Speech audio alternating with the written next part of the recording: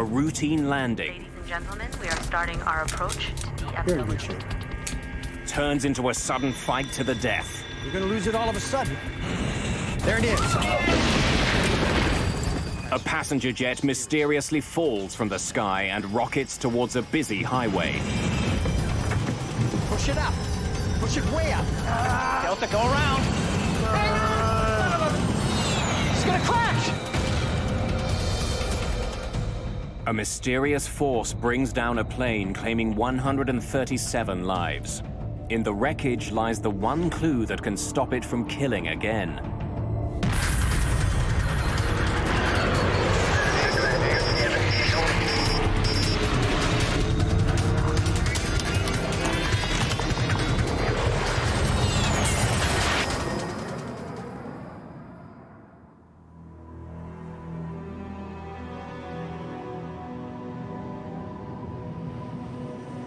August the 2nd, 1985.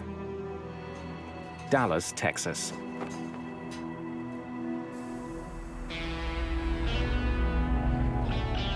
It's a very hot day, even by Texas standards. See y'all tomorrow. Temperatures soar to 101 degrees. Rain coming. Should cool things down a bit. In the late afternoon, William Maybury is heading home from work. The day's heat and humidity are having an effect on traffic at Dallas-Fort Worth International Airport, DFW.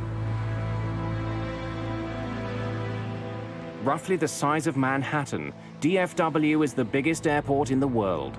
It's also one of the busiest.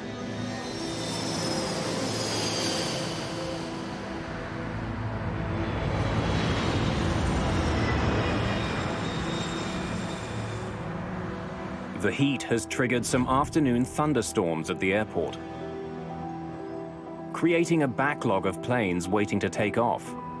American 631, you are cleared for takeoff. Air traffic controller Gene Skipworth is in the tower today. He's been working there for 14 years. With him is controller Mike Porter. Skipworth was not asking for help. Nothing seemed unusual other than the fact that we were starting to get busy and aircraft were starting to pile up.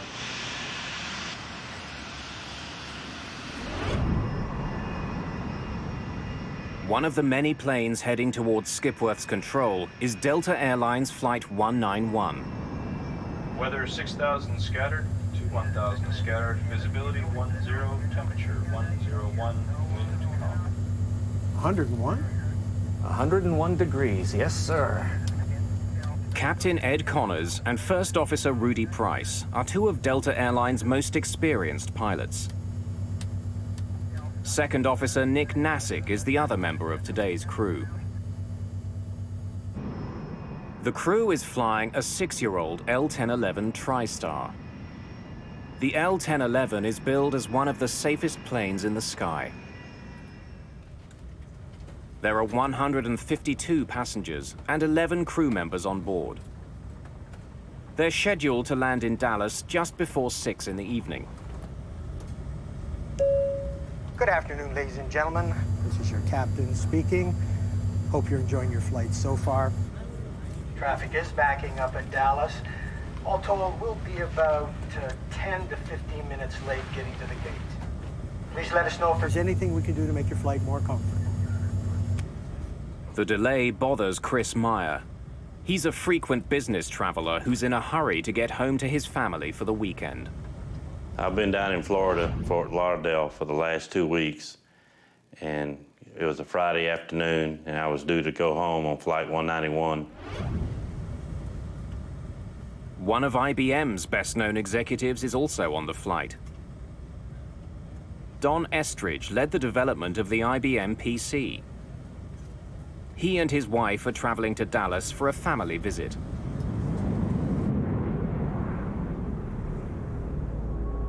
(963), turn right, heading 620. En route from Florida to Texas, Delta 191 will be in communication with several controllers. I'll turn you into Blue Ridge. It'll be about 0. Every aircraft is guided along its flight path by a series of regional air route traffic control centers. They direct each plane's speed and altitude. 1901, descend and maintain 10,000. Join the Blue Ridge 010 radial and inbound. We have a good area there to go through. Captain Connors has some concerns about the route he's been given. He sees a storm cell along that path, and he doesn't want to fly through it. Well, I'm looking at a cell at about a heading of 255. It's a pretty good sized cell, and I'd rather not go through it. I'd rather go around it one way or the other. I've had about 60 aircraft go through this area out here, 10 to 12 miles wide. They're getting a good ride, no problem. Well, I can see a cell now about heading 240. When I can, I'll turn you into Blue Ridge. It'll be about the 010 radial. 010, roger. We're going to hold you to that. Captain Connors gets his way. He's given permission to fly around the storm. Once past it, he'll line up for a landing on runway 17 left. I'm glad we didn't have to go through that.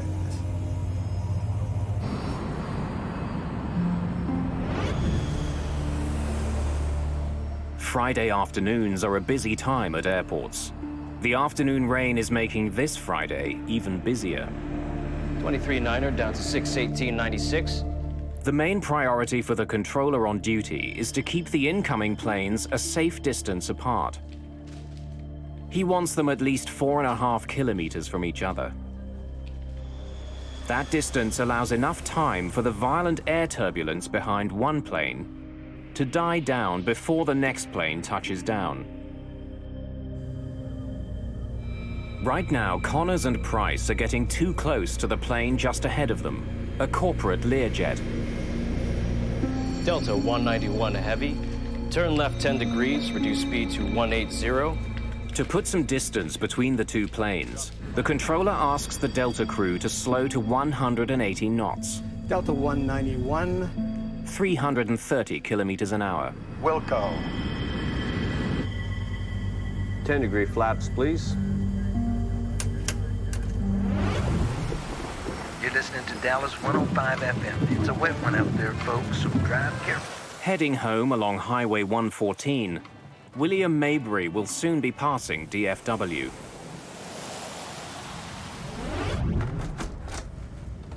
Flight 191 is now just 50 kilometers from the foot of the runway. Ladies and gentlemen, we are starting our approach to DFW. Please make sure your seats are in the upright position and your seatbelts are securely fastened.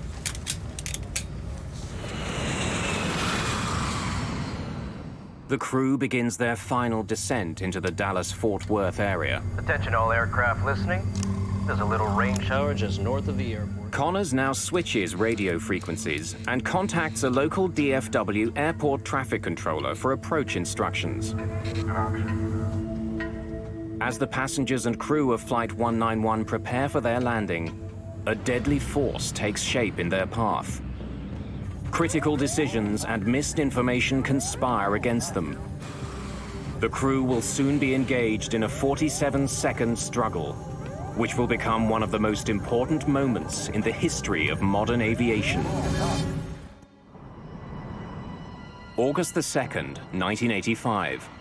The crew of Delta Airlines Flight 191 has been skirting a line of heavy storms between Florida and their destination, Texas. 30 kilometers from the Dallas-Fort Worth Airport, First Officer Rudy Price notices rain ahead. We're gonna get our airplane washed. What? We're gonna get our airplane washed. It seemed like the closer we got into DFW, the worse the weather got. And we was turning it into the rain instead of going around it. And the pilots never said anything about the bad weather. Delta 191 is still closing in on the Learjet ahead of it. Price and Connors need to slow down even further to put some distance between the two planes. Delta 191 heavy, reduce speed to 150. Speed to 150. 9 kilometers from runway 17 left, Delta 191 is handed over to another controller, Gene Skipworth, for final approach and landing. 090 Tower, Delta 191 Heavy, out here in the rain. Feels good. Delta 191. Skipworth tells the crew to expect a manageable crosswind of up to 15 knots. Winds 090 at 5, gusts to 15. Thank you, sir. First Officer Price will be at the controls for the upcoming landing. Pilots and co-pilots routinely alternate flying duties. As Flight 191 is coming into land, William Maybury is just north of the airport. He's caught in the same storm that Price and Connors are just beginning to fly through.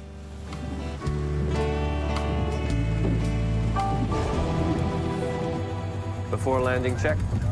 Landing gear. Down, 3 green. Flaps, slats.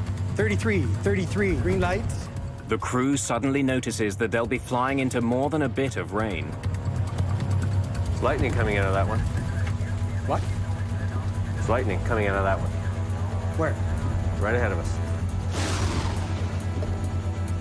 1,000 feet. I'll call them out to you. All right.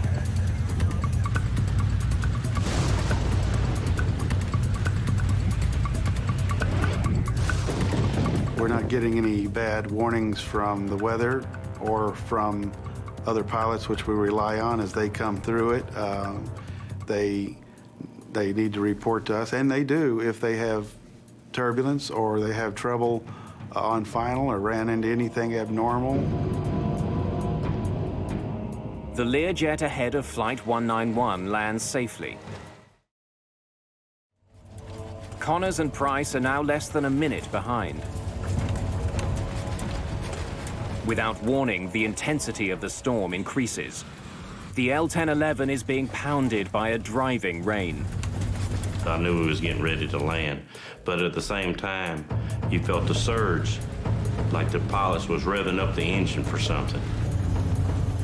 The plane's airspeed is increasing for no apparent reason. What's your speed? Price pulls back on the throttles to slow the plane down and maintain it at the requested 150 knots. The plane is just 180 meters from the ground. You're going to lose it all of a sudden. There it is. Then the plane drops rapidly.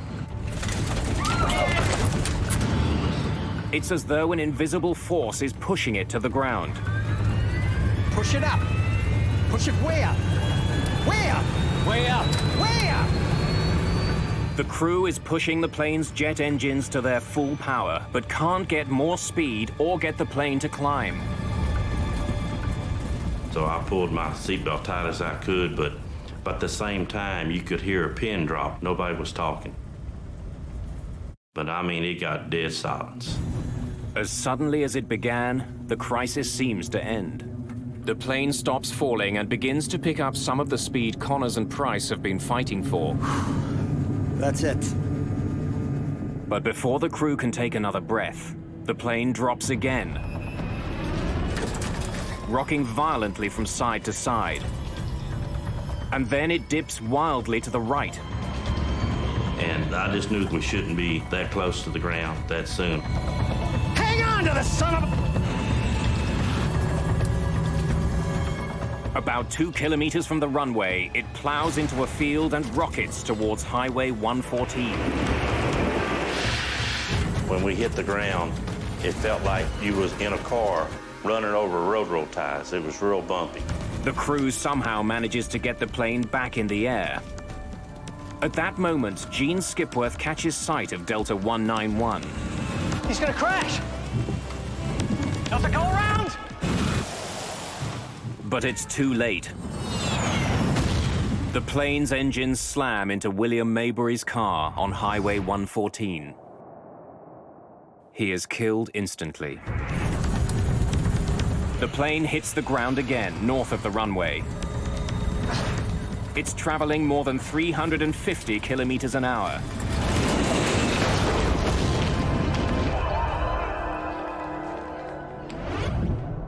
must have caught sight of him just at the last millisecond, and he cartwheeled into the tank in just an instant, and then, of course, there was fire, not a ball of fire, but a wall of fire.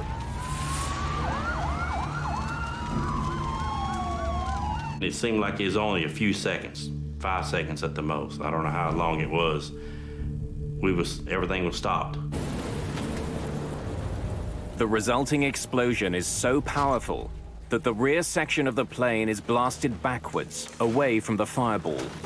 Then all of a sudden you look up and it's just nothing there. Everything's gone. You just see the whole big picture outside.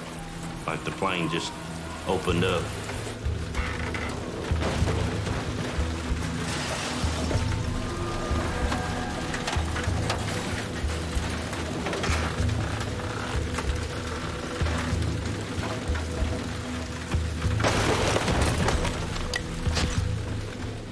Remarkably, the tail section containing the last 10 rows of seats is relatively intact.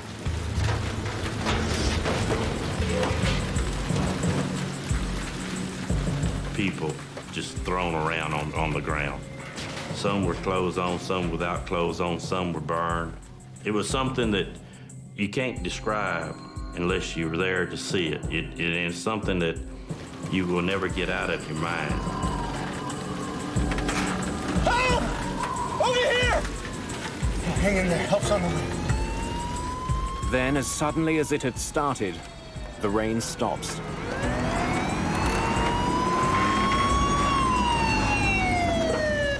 It takes firefighters less than a minute to get to the crash. And when I arrived on the scene, I truly believe that there wasn't anybody that had survived this plane crash because there was just devastation everywhere.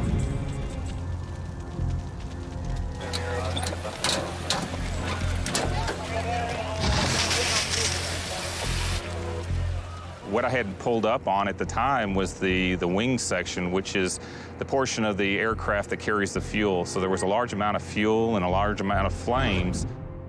The front of the plane has all but disintegrated. I knew I had to get out there. At the time, I was a stringer for Time magazine, worked with them on a part-time basis, called their Atlanta headquarters for this portion of the country. They said one word, go.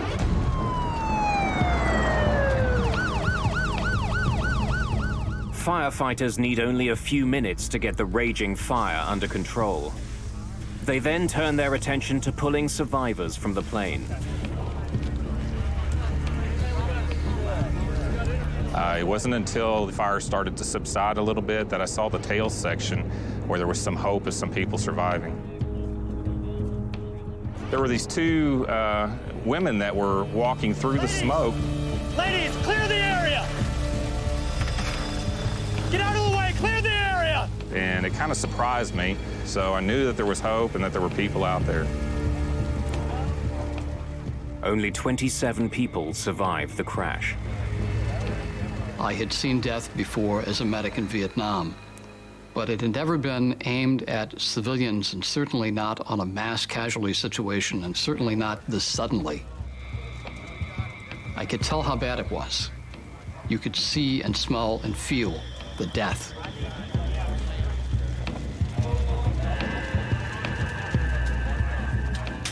We felt like we did everything that we could, and we were just pleased that there were survivors.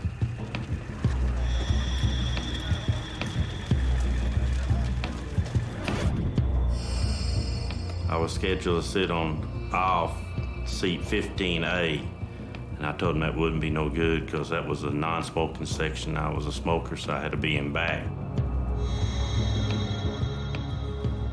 That probably saved my life.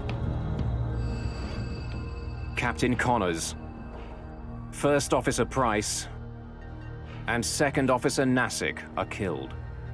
So are 5 other crew members and 128 passengers. IBM's Don Estridge and his wife are among the dead.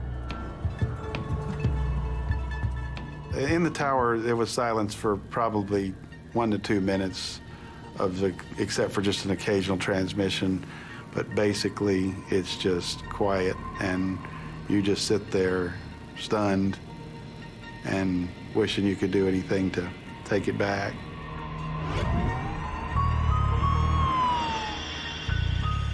This is a monumental crash.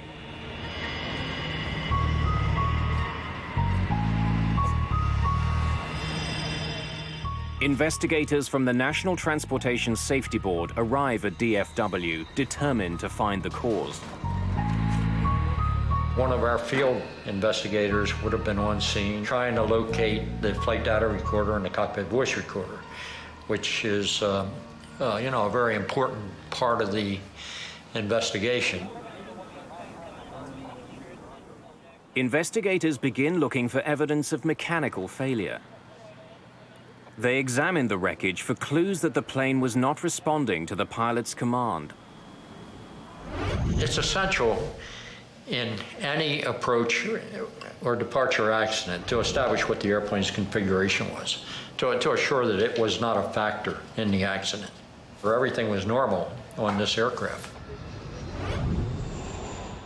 Investigators turn their attention away from the plane and to the skies.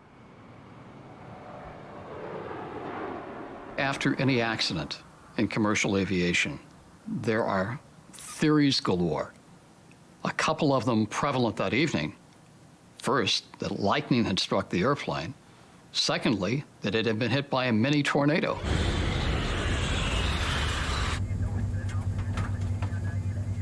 There's lightning coming out of that one. Where? Right ahead of us. 15 different witnesses, including flight crews, report seeing lightning as Flight 191 was descending towards the runway. The investigators have to consider the possibility that Flight 191 was hit by lightning. Lightning is always something that you have to investigate to determine the possibility that lightning disabled some part of the airplane. In 1963, a Boeing 707 was struck by lightning. The lightning ignited the fuel in the plane's tank. The plane crashed. 81 people died. There had been a handful of similar crashes since then. Key pieces of wreckage from Flight 191 are taken to the NTSB lab in Washington, D.C.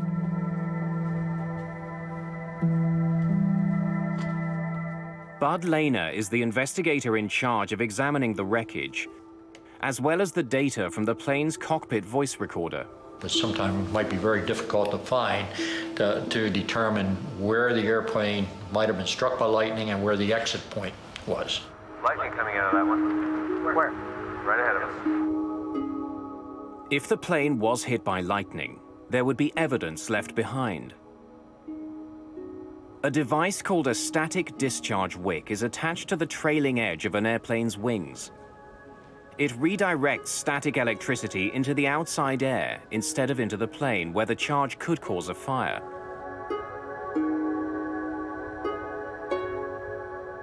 If the plane was hit by lightning, one of the pieces that would be visibly damaged is the static discharge wick. Nothing there. With lightning ruled out, investigators go looking elsewhere. They would soon discover the real culprit. It had actually been caught on tape. A Delta Airlines L-1011 crashes after entering a storm near Dallas.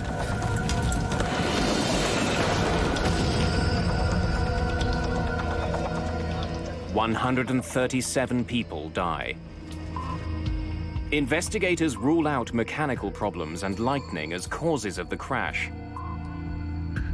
Nothing there. The NTSB's Bud Lehner turns his attention to the plane just ahead of Delta 191, the corporate Learjet. He learns that it was less than a minute ahead and flew through the very same storm. After we had passed about 5 miles from the end of the runway, we entered a rain shower, what we thought was a light rain shower, and it turned out to be the heaviest rain I've ever seen before or since. In spite of the rain, Rufus Lewis managed to land his plane safely on runway 17 left. When we broke out of the clouds, we were high and hot. So we had to use all of the runway at DFW Airport. We landed, were able to turn off at the end of the runway. So why was the much larger L-1011 unable to land just moments later? Delta 191 Heavy, reduce speed to 15. To put some distance between Delta 191 and the Learjet, the controller had asked Price to slow his plane several times. When Lehner plots the bigger plane's speed, then down to 150, he finds that it was coming in to land at 150 knots.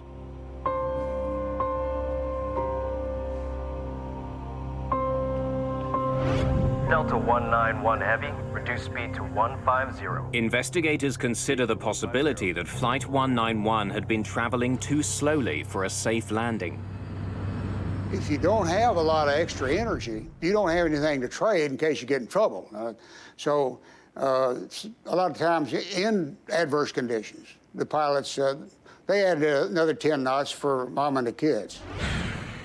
Crews don't have to follow a controller's speed request if they think it's unsafe. Price did reduce his speed. He knew this plane extremely well. He had actually helped to rewrite the L-1011's operating manual. If the captain decided that 150 knots was too slow, they would have told the controller it was too slow and they wouldn't have flown it. Lehner consults the airplane's manufacturer and interviews other L-1011 pilots.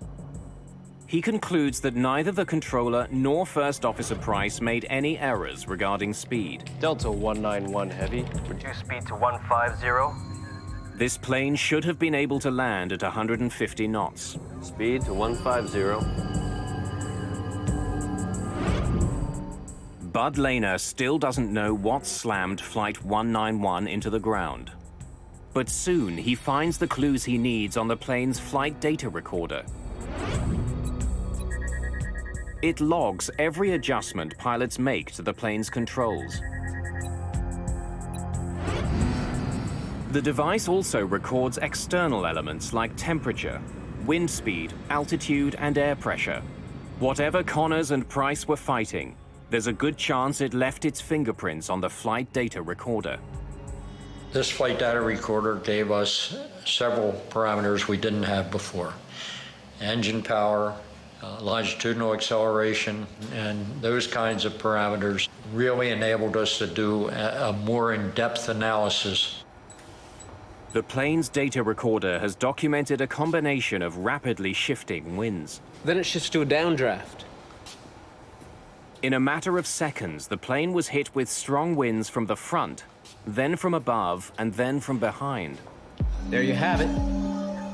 For Bud Lehner, that sequence could only mean one thing: a microburst. A microburst is a violent shaft of air falling from a storm cloud. Back in 1985, few people knew more about encounters between microbursts and airplanes than John McCarthy. If you're at the kitchen sink and you turn on the water and it goes straight down and it splashes out in all directions. And that's kind of what a microburst is, except that it is extremely bad news if you're an airplane flying through it at low altitude. A plane first faces a strong headwind which lifts the plane skyward, then a downdraft which slams it towards the ground. Finally, the microburst delivers its most dangerous punch, the tailwind. And you would get a rapid descent, a loss of lift, and a rapid descent towards the ground, and easily crash the airplane. A plane's wings need a steady flow of air moving over them. That's what gives them their lift. By inhibiting that flow, the tailwind reduces lift. There's no better recipe for a microburst than the weather conditions at Dallas-Fort Worth on the day of the crash. It had been extremely hot all day, and hot air rises. When that hot air meets the cold, moist air in the storm clouds, it cools instantly and rushes violently back to Earth. A microburst. It is a tiny thing, meteorologically speaking, compared to a big storm or a snowstorm or a hurricane. It's just like a needle in a haystack. At its maximum strength, it's no more than 2 miles across, and it lasts no more than 15 minutes. So if you look at that little space and time window, it's very small. And so the probability of hitting one is low.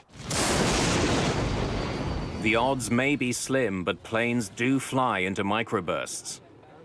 In 1975, an Eastern Airlines flight landing in New York flew into a microburst. It slammed the plane into the ground, killing 113 people. Then, in 1982, a microburst killed another 153 people when it struck a Pan Am 727, taking off from New Orleans. It was clear that 136 people on Flight 191 had become the latest victims of a microburst. Investigators had their culprit. Unbelievable. And thanks to Flight 191's advanced data recorder, they could paint a remarkably accurate picture of it. The killer had essentially been caught on tape. But what the flight data recorder doesn't explain is how such an experienced crew fell victim to a killer You're in good shape. they were all trained to overcome. When Lena compares the pilot's actions to the actions of the microburst, What's your speed? he uncovers details of a fight to the death. A fight that the Delta pilots almost won. Lose it all of a sudden. There it is. He seemed to know what he was going to hit. What's your speed? The increase in airspeed prompted First Officer Price to reduce power to his engines. Power that he would desperately need in just a few seconds. You're gonna lose it all of a sudden. There it is. When Price and Connors entered the downdraft, Push it up. they were less than 250 meters from the ground. The captain knew the characteristics of a microburst. He'd obviously been given an introduction to wind shear and microburst characteristics in his flight training. When Connors and Price encountered the microburst's tailwind, there was very little they could do. They had insufficient speed and altitude with which to maneuver. If a pilot encounters a strong tailwind at 3,000 meters, he can point his nose down and dive to pick up speed and generate lift. It's called trading altitude for airspeed. But that trade wasn't available to Price and Connors. They were just 150 meters off the ground when the tailwind struck. The only way for them to gain airspeed was from their engines. Push it up. Way up. Co-pilot responds, airplane stabilizes. I can see that most pilots would say, well, we're through with that, and range is going to stop, we're going to land. Momentarily, their efforts seem to pay off. Their airspeed increases, their plunge is halted. But with Flight 191 less than 150 meters from the ground, this particular microburst delivered the ultimate blow. A fierce crosswind that forces their plane to bank dangerously to the right. Combined with the microburst's other winds, the crew was defenseless.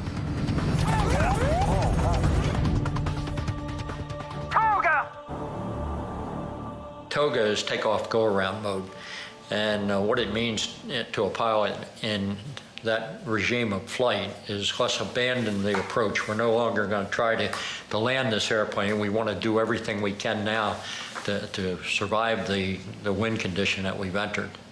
The skill and experience of the pilots were no match for this microburst.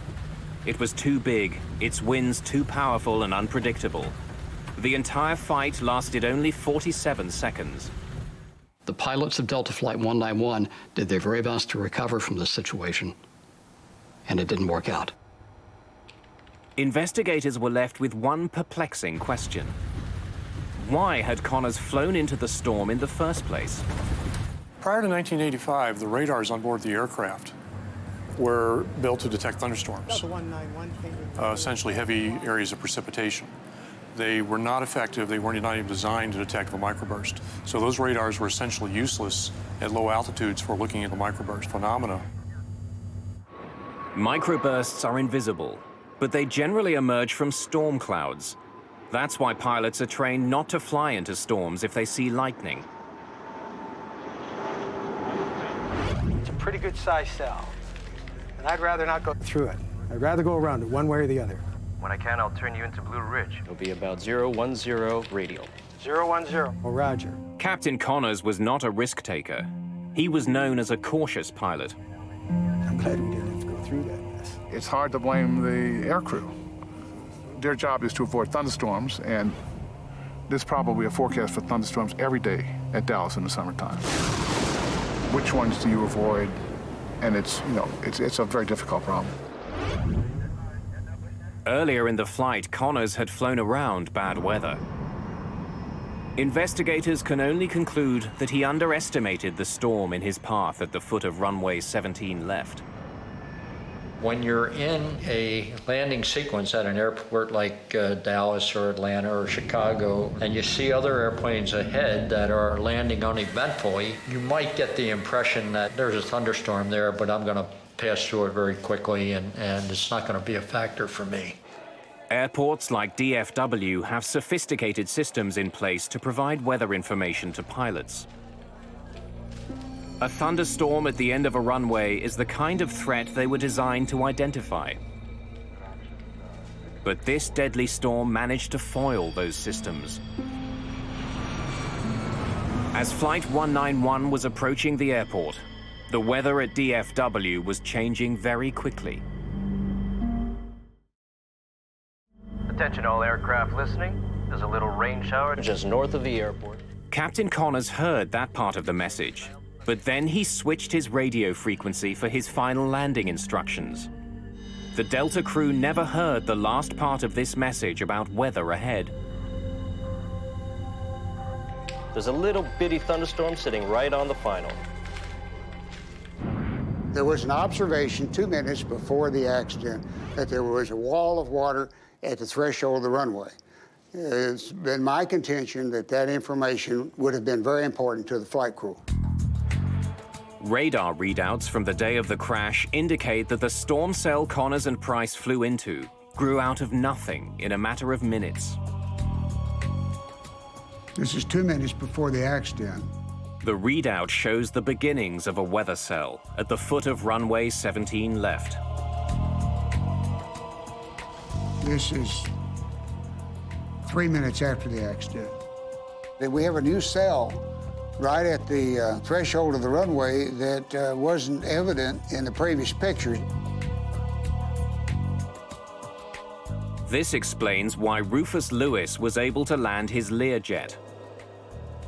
The microburst was just beginning to form when he was approaching the runway. Many people think that there was a huge vertical development that the pilots recognized and they just decided to go fly through it anyway. And I maintain, and I think the evidence proves it, that that was not the case.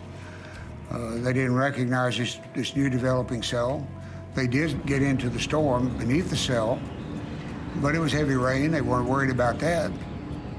Then the hammer fell. It was too late. It's small. It's the length of a runway, roughly, and it doesn't last very long. So it's something that can happen so quickly that many accidents have occurred because nobody knew it was there. The storm arrived at the foot of runway 17 left virtually unannounced. But once there, it attracted a lot of attention. Pilots on the ground, as well as trained weather observers, saw the worsening storm. But they all saw it too late to warn the crew of Delta 191. The storm did show up on a radar screen at the Fort Worth Air Traffic Control Center.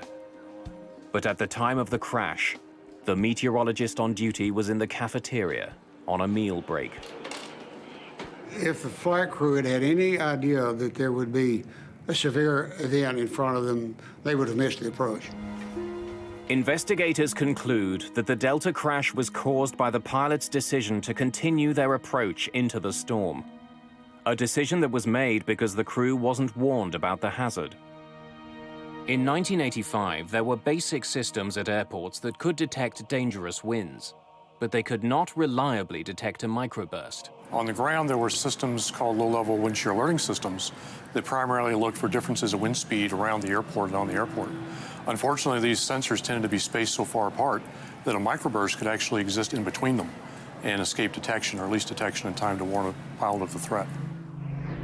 But a microburst detection system to overcome this problem had been developed.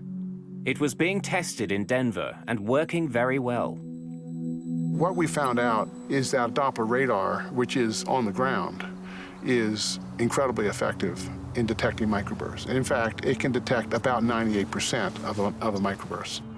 Conventional radar uses radio waves to measure precipitation inside a storm. Doppler also sends out radio waves, but by measuring the frequency of returning waves, Doppler can also calculate the movement of the winds inside a storm. And if you look through the Doppler radar, you see a part of it that's going away from the radar and a part that's coming towards the radar. And if it's small, it's absolutely a microburst. It can be nothing else. So it has what we call an unambiguous signature of a microburst, which means we got it. Since Doppler radar could see a microburst, controllers could use it to warn crews of their presence. The Denver research resulted in an important new system at airports: Terminal Doppler Weather Radar.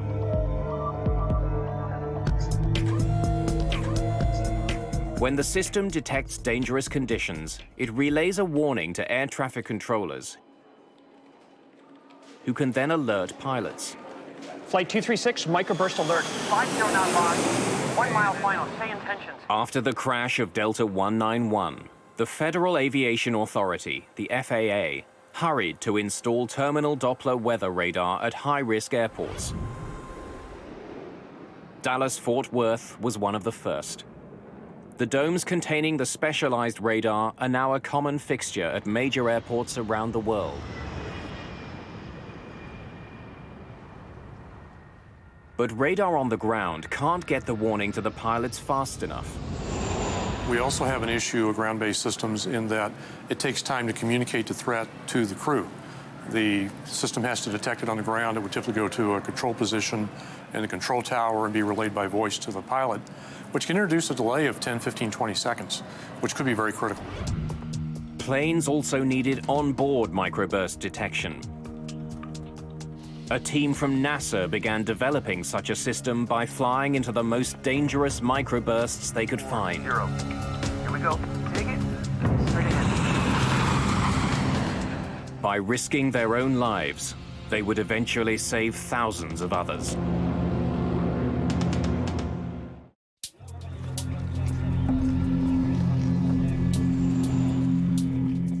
Delta Airlines Flight 191 is the latest in a string of crashes attributed to a microburst. Since 1964, microbursts were shown to be the cause of 26 accidents, claiming more than 500 lives. The public is unnerved. Politicians are demanding answers. The killer has to be stopped. The body count is building, and this particular crash tipped the scales as far as the federal government was concerned. The crash of Delta 191 showed that seconds count when planes encounter a microburst. You're going to lose it all of a sudden. There it is.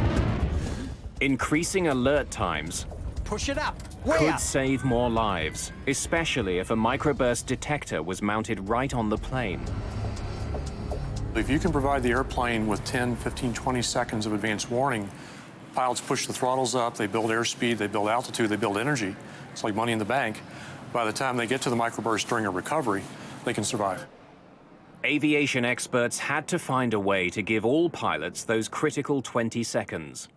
To develop that technology, they would embark on a high-risk, unprecedented research project. They would fly a 737 into the most severe microbursts they could find. We did a very careful risk analysis of all the possible dangers that could occur. And initially, the first reaction was, you want to do what with an airplane? You want to fly it through a microburst? In the summer of 1991, NASA modified a Boeing 737 and went hunting for microbursts. The idea was to identify onboard technology that could warn pilots of a microburst in their path. The airborne solution brings detection right into the cockpit, so the pilot sees exactly what's in front of the aircraft, and when an alert is given, there's no time delay. Ground speed 234.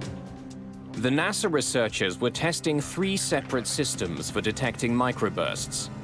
Modified Doppler radar housed in the 737's nose, a laser radar under its forward cargo bay, and a side-mounted infrared device to measure changes in air temperature. Each of those systems was wired to banks of computers in the plane's cabin. A spotter on the ground could find a microburst and quickly direct the plane towards it. Roger, control 515. We're rolling. Roger, understand your roll. TDWR, NASA control. Range 45 miles. Ground speed 240. Here we go. Take it straight ahead. Need to come left about 10 degrees, 15 degrees. Well, when you spotted a microburst, it was all business. It was how do we get there, how do we get to the right altitude, the right airspeed, the right position, when to begin data collection. So people were quite busy during these flights. But yeah, it was exciting. We wanted to find them, we wanted to penetrate them. With every microburst, the 3 onboard detection systems were put to the test. Researchers on the plane could instantly see which instrument was doing the best job of picking up the microburst ahead. Behind the aft flight deck, we had pallets of equipment where the radar engineers, the laser engineers, the data recording engineers could sit and ensure that each system was performing as expected. Ground speed 234. Dead ahead maybe 1 degree to the left. Let's go straight through this one. Here we go. Take it. Straight ahead. We started with very, very weak microburst. Again, we had the ground-based radar telling us what we were about to go into. So we started with very weak microbursts, gained experience, then gradually worked up to stronger and stronger ones. You would see the rain begin to fall, and you would feel a sinking feeling. It'd be a little settling, a little like an elevator starting down. A few minutes here before we touch down. What do you see us doing? So any apprehension that the crew may have had initially about going through them was actually replaced later with joy at finding them. Here comes the center of the target, right now. 242 on the ground speed. Wind's gone away. Look for a tailwind. Watch. Lost some altitude there, too. There, the wind's gone around the tail like 10 knots. Good strong downdraft in the middle of it. Just sucked 100 feet in almost no time at all. Our good performance decreased, too. We were about 850 and we dropped to 750. Beautiful. The Langley researchers flew into dozens of microbursts over the course of their research. The project proved that the forward-looking Doppler radar was the only system that could consistently give pilots advanced warnings of a microburst ahead.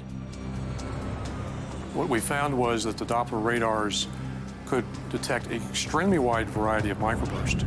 There's lightning coming out of that one. If the crew of Delta 191 had a system to warn them of microbursts, they could have boosted power to their engines and started climbing before they encountered it. That might have given them the speed and the altitude which they sorely lacked when they began their battle with the storm. The Langley flight tests had, in effect, tamed the microburst menace. After the NASA tests, the FAA certified a Doppler-based warning system for planes. Today, forward-looking Doppler radar is standard equipment on commercial flights around the world. The good news out of all of this tragedy is so many things have now happened, from radar to ground-based systems to airborne systems, and especially to training for pilots. We think that microburst accidents are a thing of the past. If there is one crash that we can look back on now and say, this made things safer because we learned from it, it was Delta 191.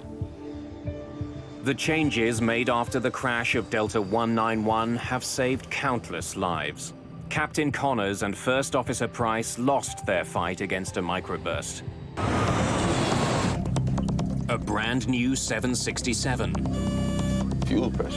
Why would that be? How come I have no instruments? A catastrophic failure at 26,000 feet. Winnipeg, Air Canada 143. Air Canada 143, go ahead. Just lost both engines. Holy cow! I'm talking to a dead man. How far are we from Gimli? You're approximately 12 miles from Gimli right now. I guess I'll just slip it. The crew is out of options and running out of time. They're at the controls of a 95-ton jet that's quickly falling from the sky.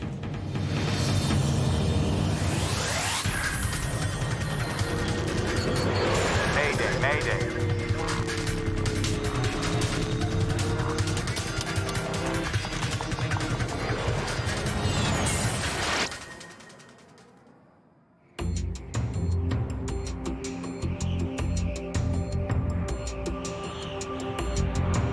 In placid skies over central Canada, Air Canada Flight 143 is just past the halfway mark of its journey from Montreal to Edmonton, Alberta. Good evening, ladies and gentlemen. This is your first officer. The plane is carrying 61 passengers and 8 crew members. Beautiful day. Clear, temperature of 24 degrees Celsius. It's July the 23rd, 1983. There, that's coming along, huh?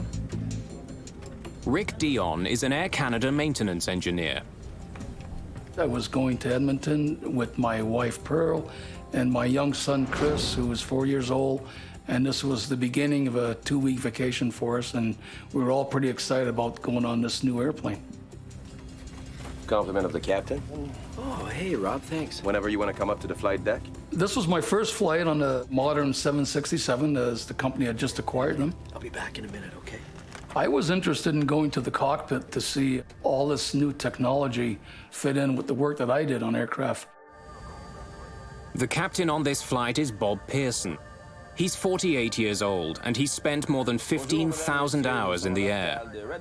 His first officer is Maurice Quintel, who has more than 7,000 hours of flying time. Come on in. Pardon me, gentlemen? Rick. I knew Bob Pearson from the small flying club that I attended in St. Lazare, and he was actually one of the local pilots there that used to do some gliding, and he also flew the ultralight lasers. We had departed heading northwest. A nice, clear, sunny day in July. We're flight plan at 39,000 feet. There were a few airplanes that flew that high in 1983. And we requested 41,000 feet, which got us further above the jet stream out of the west. The crew may have accumulated a lot of hours in the air, but very few in this plane. It's Boeing's latest and most advanced wide-body jet, the 767. An army of microprocessors in the belly of the plane automates so many functions that the flight engineer's job has been eliminated. This is one of 4 767s that Air Canada has recently acquired. The plane itself has only 150 hours on it. Quite a difference here, huh? Oh, yeah. Reset on and start here. The cockpit is different in that all the old instrumentation that we're accustomed to, mostly that was all gone. It was all CRT display, like small TV screens. It was a new high-tech airplane, which involved quite a change for the crew and the maintenance personnel, people handling it. This was a new aircraft for both the captain and I. At the time, I had 75 hours on that airplane, so everything was new for me. Pilots and maintenance crews are both still getting to know this airliner. Well, then we get that same condition. Captain Pearson explains to Dion how he handled a small problem with the engines on an earlier flight. Comes back down to low stage, and we just carry on. You know, that brings up an interesting... Fuel pressure. Why would that be? Whoa. A warning alerts the crew to critically low pressure at one of the plane's fuel pumps. Something's wrong with the fuel pump. The 767 has 3 main fuel tanks, 2 in the wings, which are always used, and one in the center, only used on long-distance flights. Electric fuel pumps draw fuel from each tank and feed it to the plane's two engines. The low-pressure warning could mean that one of the pumps needs maintenance, but it could also be a more serious issue, a lack of fuel to be pumped. Left forward fuel pump. It's just a bloody pump failing, I can tell you that. Another low fuel pressure warning sounds, this one from another fuel pump on the plane's left side.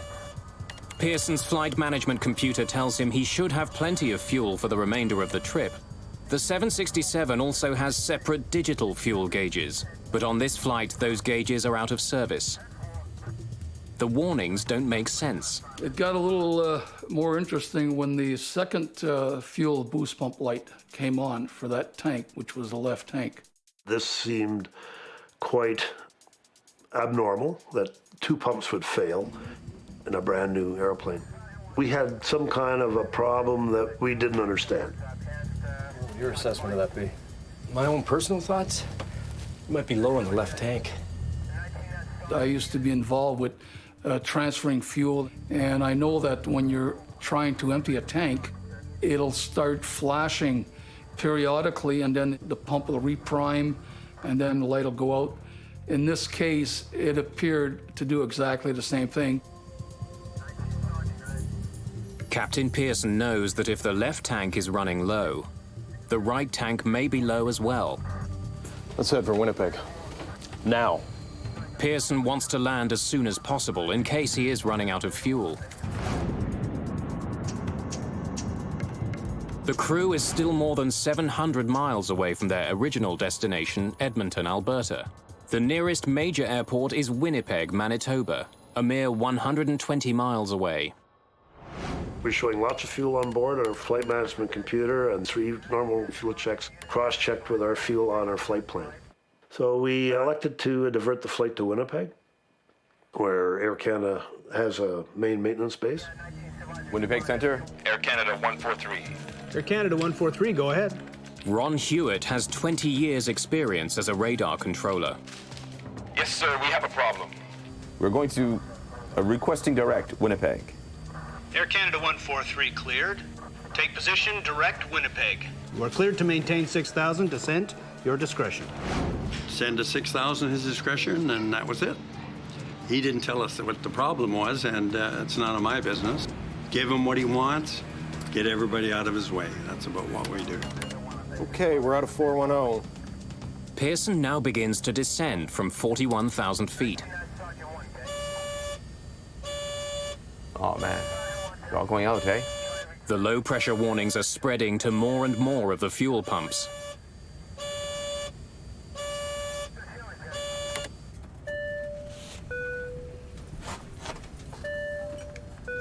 Quintel instructs the cabin crew to prepare for an emergency landing. Hello? Cabin? We think we have problems with our fuel system. We are diverting to Winnipeg.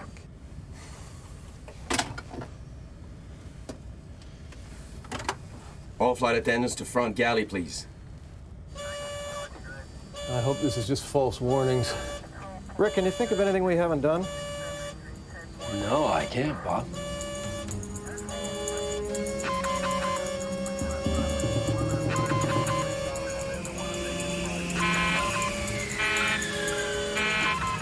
Okay.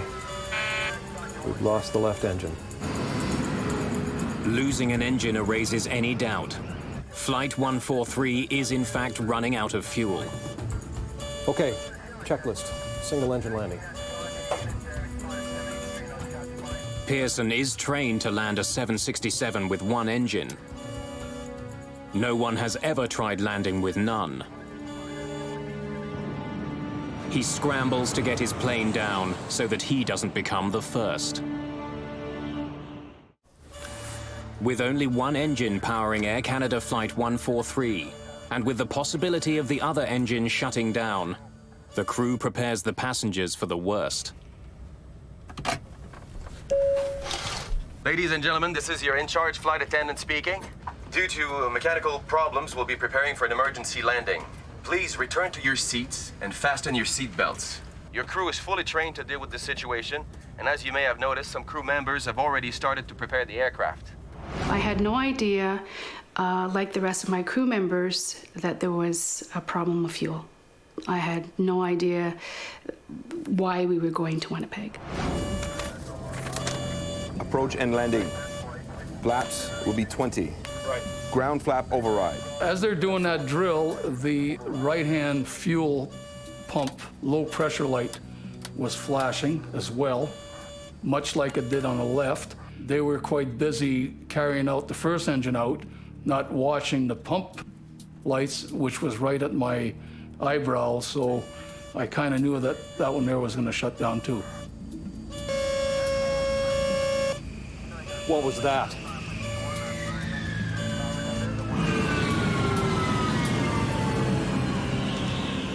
Very shortly, we will begin giving you instructions.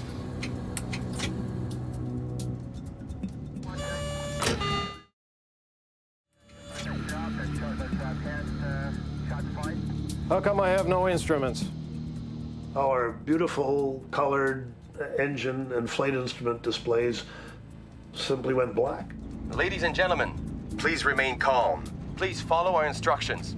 Refrain from smoking and put your chair back in the upright position. Secure your seatbelt tightly against your hip. It's exactly what Pearson had feared. He's lost both engines. At 26,500 feet, still 75 miles from the nearest major airport, he's out of fuel. Winnipeg, Air Canada 143. Air Canada 143, go ahead. Just lost both engines. When both engines shut off, I think he said, "Holy, I'm talking to a dead man." We were trained in the simulator to handle a single engine failure. We had never practiced, and I don't believe most pilots ever get the chance to practice total engine failures. 143 just lost their engines. It's highly unlikely that anybody's going to survive this, because I could see them trying to make a turn and spinning in. An airplane's engines not only provide thrust, they also generate the power needed to manipulate the plane. It would be completely uncontrollable, but modern airliners are like a Swiss Army knife with one last blade hidden away. In the event of a loss of power, they automatically deploy the RAT, or ram air turbine. It's spring-loaded, and the propeller that drives this small hydraulic pump is about the size of a propeller you would see like on a little Cessna 150. And this arm catapults down into the slipstream. This propeller starts to turn, drives this hydraulic pump, and it gives you basic systems. I was pretty quiet, flying without motors. Pearson knows that time is running out. He needs directions to the closest landing strip. 143, this is a Mayday, and we require a vector on to the closest available runway. 143, we copy that all okay. But the loss of the plane's engines has had an unexpected consequence at air traffic control. They're gone. They were right here. We've lost him. He's dropped off the screen. I need primary radar.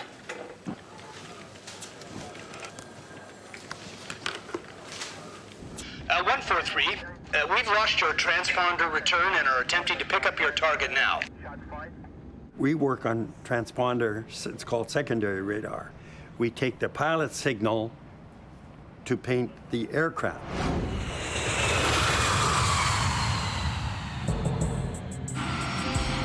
Commercial jetliners are equipped with a transponder, a device that transmits coded information which air traffic controllers use to determine the plane's location. But when Flight 143 lost its second engine, only a small number of items got backup power. The transponder was not one of them, so the plane disappeared from Hewitt's screen. Flight 143 is somewhere east of Winnipeg, but no one knows exactly where or how far it is from the airport. In spite of its enormous weight, a 767 doesn't plunge from the sky when it loses its engines. Its aerodynamic properties keep it in the air, but slowly coasting to Earth. And I was trying to figure how many miles we were moving ahead versus how many thousands of feet we were dropping. But Quintel doesn't have the instruments which provide the information he needs to make that calculation. Since he lost the plane's signal, Hewitt can't give Quintel that information either. Controllers hurriedly work to rig up a way to find the plane. Just before landing, you will hear the command, brace for landing. Brace immediately and stay braced until the plane comes to a complete stop. There are two ways to brace. One, bend forward. Raise your arms and hands against the seat back. Bryce Bell is a businessman on his way home to Edmonton. As soon as they announced that we were making an unscheduled stop in Winnipeg, I immediately wished I hadn't had the 2 drinks that I'd had, because I thought, you're going to have a split second here, and this plane's going to explode in flame, and the decision you make in that split second will depend on how alert you are. Okay, please put your personal belongings in the seat back pocket. The response of the passengers when we were doing the emergency briefing was basically alert. They were looking at us. They were paying attention to every word we were saying. I couldn't have had better passengers. I think that's him. Let's say that's him. Because their modern equipment can't see Air Canada 143, the controllers switch to old-fashioned radar, which doesn't need a transponder to locate planes. I got to turn up my true radar, the reflective radar, which is not nearly as good. And we don't use it at all if we can help it. Okay, I got it. 65 from Winnipeg, 45 from Gimli. 143. We have you at 65 miles from Winnipeg and approximately 45 miles from Gimli. For the first time since losing power, the pilots know their distance to Winnipeg. We might make Winnipeg. Quintel, however, thinks that Gimli is a safer bet. Gimli, Manitoba has a decommissioned Air Force base.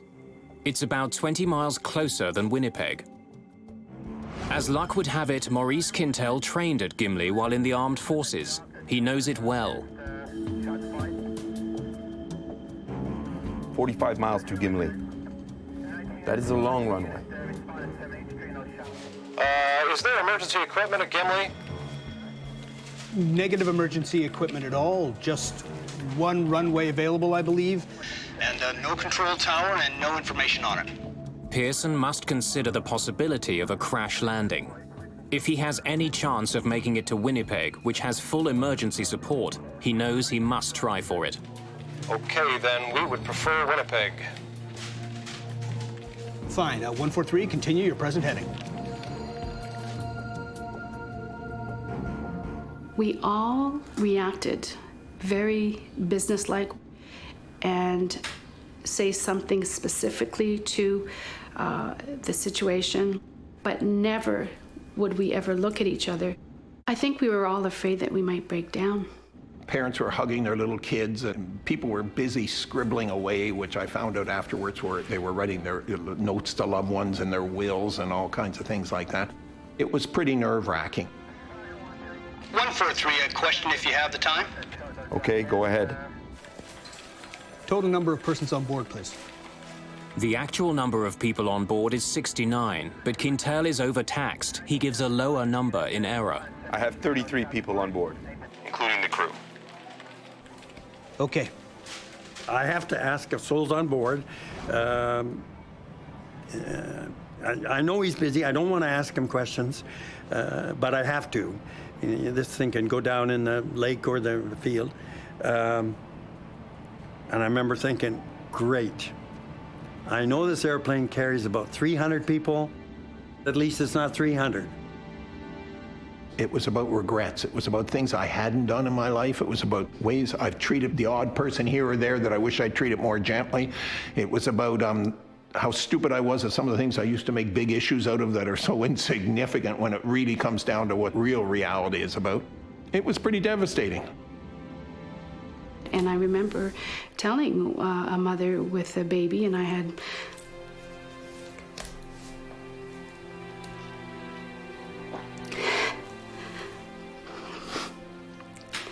daughter, Victoria, and telling this woman that it was going to be okay. And I did it. I was so proud of myself that I could be so straight with her and tell her that it was going to be all right and really look at her in the eyes. Okay, and how far from the field are we now?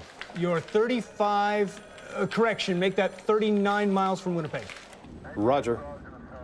Now that controllers can see Flight 143 on radar, they can provide Quintel with the information he needs to figure out if he can glide as far as Winnipeg. Roger, what is your altitude now? 8.5. 8.5. About 8,500 feet above the ground, Captain Pearson can see his destination. Winnipeg's airport is less than 35 miles away. We're visual. But the news from Quintel is not good. Bob. Morris was calmly keeping track of our distance by input from Winnipeg Air Traffic Control and our altitude, and calculated our profile and came to the conclusion that we might not make the runway in Winnipeg. We can last maybe another 20 miles. We're not going to make Winnipeg. Quintel has calculated that at the rate they're falling, they would hit the ground a full 15 miles short of the runway. How far are we from Gimli? You're approximately 12 miles from Gimli right now. Where is it? Which way is he moving? On your right. Turn right to a heading of 345. I would say you have 10 miles to fly. Okay, fine. We're gonna go there. I'm gonna go check on my family. You guys don't need me up here right now, huh? No, we're okay.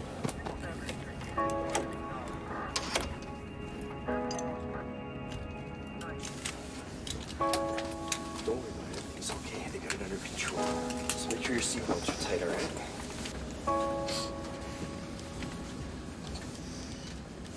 When I went finally to sit down in my seat, this is where I thought, wow, you know, this is it.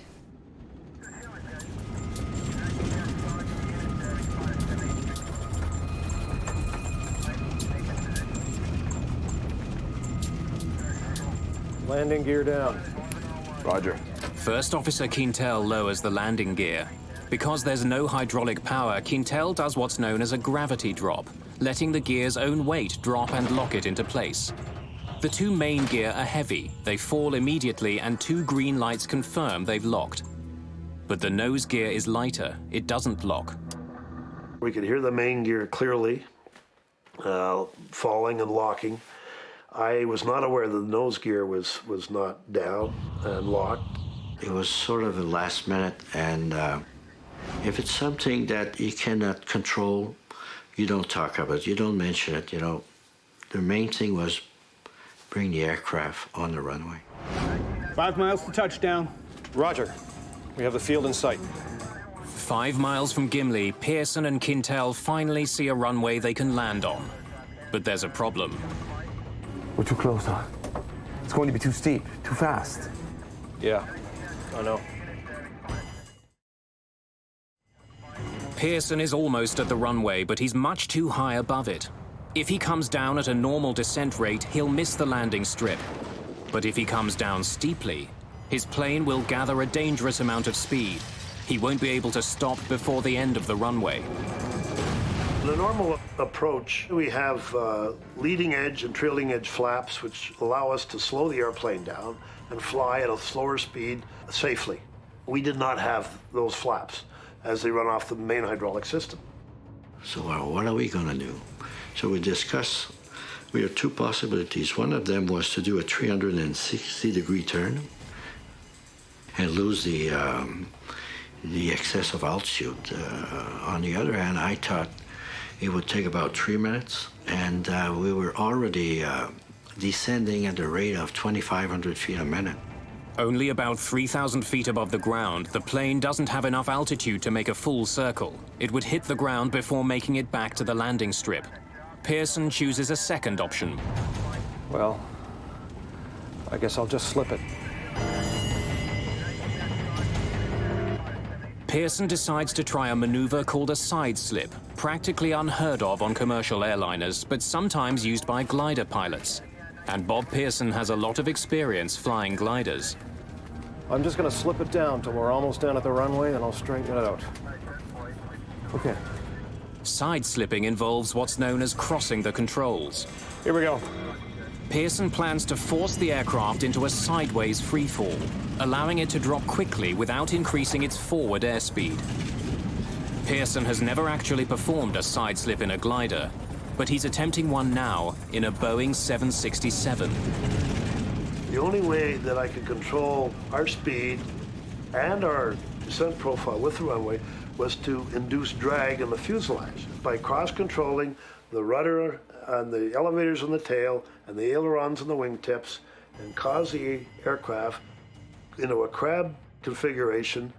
Then I can vary that to increase or decrease our speed or increase or decrease our descent rate.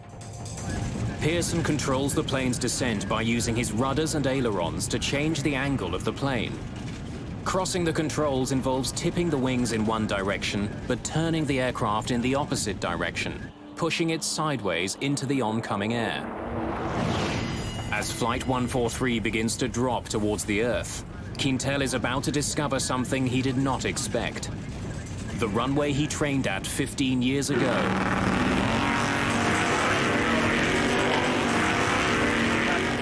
is no longer a runway.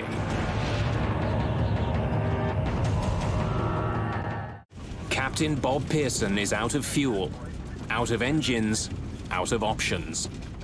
If he can't line up with the runway at Gimli, he doesn't get a second chance.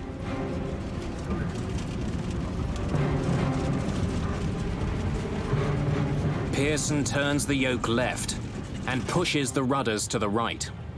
The plane slips to its left. We're sitting in the center, which is the heart of the airplane where it starts, so it's pretty solid there. I thought there's a real good chance here that we'll be all right. However, when he put the airplane into a side slip, all that went out the window because I figured, oh, if he hits a wing or something, it starts to catapult and roll, that's not going to work anymore. The 767 loses altitude quickly, plowing sideways through the air. When I looked to the left of the aircraft, I was looking directly at the ground because the airplane is angled quite, well, about maybe 60 degrees of banks. The bank angle was quite high, and the nose of the aircraft was quite high. And it was an awkward moment, and if it was awkward for me, I can imagine for the passengers, it must really have felt odd. I saw a sand trap from this golf course, and I thought, we're going to crash. Pearson must maintain a crucial balance. He's got to slow the plane enough to be able to land safely.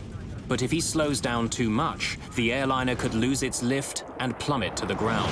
When a pilot is normally landing an airplane, he's maneuvering the flight controls and operating the thrust levers pretty continuously on most landings.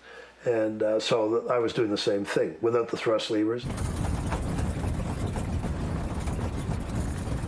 This is where I thought of my daughter Victoria being alone with my husband, and how he was going to cope with our daughter, and how she was going to cope without having a mom. As they approach, Pearson focuses on his target, the threshold of the runway. I got tunnel vision like I've never had it before. It was just our speed and our relationship with the threshold of the runway. But now, only hundreds of feet from the ground, Quintel sees that their troubles are far from over. The Gimli landing strip has been converted into a drag racing strip. Today is Saturday, and it's not just a race day. It's a family day on the Gimli Strip. Racing is done for the day, but the airfield is filled with members of the local sports car club. camping out with their families for the weekend.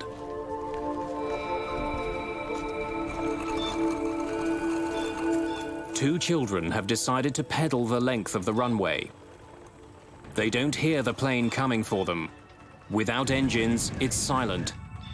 And one thing the 767 doesn't have is a horn. Brace! Brace for landing!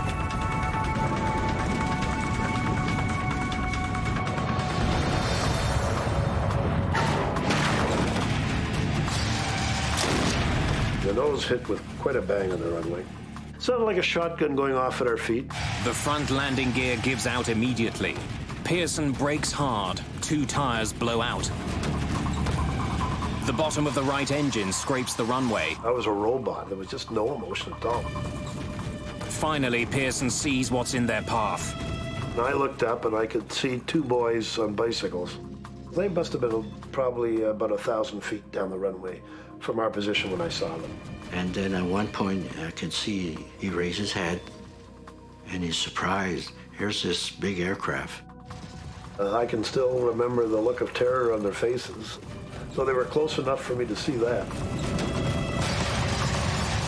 With no nose gear to steer with, Pearson's only hope of driving the plane left or right is by varying the brake pressure on the 2 main landing gear.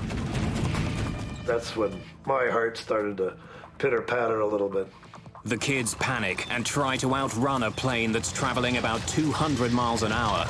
I knew I couldn't take the airplane into these boys, and I was going to take it off into the grass on the right side. There were campers along the west side of the runway that I didn't notice until after we had touched down, and the nose was on the ground, and I can still remember out the left side, people standing by their barbecues. Dino Calvert is at the track with his friends for a weekend of racing. One of the gentlemen in the pits suddenly jumped in his car and he took off. And I thought, well, you don't drive like that in the pits usually. And I looked up and all I could see was smoke rising. Pearson does all he can to stop the plane in time. Holy crow!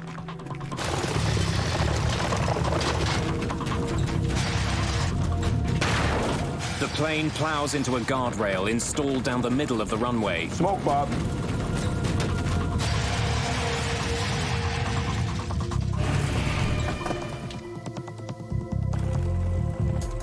"17 minutes after running out of fuel, Air Canada Flight 143 comes to a final stop on the ground. Yeah? You okay? Somebody yelled, Yahoo! Or something, and then people started applauding. And we were so grateful. We made it. When you believe that you're going to crash, you do believe that the airplane is going to break apart, you're going to have fire. Evacuate! Evacuate! Evacuate! All right, let's go. We got to get up. Thick smoke is quickly filling the cabin. The crew doesn't take any chances. They want everyone off the plane as quickly as possible. There was a sense of joy, and then a panic, kind of. It seemed to go in waves, and then a panic saying, we got to get out of here. We got to get out of here. Less than 2 months earlier, an Air Canada DC-9 made a successful emergency landing in Cincinnati, only to burst into flames on the tarmac before all the passengers could get off. 23 people died. The crew and passengers of this flight want to avoid a similar fate. It took maybe just a few seconds to come up to a full halt on the runway, but the cockpit was full of smoke. Passenger evacuation checklist. Passenger checklist. Fuel shut off. Off. Cabin depressurized. Electrics off. Electrics off. Checklist complete. Time to get out of here.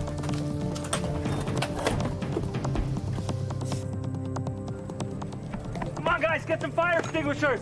We grabbed the fire extinguishers on our way, and you never go to a fire at a racetrack without having a fire extinguisher with you. And we ran up towards it. The doors open up, and you see the chutes come out, sort of like a spider growing legs. The plane ended up eventually standing almost what appeared to me to be almost on its nose.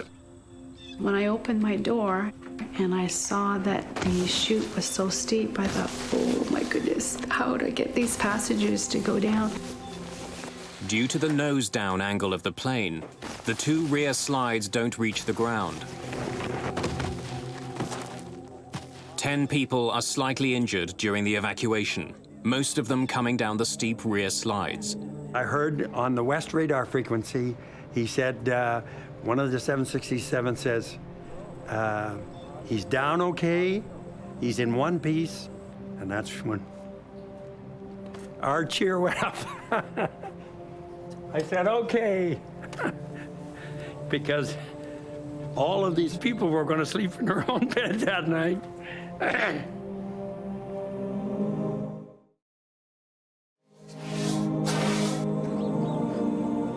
There's still a lot of smoke coming from the plane's nose. Turned out it was about 6 inches of insulation between the inner and outer skins.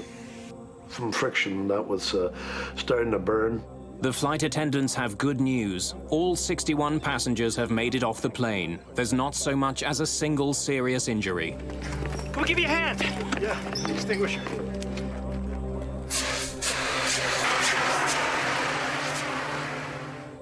Bob Pearson has done what no one has done before. He's safely landed a 767 with no engines, gliding to safety for more than 26,000 feet.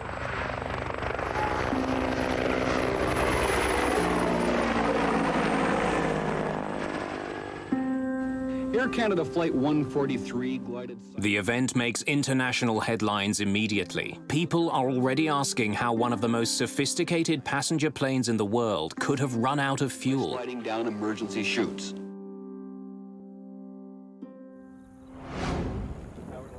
By the next day, the investigation has already begun.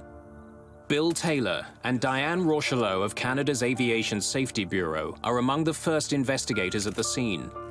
I was a junior mechanical engineering at the time. I had been working for Transport Canada for a year. Going to the field for the first time was very exciting. It was new. It was a major aircraft. Once we got into the fuel quantity indicating system, I actually left Diane to deal with the specifics of the computer system. First, Bill Taylor needs to confirm what everyone has been telling him, that the plane is out of fuel. Investigators drained the tanks, collecting less than 17 gallons of fuel. The 767 can hold almost 24,000 gallons. It's like having 5 tablespoons of fuel in a mid-sized car. Taylor next needs to examine the possibility that the fuel leaked out during the flight. The other checks involve looking for any evidence of fuel having been lost. They even went so far as to go into what they call the dry bay of the aircraft. I'm a bit claustrophobic, so I really wasn't too enthused about going up in there, but I crawled up and had a look around with the flashlight and confirmed that there was no evidence of fuel having been lost in there. That leaves Taylor with only one conclusion. Flight 143 took off without enough fuel. Now investigators need to find out why. It's in one piece. Diane Rochelot begins looking for the answer to that question in the plane's sophisticated electronics bay, located beneath the cabin. The 767 was a newer type aircraft, and it did have a lot of computerized system, and I guess back in 1982, these were coming onto the market at a fast rate, and they were newer types of electronic system. Rochelot confirms that a computerized unit, the digital fuel gauge processor, had been malfunctioning on this plane. There was no spare in Montreal, so it couldn't be replaced. Rochelot takes the component for testing. It was decided early on that the unit, the fuel processing unit, would be taken to the manufacturer, Honeywell, in Indianapolis for testing. And I was tasked with taking the unit. So we went through all the testing procedure, and then at one point we did discover that there was a malfunction with the unit. During the testing, we went more and more in depth, and we found out that one of the circuit, it's called an inductor coil. It was a very, very small part, and it was encapsulated at manufacture, and encapsulated means it's covered with plastic. You cannot visually see it because it's now covered with plastic, and you can't see the inductor coil itself. But once we took over the plastic case, we could see that the solder joint had not been made properly, which caused a malfunction in the system. The faulty processor explains why Pearson didn't have fuel gauges for the flight, but doesn't explain why he didn't have enough fuel. The inoperative gauges were clearly flagged. Ground crews wouldn't have relied on them when they were fueling the plane. Investigators confirmed that the ground crew did perform a manual check of the fuel before takeoff. We just need to know what you did next. Yeah? We did a manual check of both tanks, and then we pump enough fuel for the trip to Edmonton. Flight 143 should have taken off with enough fuel for the trip. Okay, thanks. That helps.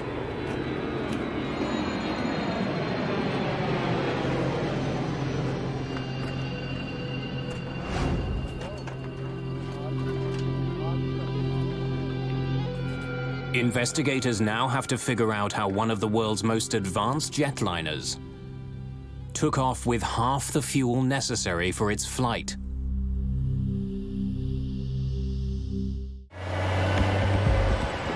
The investigators know that with its fuel gauges out of service, Flight 143's fuel tanks were checked manually. Then the fuel for the trip to Edmonton was added to the tanks.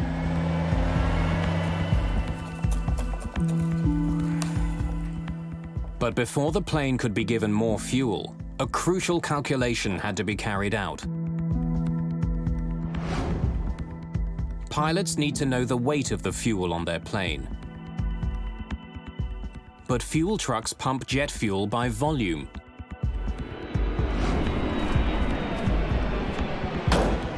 In order for pilots and fuelers to communicate, a simple routine translation between volume and weight has to be made.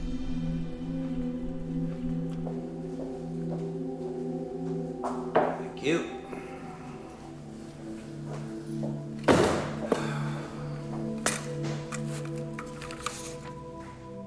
Investigators check and double-check that math.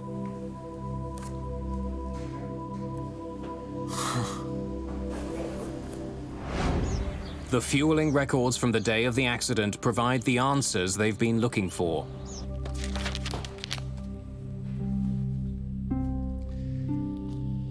This is a typical fueling record. But when investigators examine the calculations for Flight 143... And this is from Flight 143. They look anything but straightforward. The document clearly shows the amount of fuel in the right and left tanks, but investigators are troubled by two particular numbers. One converts volume to kilograms. The other converts it to pounds. He shouldn't have been using both. So did you convert to pounds or to kilograms? To pound? Oh, to kilo. Can I see that again? Further interviews with the technicians and crew reveal that the events on Flight 143 Now I don't know what I did. were caused by human error involving poor calculations and ultimately inadequate training. Okay, fellas, we've finished with the fuel. The technicians refueling Flight 143 got muddled in their calculations while converting the volume coming out of the fuel truck to the weight of the fuel in the plane's tanks. No one who saw the calculations that day noticed the basic error. In 1983, Canadian ground crews were used to converting the amount of fuel leaving their trucks into pounds. The 767 was the first plane in Air Canada's fleet to have metric fuel gauges. Its fuel should have been measured not in pounds, but in kilograms, which requires a different calculation. Flight 143 needed 22,300 kilograms of fuel for the trip. But pilots and technicians let it leave with 22,300 pounds instead. Because a pound is about half a kilogram, the plane only got half the fuel it required, which explains why Pearson's flight computer told him he had plenty of fuel. He entered the wrong amount of fuel to start with. In the past, the flight engineer calculated the fuel loads. This accident raised an important question. Whose job was it with the two-man crew? Better training is definitely an issue in an incident such as that. If everyone is trained and the lines are drawn as to who's responsible for what, then there's no ambiguity on it. People know what they're responsible for. In this case, it was sort of open-ended. We weren't aware who was responsible for the final say on this field stuff. A subsequent inquiry found that none of those involved that day was trained in metric calculations. Not the ground technicians, not the pilots. I had not received any, neither of us had received any training at all on doing these calculations. The computer that had replaced the 767's flight engineer was broken, and no one knew who should be doing its job. Air Canada 143 was essentially down a man. And the goal is to prevent a recurrence of this particular event. And also, we also find out other systems that might have been either at fault or maybe they could cause a problem in the future, and you do try to prevent recurrence. All right. It took a string of mechanical and human failures for Flight 143 to run out of fuel. But another failure that day may have saved some lives. If the plane's nose gear had not collapsed, it would have taken Pearson much longer to stop. The plane could have slid into the people who were at the strip that day, which would have had catastrophic results. There could have been more injuries or even loss of life. Pearson and Quintel were partly blamed for their roles in the incident. A government inquiry recommended that Air Canada re-evaluate the training of flight crews and ground technicians in metric fuel conversions. It also recommended that the airline keep more spare parts, such as fuel gauge processors. Rick Dion retired in 2003 after a long career as Air Canada's coordinator of maintenance control. First Officer Maurice Quintel was promoted to captain in 1989. Captain Bob Pearson went on to fly 10 more years for Air Canada, his experience at Gimli shaping the rest of his career as a commercial pilot. This experience affected me mostly by making me more relaxed as a pilot, giving me the feeling that as much as I've trained for all those years, that there's always that question about how you're going to perform when the chips are down, and I now have the feeling that no matter what, as long as an aircraft stayed together, I would get it safely back on the ground. And so it's been a relaxing experience. It's the knowledge that you know under stress you can perform. Before that, you don't know. You just hope you will, and you train for it, but you never know. With the things that they had to deal with was magnificent. I think that got proven in the simulator in Vancouver. They tried out this same circumstances with several crews, and they all crashed. Probably the most important thing that came out of it was a realization that when something new is introduced, special attention and training needs to be accomplished for people to be aware what they're dealing with. When we had landed and the airplane was all in one piece, I thought, wow, I got another chance to fly again. Because of a tragedy like that, once you take your deck of cards and fire it in the air, you're truly free. And I guess from that point of view, Gimli could, I find it very difficult to say, but Gimli was maybe almost the best thing that ever happened to me, next to meeting my wonderful wife and marrying her. 2 days after the landing at Gimli, Air Canada's 767 was back in the air on its way to Winnipeg for repairs. A quarter century later, that same plane is still in service, and it still carries the nickname that Bob Pearson earned it, the Gimli Glider.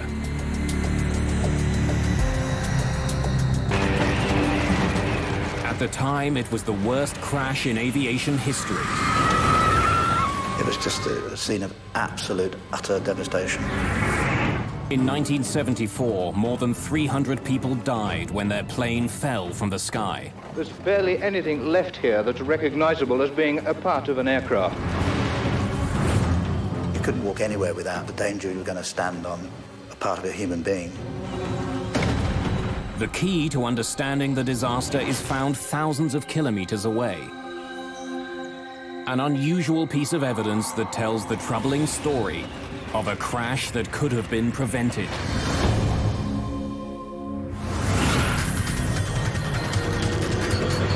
Mayday, Mayday.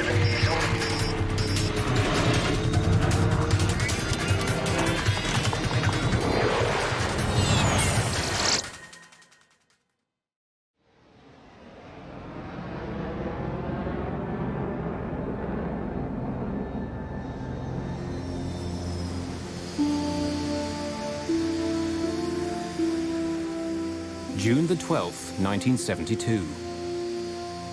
One of the newest members of American Airlines Fleet is in Detroit, Michigan. John, Paige. Flight 96, a brand new DC-10, is getting ready for takeoff. Captain Bryce McCormick and co-pilot Paige Whitney have been in the plane for hours. Back there, so when we're in flight, if you can get a chance just to look at that. Detroit is just a stopover on a flight from LA to Buffalo and then to New York. You got there? You ready to try one, Paige? All right, sir.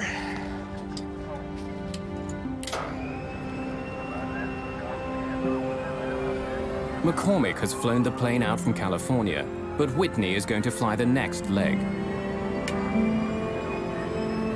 Both men want as much time at the controls as possible. Neither one of them has more than 75 hours flying the DC-10. Few pilots have more. There simply aren't enough of the planes in the air. In 1972, the DC-10 had just been introduced. The plane is the latest advance to passenger jets. Its style and its size set it apart from other airliners. The McDonnell Douglas Corporation has spent more than $1 billion developing it.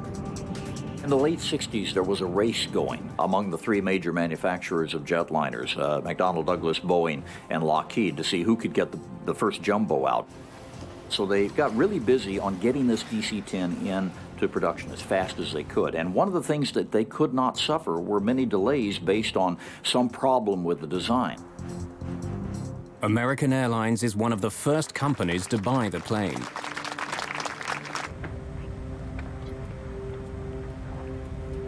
Flight 96 is one of those planes. Just the 5th DC-10 ever built.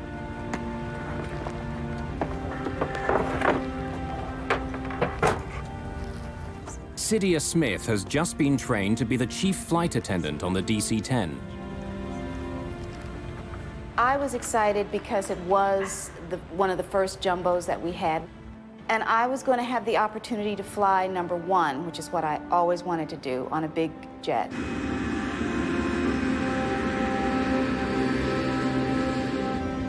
Okay, you got it?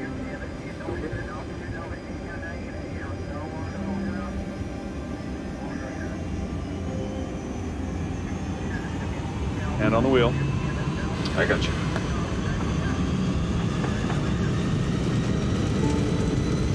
V1, rotate.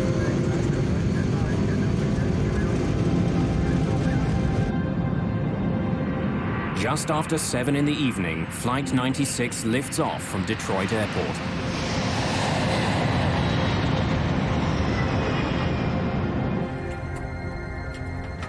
Just minutes after takeoff, the plane is rising easily through 3,500 meters over Windsor, Ontario, Canada.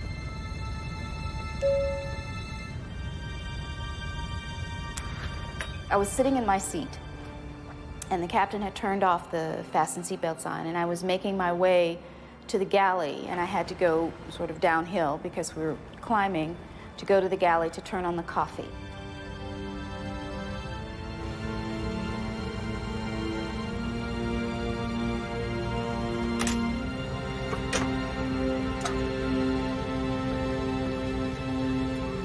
when I punched the coffee and I moved over to one side, that's when it happened.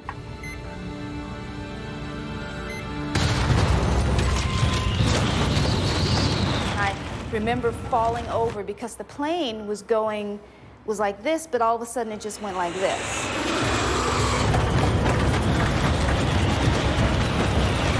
I saw ceiling compartments fall, and I saw things coming out of pockets and everything, and I thought to myself, oh boy. It felt like the last day of my life. We hit something! We lost an engine here! In the cockpit, the crew is fighting for control of their jet. The throttles which control the 3 engines have snapped to idle. The plane loses almost all its thrust. The huge jet begins slowing down. The plane immediately took a huge drop. And the next thing that happened was I was hit in the face with a piece of the plane. My husband was frantically trying to find a stewardess to give me something to put a pressure on my face to stop the bleeding. Let me have it! McCormick takes over control of the plane. He and Whitney wrestle the jet level. But Flight 96 has been badly damaged. Have we got hydraulics? No, I've got full rudder here. The rudder on the tail, which controls the direction of the jet, is jammed to the right. That's forcing the plane to swing dramatically in that direction. While McCormick fights to turn his damaged plane back to Detroit, Cydia Smith is shocked to see a gaping hole in the floor of the main passenger cabin. People were asking me, what to do, and I knew that I didn't know what to tell them. Smith has been able to account for all of her passengers. But flight attendant Sandra McConnell is missing. Sandra! Can you hear me? Sandra, where are you? And finally, I saw her come out of one of the bathrooms. McConnell has to cross the hole in the floor to move to safety.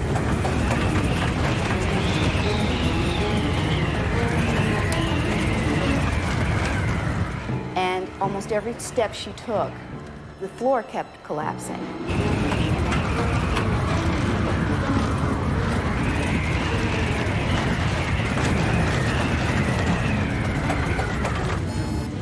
The crew brings up power to the engines on the wings. But the third engine on the tail stubbornly refuses to respond. Center, this is American Airlines Flight 96. We got an emergency. American 96, roger. Type of emergency? We've got a jammed rudder. We need to get down and make an approach. Along with his engine and his rudder, McCormick is also having trouble controlling the elevators on the tail of the plane.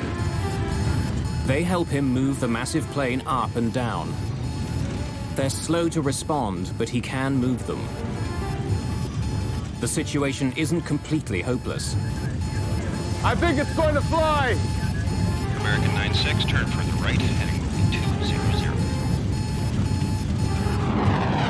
Without complete control of the elevators, and with a rudder that's frozen to the right, McCormick has to use his engines to turn the plane. By increasing the thrust on one side of the plane, he can change direction. But it won't be fast. I have no rudder control whatsoever. So our turns are going to have to be very slow and cautious. All of the passengers move as far away from the hole in the back as possible.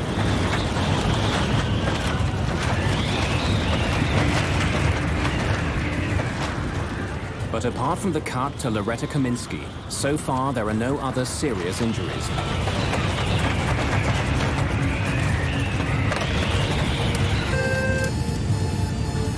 Captain, there's a hole in the back of the plane. A hole? Yes, sir. What do you want us to do? Get everyone ready for an emergency. emergency landing. Bryce McCormick's DC-10 is badly damaged. The lives of everyone on board now depend entirely on his ability to land a plane that can barely fly.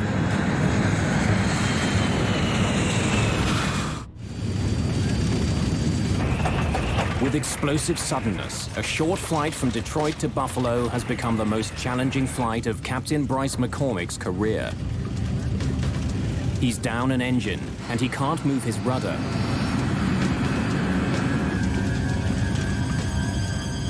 As he heads back to Detroit, McCormick begins to slow his plane down so it can land safely. But when he does, his plane begins falling dangerously fast. Ideally, McCormick should be descending at 700 feet a minute. But now he's falling more than twice that fast. 1,600 feet per minute. What's the sink rate? Sink rate, 1,600! At this rate, McCormick will crash well short of the runway. He increases power to his engines to slow his fall. Sink rate, 700. McCormick has slowed the plane's descent to 700 feet per minute. But to do that, he's had to increase his forward airspeed, which means he'll be landing far faster than usual. For the first time since the beginning of the crisis, McCormick talks to the passengers. Ladies and gentlemen, this is your captain speaking. We've had a small problem, but the plane is under control now, and we're heading back to Detroit for an emergency landing. Bryce McCormick was as calm as if he were welcoming you on the plane. As the plane nears the airport, flight attendants ask passengers to remove their shoes and any sharp pieces of jewelry. They had to take off their shoes and glasses. We collected everything in a blanket. Less than half an hour after leaving, the badly damaged DC-10 struggles back to the Detroit airport. The few minutes that it took to get back to Detroit were the longest minutes that I will ever remember spending on an airplane, because we were sure that we were not going to survive.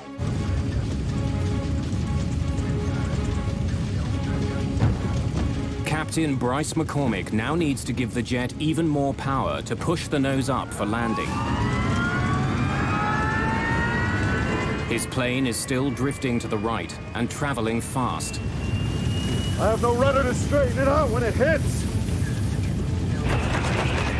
The DC-10 with 67 people aboard roars toward the runway at almost 300 kilometers an hour.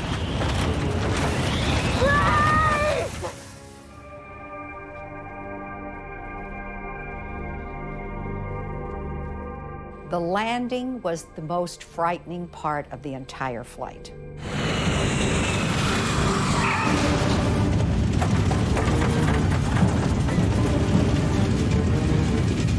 When the plane hits the ground, it begins veering hard to the right. Once the plane landed, it seemed like we just went on forever. I mean, it was just forever.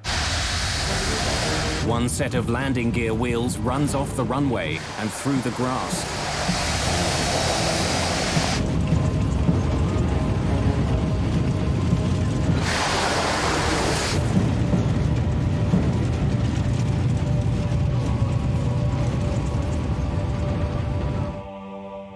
After a harrowing touchdown, the plane eventually comes to a stop just 300 meters from the end of the runway.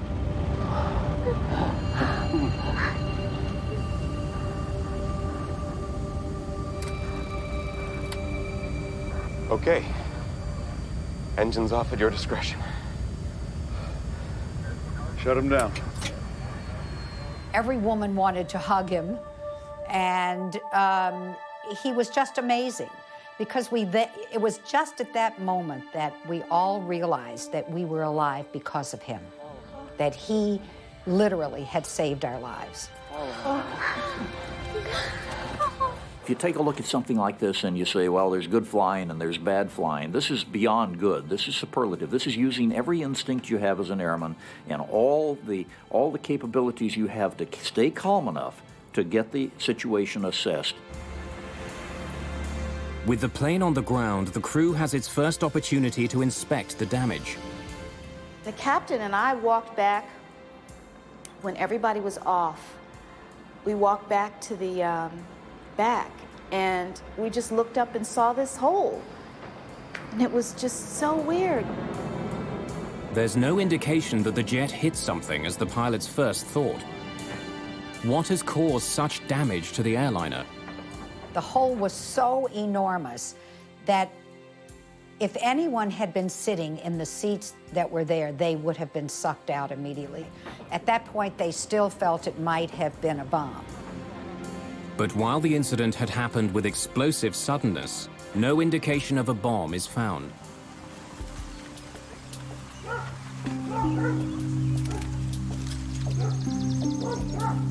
As investigators begin their work, they discover that not all of the DC-10 is at the Detroit airport.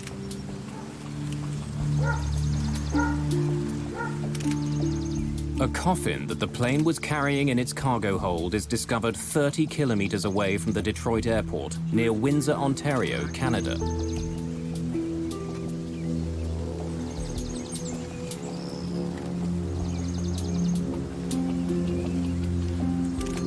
Investigators also find the plane's rear cargo door. Doors are not supposed to fall off airplanes, especially since it was a rather new airplane. You would not expect something like that to happen. When they examine the cargo area of the plane, they discover that the very design of the door makes it a potential weak spot. These don't look like they... Most doors on a jet open inward. In fact, the door is slightly larger than the frame it fits into. As the pressure builds inside a jet, this type of plug door is actually forced into the frame of the aircraft. The design makes the door extremely safe. But McDonnell Douglas designed the cargo door on the DC-10 to open outward. That decision was made to increase the amount of storage space on the plane. When it's closed, hooks on the DC-10's door grab hold of a bar on the plane's door frame. To make sure it's closed, baggage handlers push down on a lever, which drives locking pins through the hooks, which hold them in place.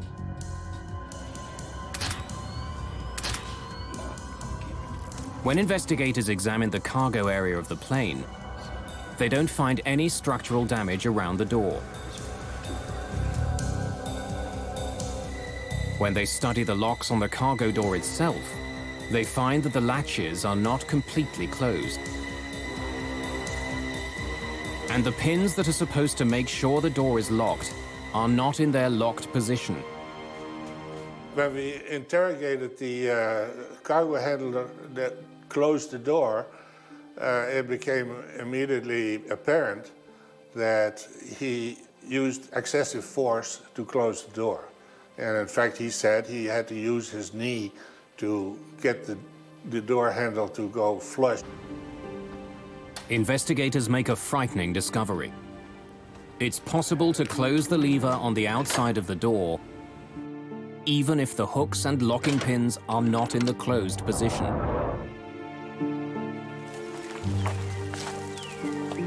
Paul Eddy is a journalist who investigated the history of the DC-10. What Windsor showed is that you could actually pull the handle in order to buckle the top fixture so that the handle went home properly, but the locking pins had not gone through the spools. Engage the lever. This means that baggage handlers can believe the door is closed when it's not. Not only can the outside lever be closed without the locks being fully engaged, there's no way for the crew of the plane to know. The faulty locking pins will still turn off the warning light, even though they aren't in their proper position. The door was a ticking time bomb. As passenger jets climb, the difference between the pressure inside the plane and the pressure outside the plane grows. If a door isn't properly shut, it will blow out with explosive force. The problem on the American Airlines flight began as the plane passed through 3,500 meters. When the door blew, the coffin in the cargo hold was sucked out. When the air pressure inside the plane was released, anything that wasn't firmly attached was pulled out of the airliner. It's a really startling thing if you're not expecting it. What you've got is a lot of air stuffed inside this pressure vessel that now wants to get out. And the bigger the airplane is, the more powerful the hurricane of air leaving the airplane is during that period of time.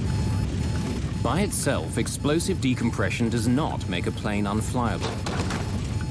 So why had Captain McCormick experienced such difficulties controlling his jet? Investigators take a closer look at the back of the plane's cabin and learn that the very design of the DC-10 makes it vulnerable. When the cargo door blew off, there was so much pressure on the floor of the cabin that it collapsed into the cargo compartment below. When it did, the floor ripped into some of the plane's critical control systems. When it collapsed the floor, it took the cables that controlled number 2 engine, and it took most of the cables, or impeded most of the cables that had to do with the flight controls in the back. I think it's going to fly! It left McCormick just enough control to keep his plane level. The remarkable flying of Bryce McCormick had saved the lives of everyone on board Flight 96. But there was a problem with one of the newest and most expensive planes flying over North America. In the Windsor incident, there was an obvious flaw. And that's where the NTSB said, look, here is really the smoking gun, the ability to close that thing without having all those locks engaged. Let's make sure we change this system right now. Every DC-10 operator needs to know this. I want everything checked. I want all the bolts checked first. Chuck Miller is the head of the NTSB's Aviation Safety Bureau. You have to check all the latches, okay? Every single latch. It's his responsibility to point out problems with the new DC-10 and propose solutions. He helps write the fixes he thinks McDonnell Douglas needs to make to keep the plane safe. He was a very, very professional man, and he had his investigators had enormous respect for him. Chuck didn't sit back in the office. Chuck was always on the scene. For Chuck Miller, fixing the DC-10 is a matter of professional pride. For McDonnell Douglas, the near accident over Windsor has enormous implications. Their billion-dollar gamble came close to tumbling from the sky. If anything else goes wrong, the company itself could be at stake.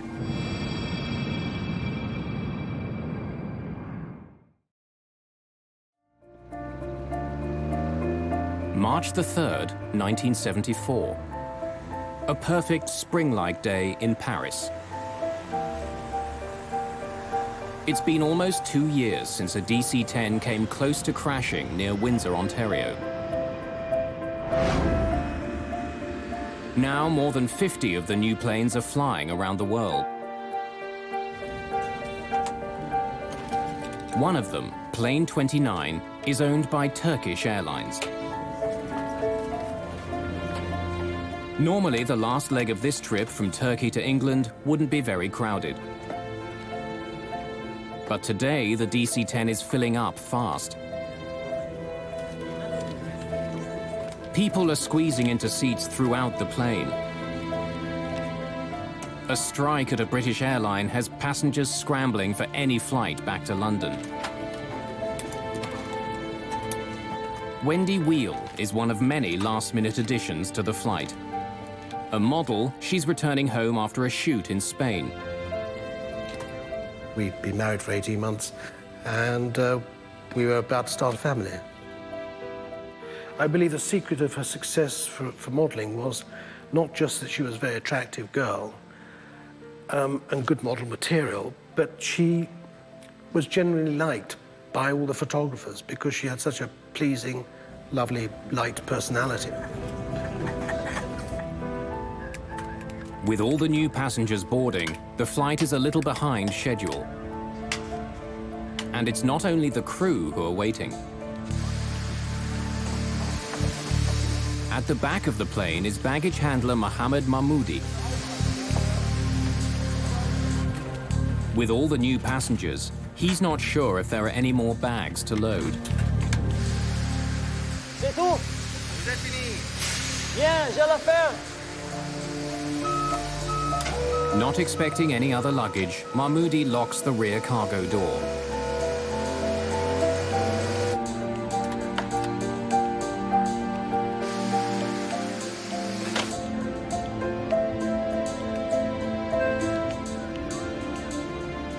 The DC-10 is set to go.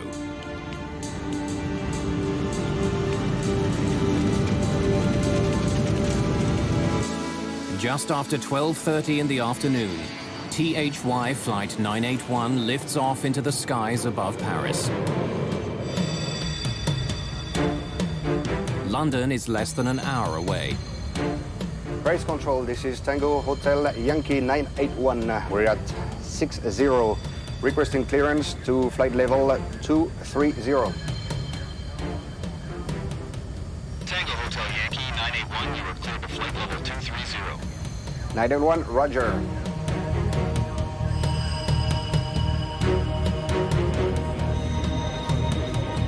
As it flies away from the airport, the DC-10 continues to gain altitude.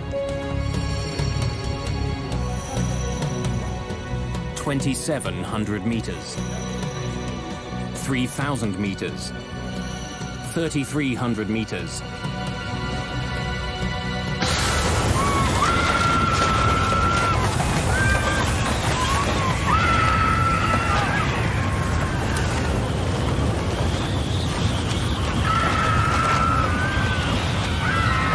The huge jet shudders and banks to the left.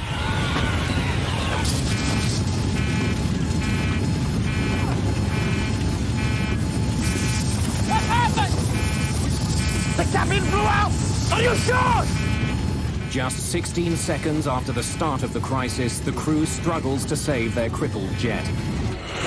The nose is pitching down, the plane picking up speed. Bring it up! I can't bring it up! She doesn't respond! Passengers at the back of the plane witness a horrifying scene.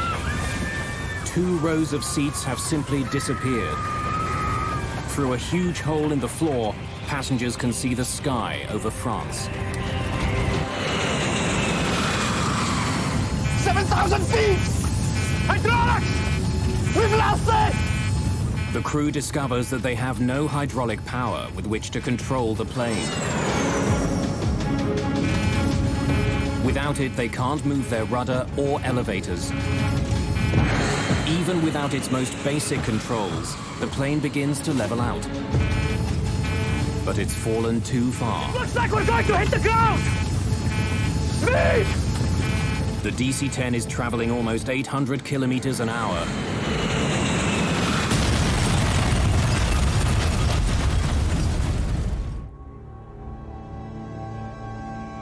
The flight from Paris to London never even makes it to the English Channel.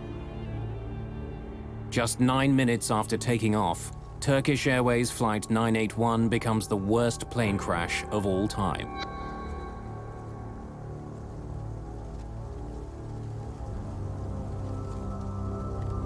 In London, the flight is listed as delayed. The news of the crash comes out slowly. I went to the ticket office kiosk and I asked what has happened to the flight, and instantly the look on the gentleman's face behind the counter told me something was wrong, instantly. There's barely anything left here that's recognizable as being a part of an aircraft. I looked on the television and I just thought, well, I just hope she's dead. because I just saw the carnage of the forest in Senlis, and it was like looking at a First World War trench movie. Flight 981, carrying 346 passengers, virtually disintegrates on impact.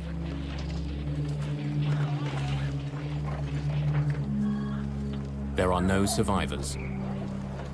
It was just a scene of absolute, utter devastation. And the litter of personal possessions, electric wires, bits of metal, bits of bodies, just strewn everywhere. I mean, you couldn't walk anywhere without the danger you were going to stand on a part of a human being. I still have nightmares about this, even though it's 33 years ago. Investigators for the French Accident Investigation Bureau are quickly on the scene. My first job was to evaluate the scope of the wreckage and to begin the first investigation on the spot. At first, I was unable to know what has happened.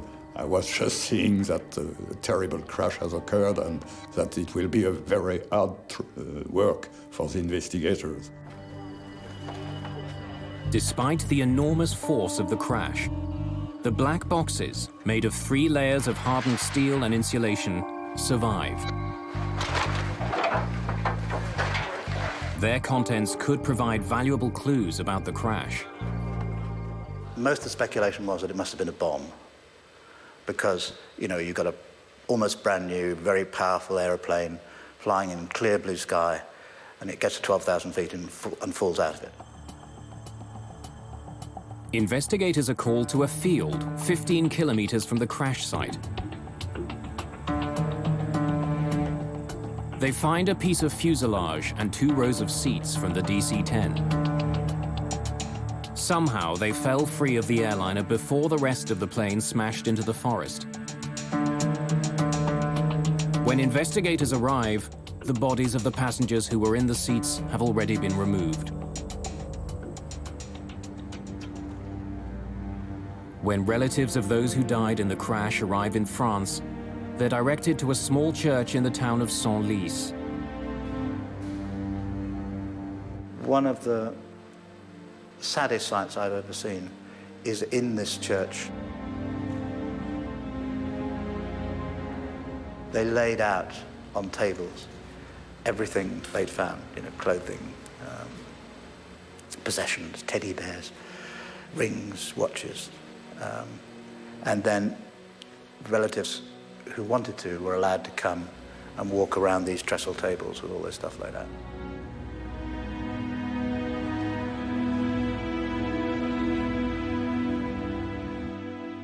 They produced a little packet with my wife's wedding ring and rings, engagement ring.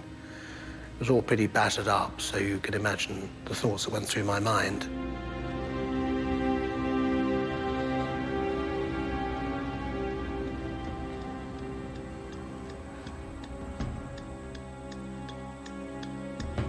Since the accident involves an American plane, the NTSB's Chuck Miller joins the investigation.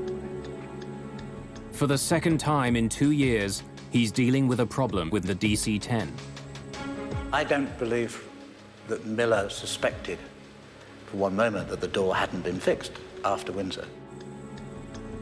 But it becomes clear that the piece of fuselage found in France is in fact the plane's rear cargo door.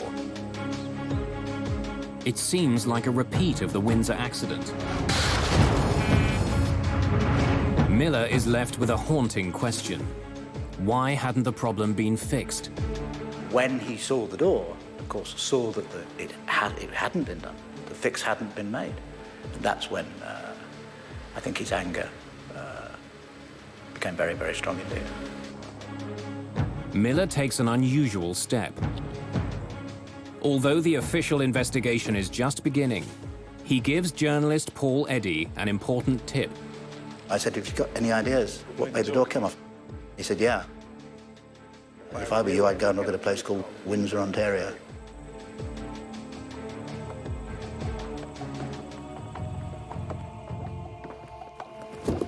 Hello. I'm Chuck Miller. Miller shares his suspicions with the French investigators.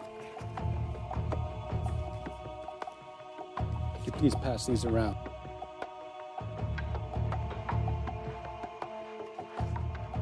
These were taken on June 12th, 1972, right after the incident. We have asked for the report on the Windsor accident, and our American colleagues were also volunteers to give us a lot of details. Now, we had an American Airlines flight from Detroit to Buffalo have its cargo door blow off.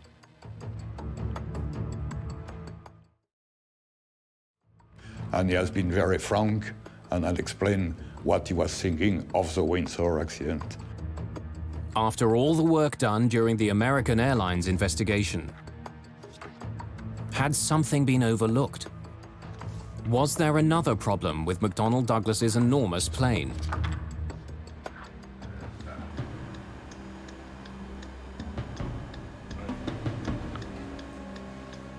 With the information from Chuck Miller, French investigators take a closer look at the plane's cargo door. They make a shocking discovery. There is no new problem. It's just like the American Airlines case all over again. The latches that are supposed to hold the cargo door closed aren't locked.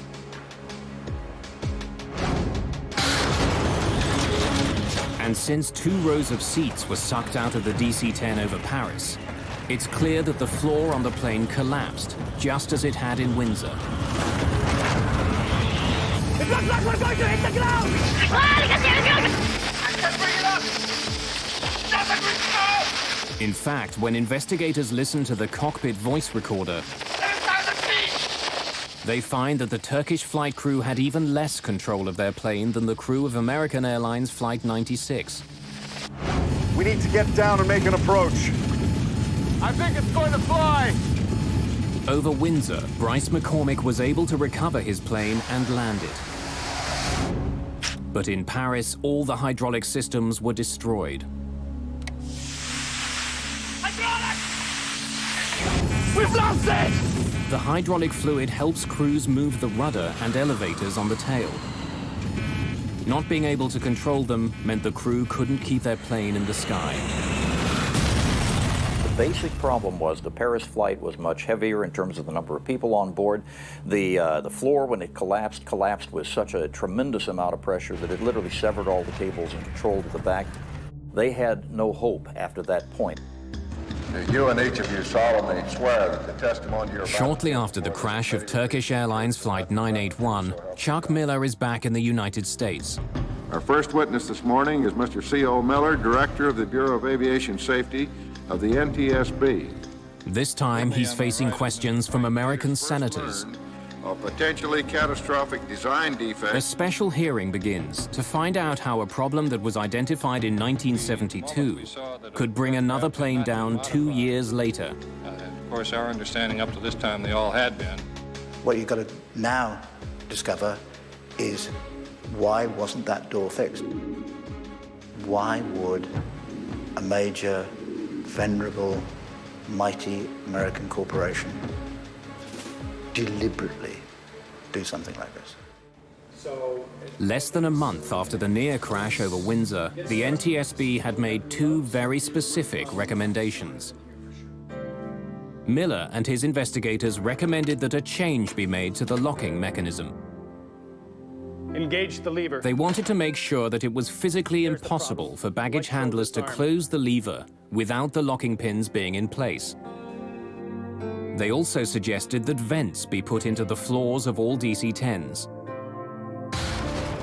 This would rapidly allow the pressurized cabin air to equalize without collapsing the floor. But in the 2 years since the accident, neither one of these recommendations was implemented. There is a fundamental problem at the heart of aviation safety, and that has been in the United States for a very long time, and that is that it's the job of the NTSB to discover what's happened and to come up with recommendations as to how to prevent it happening again, but it has absolutely no authority to implement them. The NTSB does not have regulatory authority. They have to turn to the FAA, as they did, and say, we want these things done. And that's where the system went wrong. If the FAA, the Federal Aviation Administration, issues an airworthiness directive, planes are pulled out of service until the proper fix is made. But as serious as the problems on the DC-10 were, no airworthiness directive was ever issued. A so-called gentleman's agreement between the head of the FAA and the head of McDonnell Douglas stopped it from happening. The gentleman's agreement is the root cause of Paris. There is no question that if an airworthiness directive had been issued, as it should have been after Windsor, Paris would not have happened. It was an entirely avoidable accident. McDonnell Douglas assured the FAA that it would fix the problem voluntarily. An airworthiness directive would cast a shadow on the still fledgling DC-10. The last thing in the world you want is for the public or any of the airlines who are going to be operating these airplanes to think, oh, maybe there's some flaws in this bird. And so an airworthiness directive, especially one that requires you to go back and re-engineer something, is a really horrific thought for a manufacturer. McDonnell Douglas did make changes to the way the cargo door was built. A peephole was cut in the bottom of the door so baggage handlers could see if the locking pins had engaged. Several warning signs were also attached to the plane's door. The company also made other changes to the DC-10. These included increasing the length of the locking pins and attaching a plate to the inside of the door. This plate would make it physically impossible to push down the lever if the door wasn't properly locked. But each of the proposed fixes had its own problem. Many baggage handlers didn't know what the small window in the door was for. And the baggage handler in Paris read and spoke 3 languages, but not English, the only language in which the warning signs were written. The support plate that was supposed to be installed in the door was never attached to the jet that crashed in Paris. Papers confirming the completion of the work are also uncovered. But no matter what the paper trail says, the fix was never made. Again, the problem is you don't have an independent FAA inspector coming along to look and see it and then put his stamp on it because it wasn't an airworthiness directive.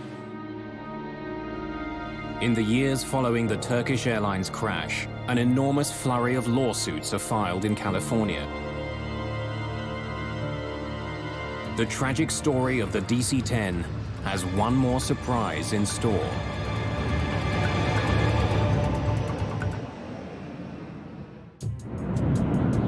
It's 1974, and an unprecedented series of lawsuits are being filed against McDonnell Douglas. The families of those who died near Paris want someone held responsible. As time went by, I learned more and more about what actually happened and realized that it was not an accident as we would call an accident. It was totally avoidable. My goal was to expose these people. In the weeks leading up to the trial, lawyers who are involved in the case have access to the entire history of the DC-10's development. They're not the only ones who pore through the evidence. So does journalist Paul Eddy. We were determined to get to those documents and that testimony. Somebody gave us a key to the depository where the documents were, and so at night we would go in and then had a huge accumulated pile of documents to go through in order to find out what they've been up to.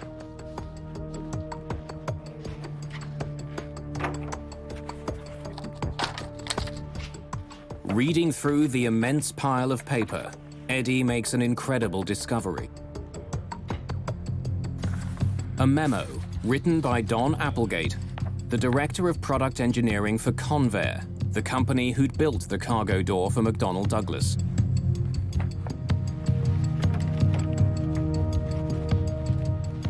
I think the point when we knew we got them was the Applegate Memorandum that specifically pre-warned this would happen. The memo is a damning indictment of the cargo doors that were being made for the DC-10 and the lack of venting in the cabin floors. It warns that it's only a matter of time before there's a major disaster involving the doors.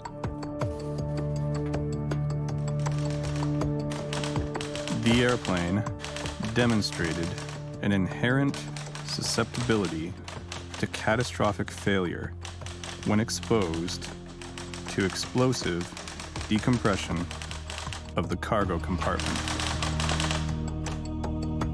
The memo, written just weeks after the near disaster in Windsor, recommends that immediate changes be made to the DC-10 cargo door. You know you've got them. You know you've got them because you know they knew. During the court case, another chilling find is made. Not only did McDonnell Douglas know about the problem after Windsor, they knew during the development of the DC-10. 4 years before the Paris crash, 2 years before Windsor, the cargo door failed during a pressure test. The company knew there was a problem, but the fundamental design of the door stayed the same. I could not believe a large corporation, McDonnell Douglas at the time, could do such a thing, could risk our lives, ordinary people's lives, for the sake of money.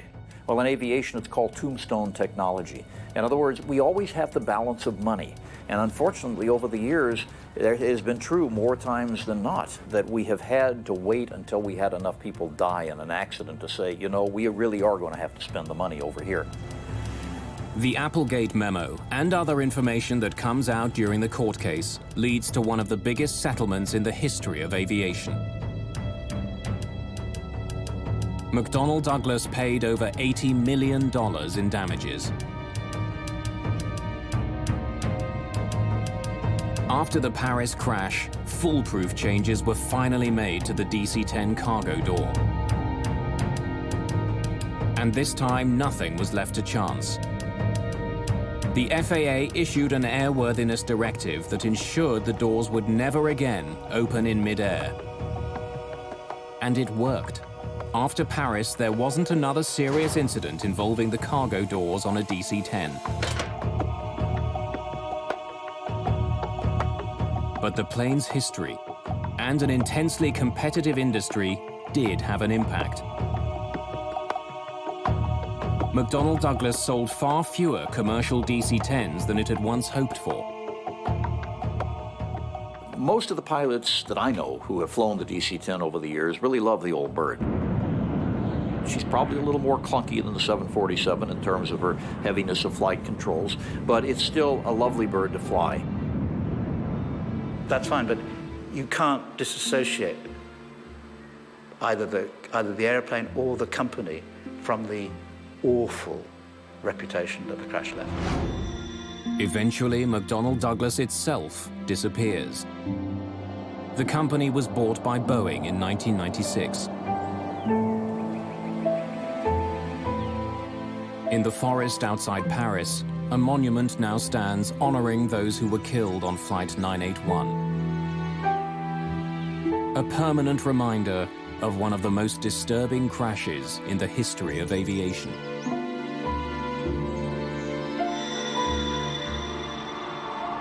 You never forget. And I've gone on to lead my life for 30-odd years, but I've never forgotten.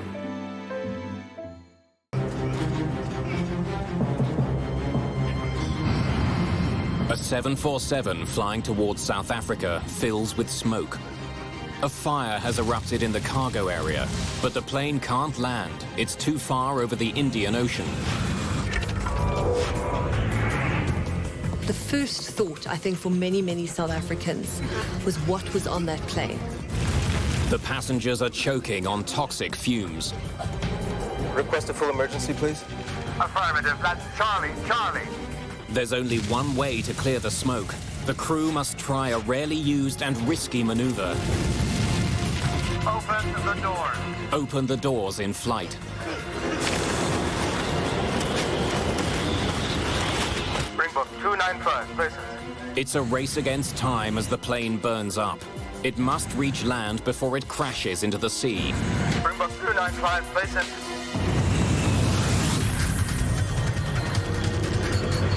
Mayday, Mayday.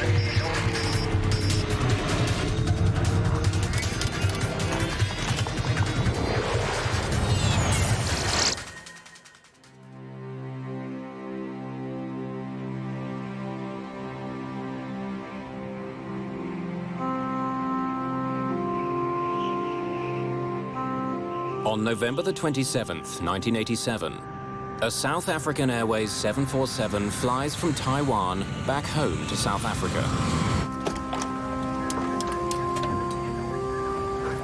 Everything good? Fine, Captain. Ready to take over? Yes, thanks. 9 hours into their flight over the Indian Ocean, the main crew returns to their seats, allowing the relief crew to rest. The crew prepares for a scheduled stop on the island of Mauritius. Valerie Lottering has enjoyed her first overseas vacation, joining her husband Corey while he was on business. My father was on a business trip, and my mum had gone with for holidays. My dad had actually gone to the east to secure cell phone technology, which was just sort of happening in South Africa at the time. The plane is a modified 747 known as a combi, short for combination. A passenger plane and a cargo plane in one. It's designed to accommodate flexible quantities of passengers and cargo. The combi has a large cargo area down below, like a regular 747. The combi also has a large cargo area right behind the last row of economy class seats. The cockpit sits one level above the cabin. You could load from 6 to 12 pallets on the main deck, adjusting the bulkhead for the number of passengers you wanted to carry. And this turned out to be a very worthwhile and useful tool. Flight 295 is carrying 159 people, as well as 6 large pallets of cargo. Known as the Helderberg, the 747 Combi is a vital member of the South African Airways fleet. It's particularly useful for long-range flying. For South African Airways, during the days of apartheid, a plane like the Combi helped them in that respect, because they had to fly around the bulge of Africa over the Atlantic. To protest South Africa's white racist regime, the vast majority of black African states refused to allow South African Airlines to fly over their airspace, causing them to fly longer routes. There were sanctions, heavy sanctions against South Africa on political, economic, and cultural fronts. South Africa was not welcome anywhere credible in the world. On Flight 295, less than an hour before its stop in Mauritius, the smoke alarm breaks the calm of the cockpit. It's for the cargo area on the main deck, directly behind the passengers. By the time the crew gets to it, the fire is raging.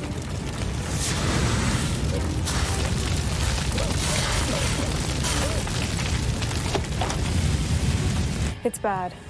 Shall I get another bottle over there? Yeah, hurry. Read out the fire checklist for us, please. In fire emergencies, the crew follows a standard checklist to extinguish the fire. The breaker popped as well, huh? We'll check the breaker panel as well. The fire is burning through the plane's wiring, causing short circuits. Move as far forward as you can. But there's a more immediate problem. Passengers are having trouble breathing. Duct isolation valve switches, open. Pack valve switches, all open. Recirculating fan switches, off. The fire checklist instructs the pilot to land at the nearest airport, but the closest one is on the island of Mauritius, still more than 300 kilometers away. There's not a lot Captain Ace can do. He asks a member of his flight crew to help fight the cargo fire.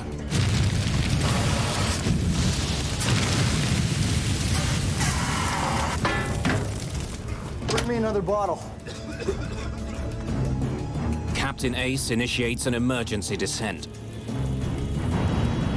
He calls the airport on the island of Mauritius, which is on good terms with South Africa.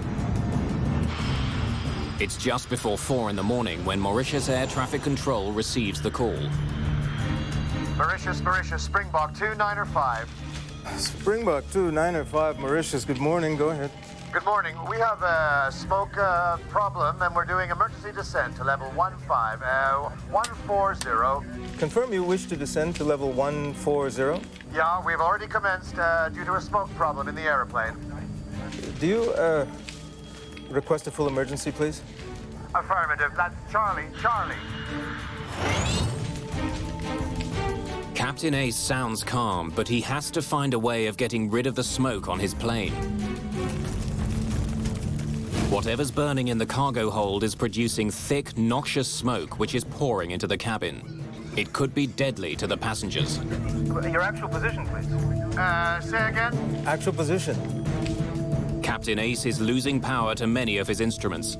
We've lost a lot of electrics. We haven't got anything on the aircraft now. He's not sure where he is. The airport prepares for an emergency landing, while the crew of the Helderberg follows instructions from another checklist to get rid of the smoke. Supplementary vent fan switch, off. Recirculating fan switches, on. Smoke condition. Hold on, I'll check downstairs. The crew gets more bad news from the cabin. The smoke is getting thicker. It's worse. We can't breathe down here. With the plane approaching an altitude of 4,500 meters, the checklist advises the captain to execute an emergency maneuver that few pilots have ever performed. We need to open the doors. Repeat, open the doors. Opening the plane's doors in midair is the only hope for thinning a cloud of smoke that could kill the passengers before the struggling jet can land.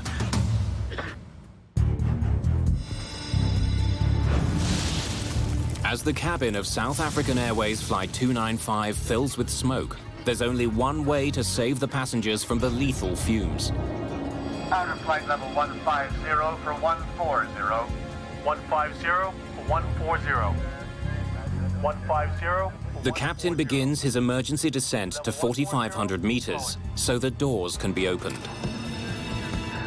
At 4,500 meters, passengers can breathe the outside air. At that altitude, the difference in pressure between the air inside and outside the cabin is enough to force the cabin air out quickly, but not dangerously. Now the captain must dramatically reduce his airspeed to 370 kilometers an hour, 200 knots. Any faster and the crew won't be able to open the doors. This is Captain Oye speaking. We're opening 2 of the entry doors to clear smoke from the cabin. Do not panic. You will be much more comfortable once we complete this procedure. You just crack the door, and this generates a tremendous amount of airflow through the airplane.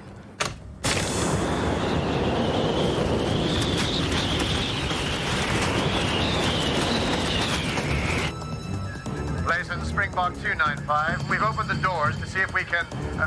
we should be okay. Out there! Close the bloody door. Joe, switch up quickly. Then close the hole on your side.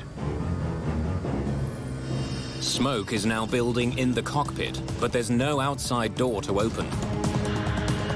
Temperature is 22.22 and the QNH is 1018 hectopascals. 1018 over. The air traffic controller now focuses on giving the captain the information he needs for an emergency landing. Roger, 1018. Affirmative, and both runways are available if you wish. And 295, I request pilot's intention. We'd like to track in on 13. Confirm runway 13. Charlie, Charlie. Affirmative, you're cleared direct to Foxtrot, Foxtrot.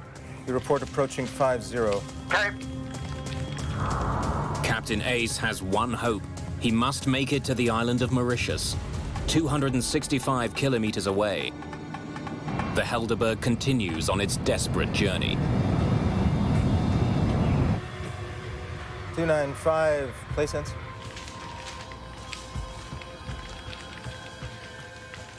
But at 4:08 in the morning, a call by the air traffic controller is not returned. Springbok 295, place sense. Springbok 295, place sense. With no response from Flight 295 for 36 minutes, Air Traffic Control Mauritius formally declares an emergency. An alert goes out to search and rescue crews. Several aircraft take off from Mauritius and search the dark waters for the missing plane, but find nothing. At the airport in Johannesburg, South African Airways officially declares Flight 295 delayed. We were supposed to be going away on our annual holiday, so we were all very excited because from picking them up, my parents up from the airport, we were supposed to go off to a 3-week holiday. I think that's maybe the extent of the differences of the emotions, is that you're so anxious and excited for them to come home, and then the absolute devastation of the news, getting the news, you know, that the aircraft has gone missing. In the afternoon of the next day, a rescue plane spots the first signs of floating aircraft wreckage.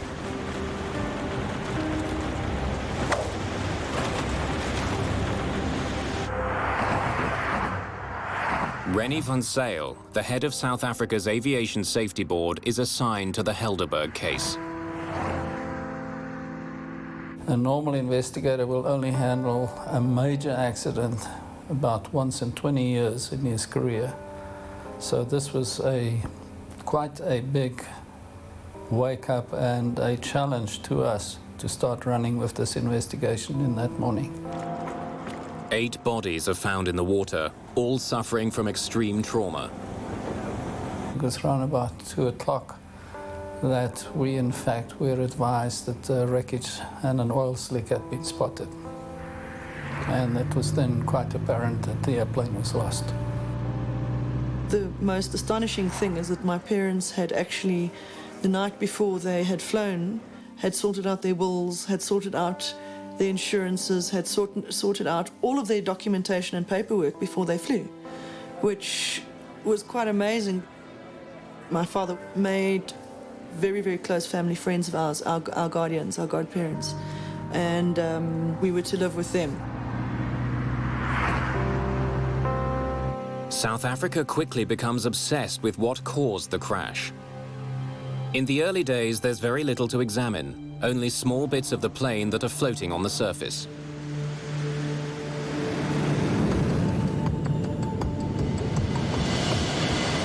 Contained within that debris, Rennie van Zyl's team discovers 3 wristwatches. The watches give them a probable time of impact. These wristwatches were in fact part of the baggage, and when examined we were able to find that the one had stopped and 2 others were still running, and the 2 running ones were the exact Taiwanese time, but the stopped one did give us the minute indication of what we could establish as the impact time of the airplane. The impact time is only 3 minutes after the last communication with the plane. The Helderberg's demise was sudden and dramatic. In the press and in public opinion, it reinforces the idea that something sinister brought the plane down. In the years leading up to the crash, South African Airways offices around the world had been the target of protests. The South African Airways airline at that particular time was a government body. It was owned by the government. It was the national carrier, but it was also very much perceived to be part of the South African government. So another aspect of this plane crash, and another theory that was put around, was that there could have been a bomb in the cargo, that in fact we were a target. South Africa, or the SAA plane, was a target of terrorists who had the worst interests of this country at heart. Experts examine the small bits of wreckage they have, searching for the telltale signs of an explosion: impact cavities, surface pitting, or spatter cavities. Spatter cavities are caused by the white-hot fragments from a high-explosive device striking and melting the light alloys of the aircraft structure. But experts spot no sign of an explosion. And when air traffic control tapes are studied, Van Zyl hears that the crew appeared to be coping with the emergency. Layson, Springbok 295, we've opened the doors to see if we can... we should be okay. We've had rumors of atomic bombs, for example, in the airplane. That won't cause the airplane to burn. It will take out the airplane. We did not have that same experience here. This airplane flew for 22 minutes. It's out of the ordinary circumstances. This was not an explosion that took out the airplane. With just small pieces of the plane to study, investigators are stumped.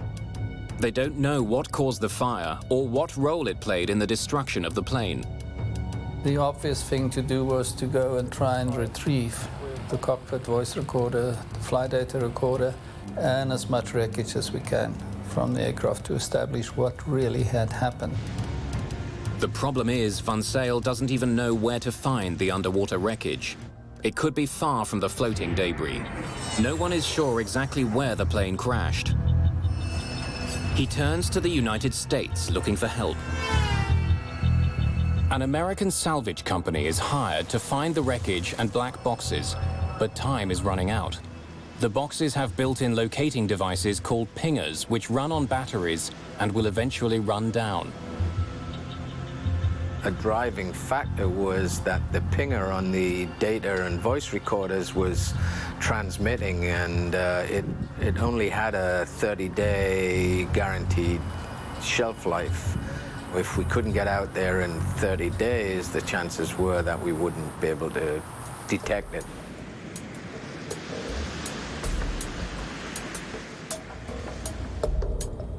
By the time the proper equipment can be assembled in the Indian Ocean, only 7 days remain before the batteries and the pingers will die out.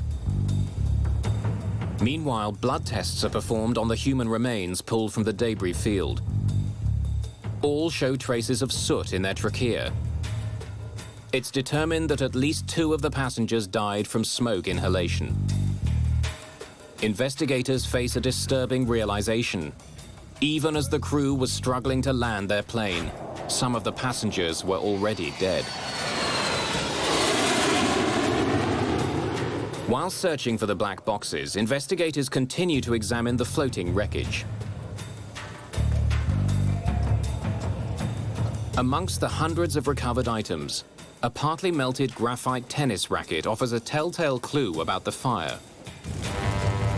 Graphite only burns at temperatures greater than 600 degrees Celsius. Investigators now know that the fire on the Helderberg was extremely hot. This discovery may explain why a fully charged extinguisher from the front of the plane is recovered with other floating wreckage. Investigators notice a melted piece of cargo netting on the outside of the extinguisher.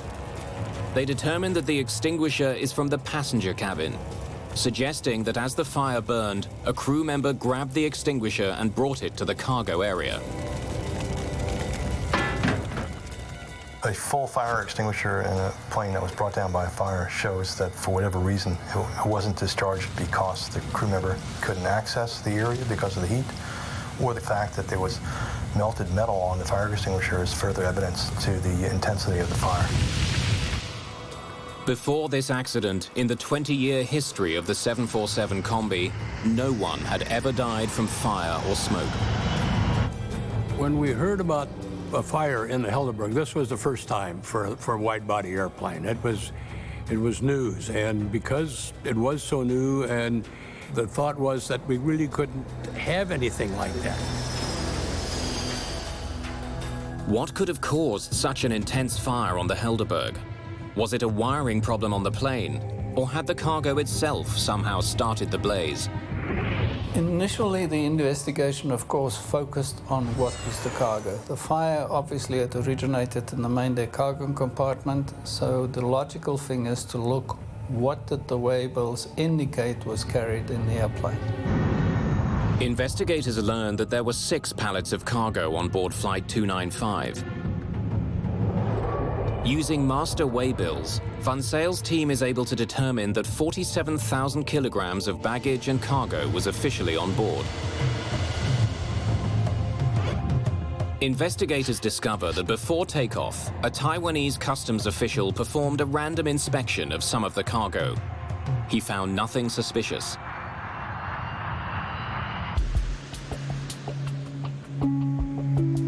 More than ever, investigators need to find the rest of the plane and locate the Helderberg's black boxes. But 30 days after the crash, Van Zyle's team gets some very bad news. There's still no signal detected from the black boxes, and they're still not certain exactly where the majority of the wreckage is. So far, the search has cost $1.5 million US, and the team has been unable to locate vital evidence. The Helderberg crash is quickly becoming a test of Van Zyle's abilities and his resolve. The investigation reaches a standstill. Van Zyl has failed to discover the cause of the fire or even find the plane's wreckage. If he keeps looking, it'll cost millions more. And the chances of success are getting increasingly remote. This wasn't just an airplane, this was a Boeing 747. It was the largest airplane of its type. And this was a 747 of South Africa's national airlines. Hundreds of thousands of people who flew the 747 every day at that time were dependent on a satisfactory answer as to whether or not this aircraft was safe and whether or not there were any structural or design deficiencies in the airplane. So the stakes for us were quite large, and the stakes for Mr. Van Zyl as the head of the South African investigation were enormous. It would have been very, very easy for the South African government to say, the water is too deep, it's too far from Mauritius, we cannot investigate this accident.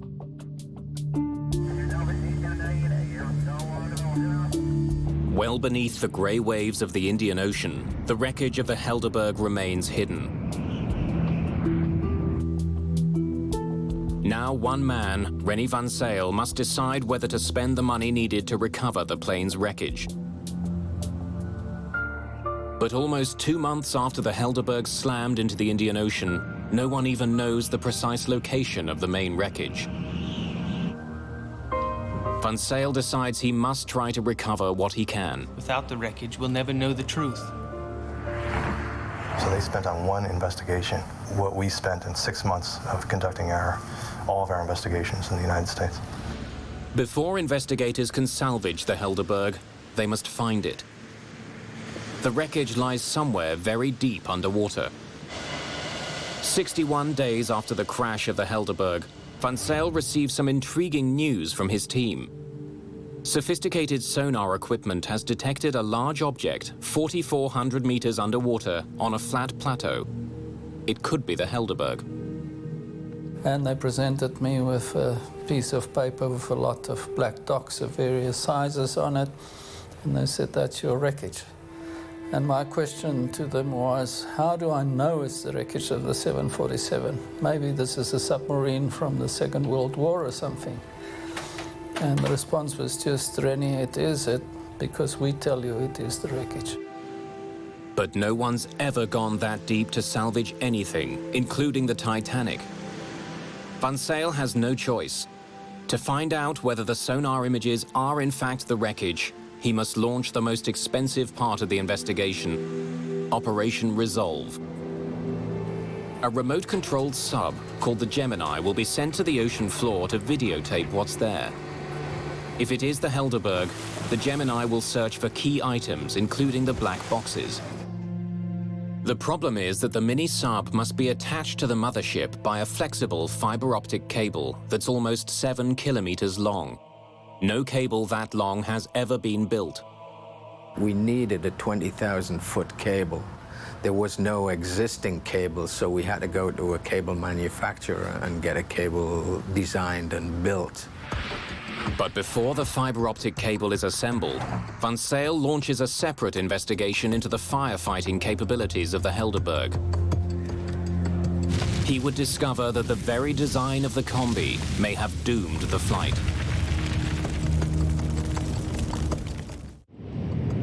Investigators want to know whether the combi was properly designed to protect the passengers on South African Airways Flight 295 from fire. The smoke should not have entered the combi's cabin. The American team leader in the investigation, Barry Strauch, goes to Boeing's headquarters in Seattle to find out how the combi was tested for certification in fire prevention. Strauch's team learns that to comply with federal regulations, Boeing's fire tests were conducted by setting a bale of tobacco leaves on fire. When a technician enters the cargo area to fight the demonstration fire, no smoke enters the passenger cabin. The smoke remains localized. The fire is quickly extinguished. Well, that was in the test conditions that Boeing used to get the airplane approved. But in the reality, as we saw in this accident, it didn't work that way because you didn't have a nice clean fire with fans blowing the smoke towards the ceiling. You had pallets, you had a fire that would have grown considerably before the smoke was generated, and you had plastic sheeting that would provide fuel to the fire, in addition to all the cardboard and packing materials within the pallets themselves. The combi is designed to prevent smoke from entering the passenger cabin. The air there is kept at a slightly higher pressure than in the cargo area. When the door between the two is opened, the air should flow into the cargo area, keeping the passengers safe.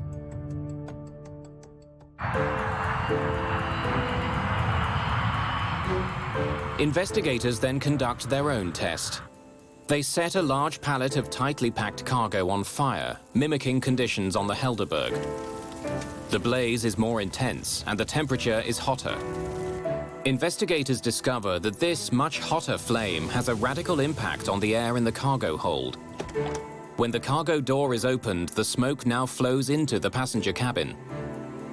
Boeing tests used tobacco leaves in batches of tobacco. In the fire in the Helderberg, it was a very, very different fire than the kind of smoke-generating fire that Boeing used in their tests. Heat would have been generated within the cargo compartment that would have created its own pressure and would have negated the pressure differential between the cargo compartment and the passenger compartment.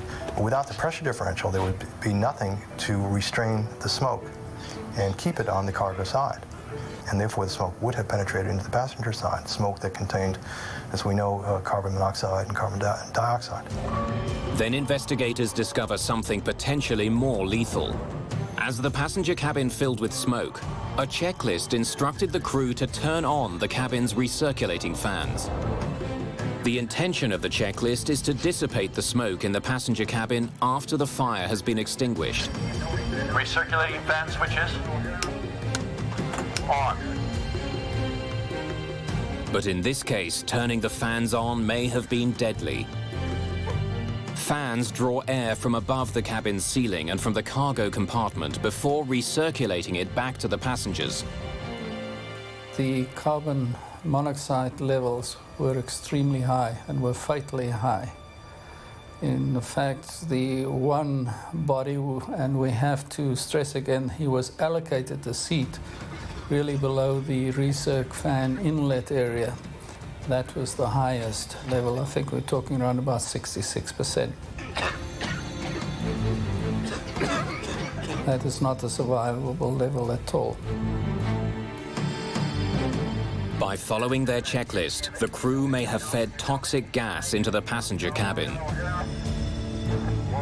And it might very well have been that most of your passengers were asphyxiated before impact. No checklist for a 747 combi had ever foreseen the Helderberg's simultaneous problems, a cargo fire problem and a cabin smoke problem. The smoke removal checklist is predicated on the assumption that the fire has been extinguished. In that event, descending to 14,000 feet and opening the cabin door would be the appropriate thing to do. It would get the smoke out of the airplane and enable people to breathe regular air. If the fire hasn't been extinguished, that would have the function of actually increasing the airflow to the fire and increasing the supply of oxygen to the fire. We think that's what happened in this case, that the fire had never been extinguished. And in fact, the crew's attempts to make the situation better may have in fact made the situation worse. Investigators begin to realize that fighting a fire in the combi's cargo area is much more difficult than previously thought. If there was a fire in one of these pallets, it was quite likely that by the time the crew was alerted to the fire, it would be too late. Then the cabin instantly filled up with smoke. But Van Zyl still doesn't know what caused such a fierce fire. How had the blaze started? And how had it brought the plane down? The answers are still deep under the ocean. It takes months to build the fiber optic cable that's long enough for the Gemini to reach the bottom of the sea and to modify the submarine for this mission.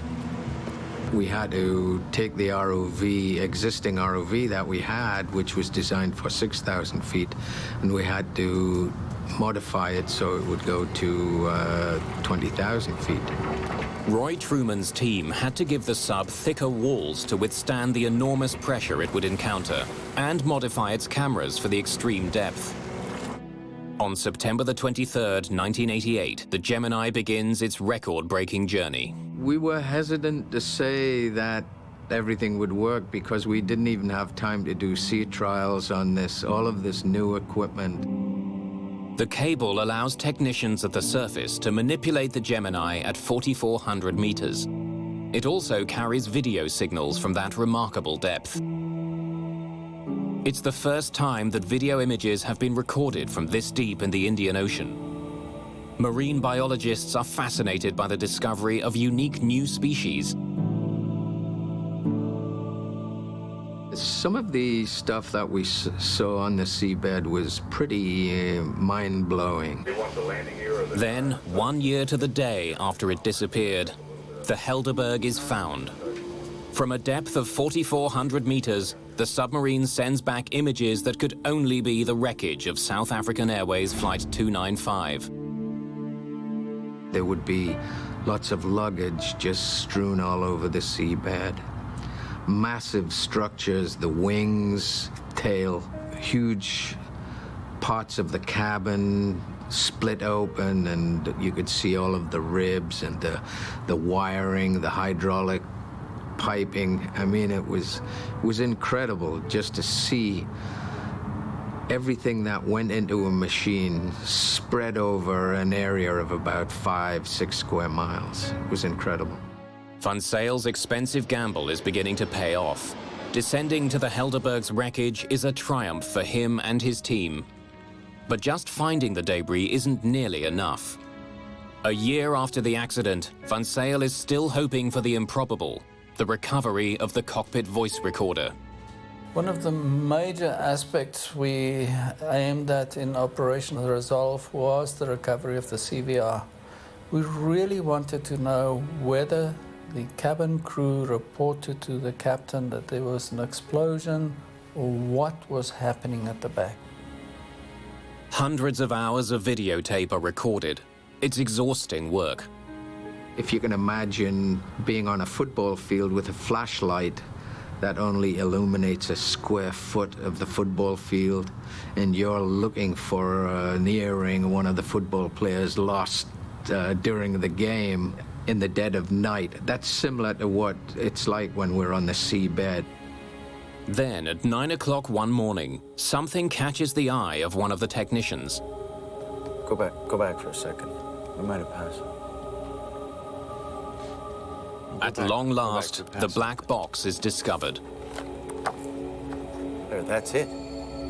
That's it right there. Michael, we found it. We found it.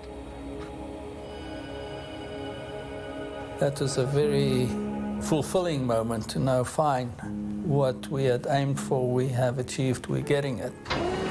It takes a full 5 hours for the Gemini to bring the black box up from the bottom of the sea.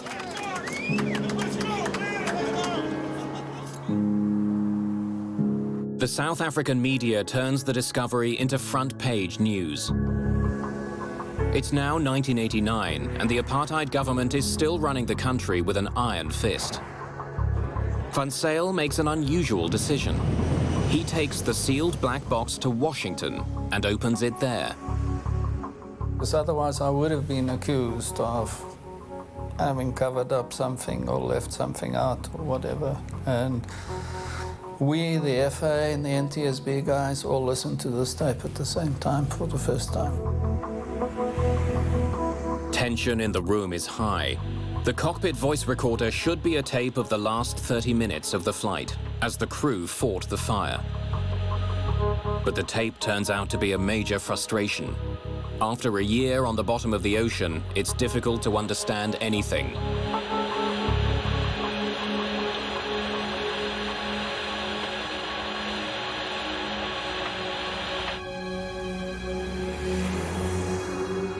It was the worst time of my life, sitting in the playback room at the NTSB facilities, and you watch the time, and there is absolutely no indication of problems on the tape. And I'm watching the clock. At about 25 minutes, I was really getting very, very anxious.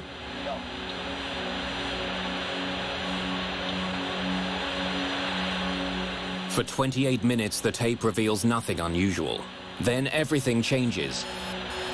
The next minute, of course, the alarm bell goes on the CVR, and we had about a minute's worth of relevant recording on the tape before the tape stopped. Normally, the black box records the final moments of a flight, but not this time. Instead, investigators are able to listen to the start of the accident before the recording mysteriously stops.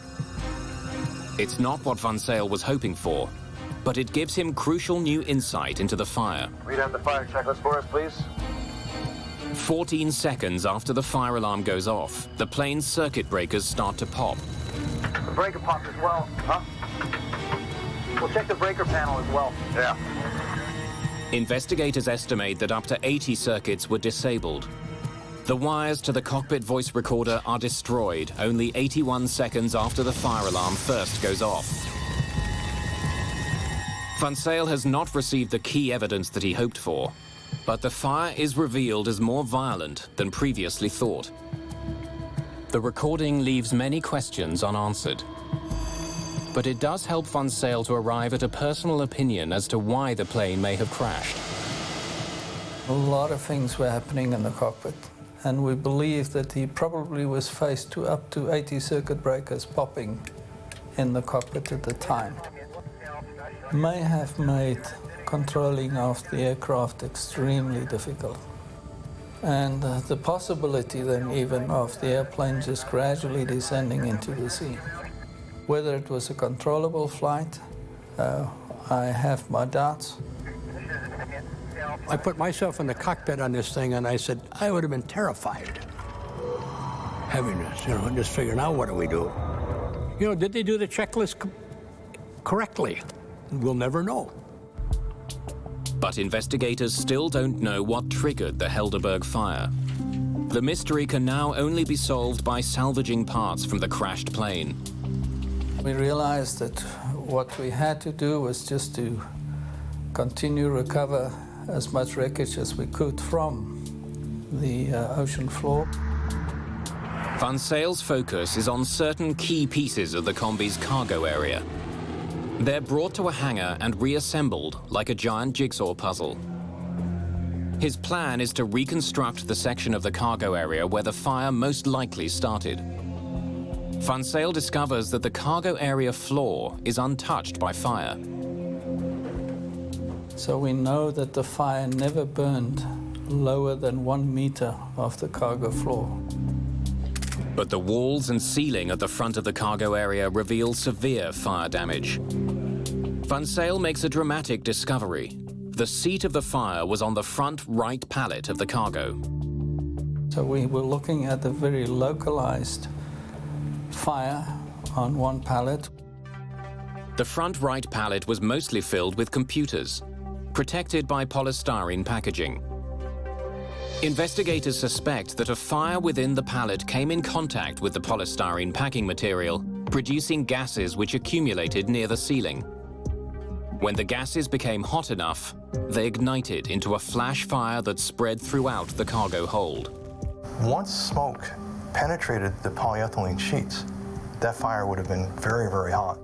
But even if the packing material had helped spread the blaze, Van Zyl still didn't know why it started. After millions of dollars and more than a year and a half of work, he has to end his investigation. I would have felt a lot better if we had been in a better position to give more factual information to the board to consider. But that was not to be. And we were not going to fabricate. But interest in the wreck of the Helderberg doesn't die. Dark rumors circulate about a possible cause of the fire. It's against this backdrop of a very repressive apartheid government. At that particular time, the first thought, I think, for many, many South Africans was what was on that plane. Was there something in that cargo hold that could have caused that terrible fire? Because planes don't just burst into flames mid-air and crash. Then a South African government chemist makes a startling discovery, which leads to a controversial new theory. A microscopic iron particle on the nylon netting next to the pallet has a unique profile. The airflow patterns on the iron suggest that it traveled at a very high velocity while in a molten state. The discovery could mean that the fire on the Helderberg was not a flash fire triggered by packing materials.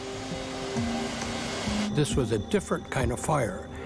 This was a fire that had its own oxygen. If you can imagine something like a sparkler, which has fuel and its own oxygen, it was some kind of material similar to a sparkler that we feel was the cause of the fire. A British fire and explosion analyst examines the exterior skin of the plane above the pallet and comes up with another piece of evidence to support the new theory. The skin on the outside of the plane reached temperatures as high as 300 degrees centigrade. You must remember that it's very difficult to burn through an airplane skin in flight because the tremendous amount of cooling from the airflow on the outside of the skin. Dr. David Klatzo is one of numerous experts who question what caused the fire.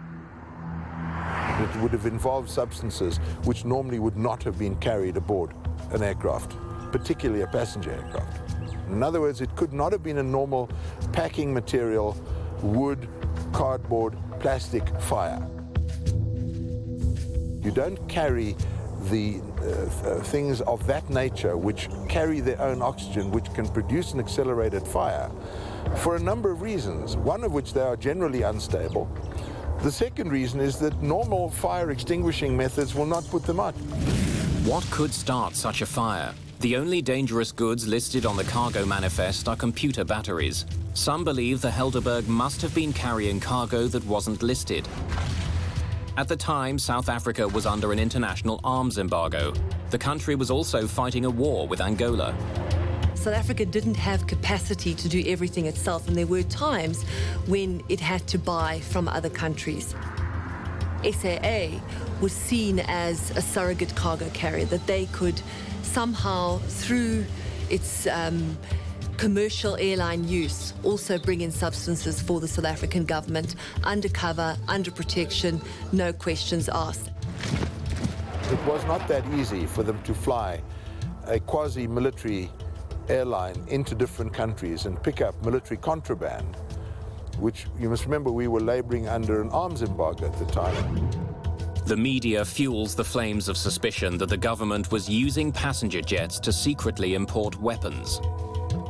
Armscor is the corporation responsible for supplying the South African forces with munitions. At the time, there was a need to produce a better rocket system, a more efficient rocket system for dealing with the air menace in Angola.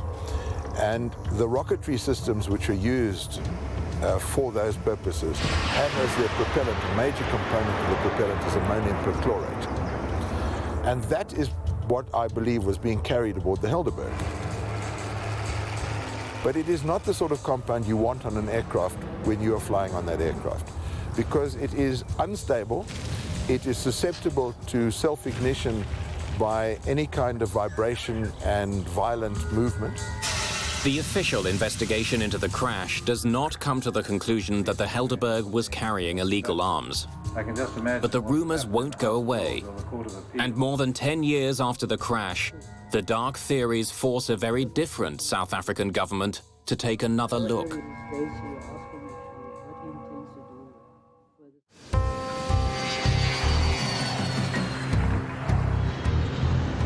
The Helderberg accident revealed that the 747 Combi was vulnerable in the event of an onboard fire. South African Airways immediately stops using the 747 Combi. American officials take notice. And the FAA went through and developed some new regulations, but for the weight and everything that was going to have to be added in there did not make it an economically feasible. And so essentially, after the Helderberg accident, 747 copies were not used anymore.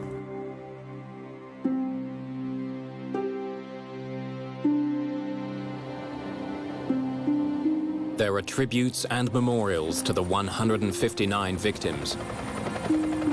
But closure does not come easily for the families. I need an answer for why I was orphaned at 14.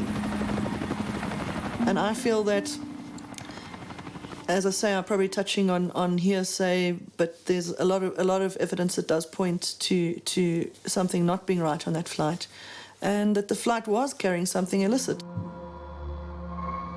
10 years after the Helderberg crash, the new South African government launches a commission to re-examine the accident. The Truth Commission was tasked with basically uncovering the truth about apartheid atrocities, and one of the areas it was tasked to look at was the role of the SAA in sanctions busting during the 80s, and whether or not the Helderberg was a freak accident or not. In 1998, the Truth and Reconciliation Commission makes a controversial conclusion. Namely, that nothing that was listed in the cargo manifest could have caused the fire. And the Truth Commission recommended that there was something untoward about what had happened to the Helderberg. The Truth and Reconciliation Commission exposed the improbabilities of the government version as to what had happened. If nothing in the cargo inventory caused the fire, what did? And how did it get on board? The reality, unfortunately, is unless somebody today comes up and says, yes, I did this, or yes, we were responsible for this, and you can prove them not to be involved in a hoax, that will be possibly the only time in which we will really know what had happened and caused and was the source of ignition of the fire.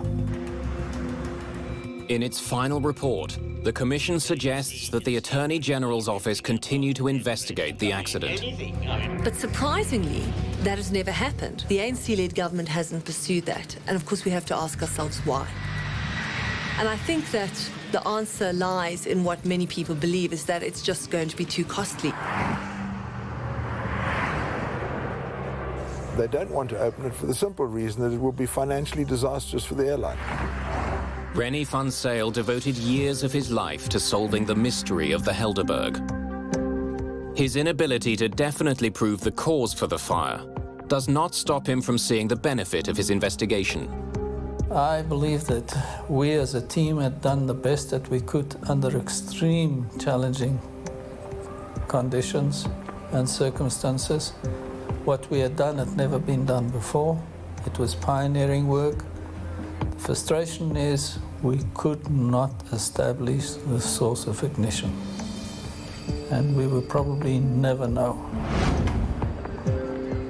I believe that those people are still out there that know exactly what happened to that aircraft.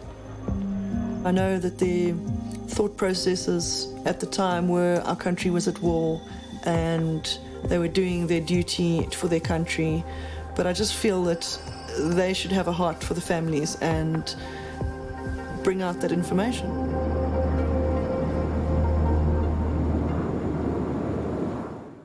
Morning rush hour, Charlotte, North Carolina. Its busy airport is rocked by a massive explosion.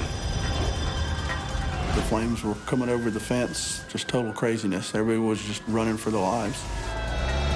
Firefighters rush to one of the airport's main hangars. They confront an inferno. It was quite a while before we realized a plane had hit the hangar. A packed commuter flight has plunged to the ground shortly after takeoff. Everyone on board is killed. We kept scratching our head wondering, okay, this airplane flew 9 times previously and we had no problems. Investigators uncover a string of errors. Bill, I have an idea. And learn that passengers on small planes have actually been in danger for years.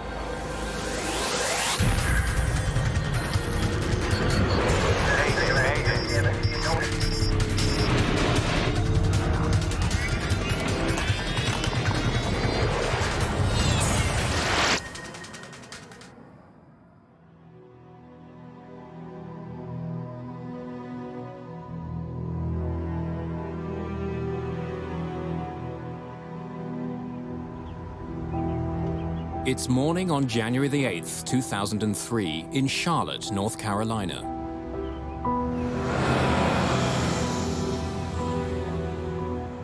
A city of 500,000 wakes. At Charlotte Douglas International Airport, commercial airline pilot Captain Katie Leslie is at work early. Only 25 years old, this Texas native has been flying for Air Midwest for almost 3 years. One of the youngest flight captains at her airline. Hey, Tom. Have a great flight. She's a top-rated pilot building her career at one of the fastest-growing airports in the United States. This airport is an important domestic hub for U.S. Airways, with flights to most major cities in the eastern United States. Air Midwest runs a commuter service as U.S. Airways Express. It operates a fleet of Beechcraft 1900D planes, a 19-passenger short-haul commuter plane, and a trusted workhorse in the industry. Today, Captain Leslie is in command of a 1900D on a 30-minute hop to Greenville-Spartanburg Airport in Greer, North Carolina. Her co-pilot is 27-year-old Jonathan Gibbs. How'd you sleep last night? Had a dream I was in Miami. Attention, ladies and gentlemen, this is the final boarding call for Air Midwest Flight 5481 to Greenville-Spartanburg. All passengers wishing to board should make their way to gate. Among the passengers flying to Greer this morning, 18-year-old Christiana Shepard.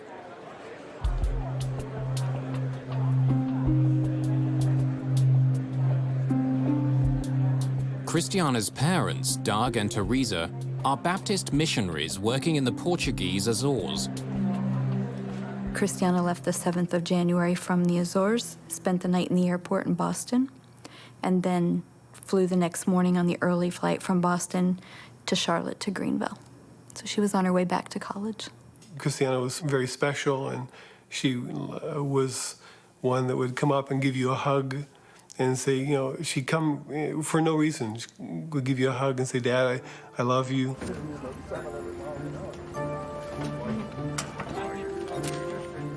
At 8 in the morning, Christiana boards her flight.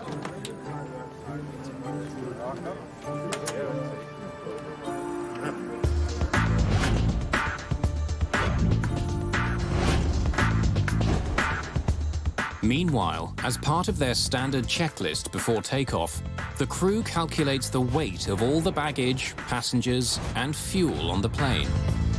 That's to make sure the plane isn't overweight, and the weight is spread evenly. It's a calculation that's made on all commercial aircraft. So we got a full house back there? You can count 19 people in the back. Don't know the bags yet. Okay. But baggage handlers raise concerns that the luggage they're loading may be too heavy. Damn. Captain, how many we gotta take off? We're figuring it out.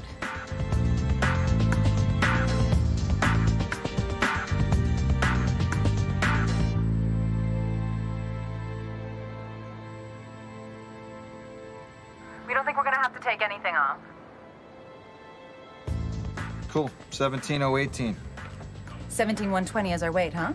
Yeah, is our max. So, we're cool. So, yeah.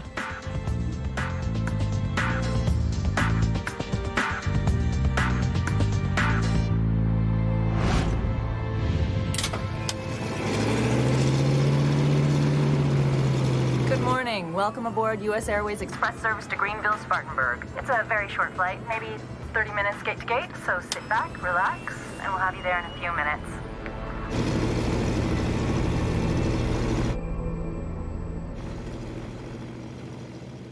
Before takeoff, the crew checks the flight controls, including the rudder and elevator, which help control the direction of the plane. Flight controls, free and correct. Air Midwest 5481, runway 18 right. Taxi into position and hold. Captain Leslie is moments from takeoff. On the runway ahead of them is a Bombardier CRJ ready for departure. The CRJ sure is a good-looking plane, isn't it? Yeah, wish I was flying it. With powerful turbulence released from the CRJ, Captain Leslie must keep a safe distance. They're gonna blast us with his jet blasts. Air Midwest 5481, turn right, heading 230. Cleared for takeoff. Set takeoff power, please.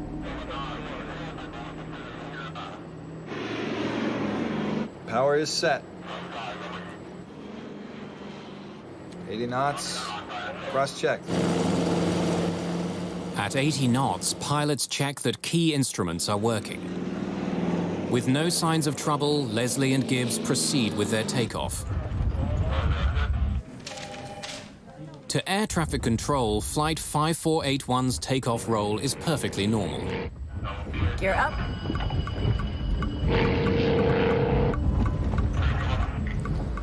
What?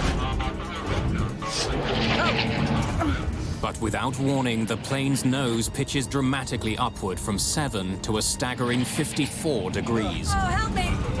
You got it? The crew struggles to get the nose back down again. Airflow over the top of the wings creates lift. But if the nose keeps rising, air won't flow smoothly over the plane's wings. The plane will lose its lift, stall, and plunge from the sky. Push the nose down! Oh my God! You have an emergency on Air Midwest 5481? Alert 3, standby, runway 18 right. The controller handling Flight 5481 calls for emergency equipment. Oh my God. The plane is now 350 meters from the ground. It stalls, rolls to the left, and begins falling from the sky. Captain Leslie pulls on her control column with all her might. If she can't get the plane to climb, she's going to hit the ground.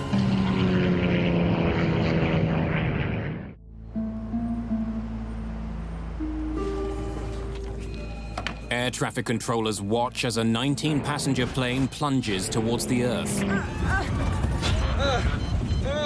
Captain Katie Leslie struggles desperately to get her plane to climb, but it won't respond. The plane heads towards a packed U.S. Airways hangar.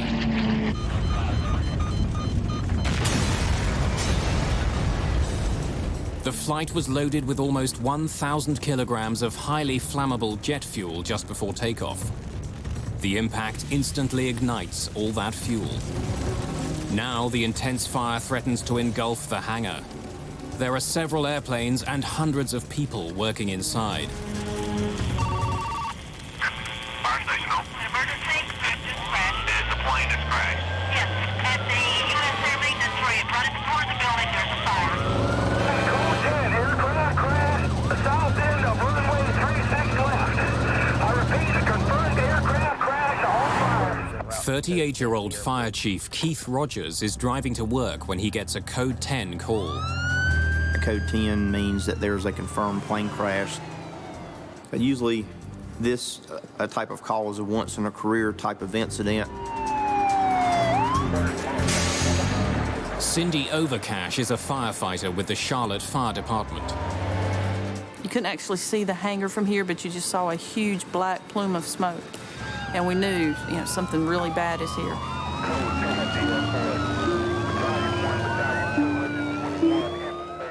In the adjacent building, sales director David Isola hears the explosion. Well, I was sitting at my desk, and I heard this loud boom. And one of the guys came in from next door and said that he just saw an airplane crash. And so I hopped in my truck and drove down to the site. From 60 meters away, Isola records the opening moments of the tragedy.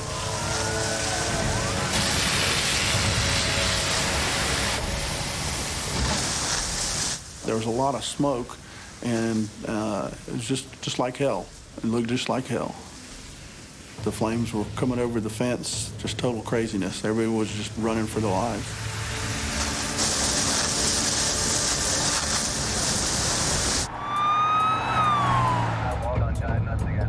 When Chief Keith Rogers arrives at the scene, he finds himself swimming upstream against a mob in panic.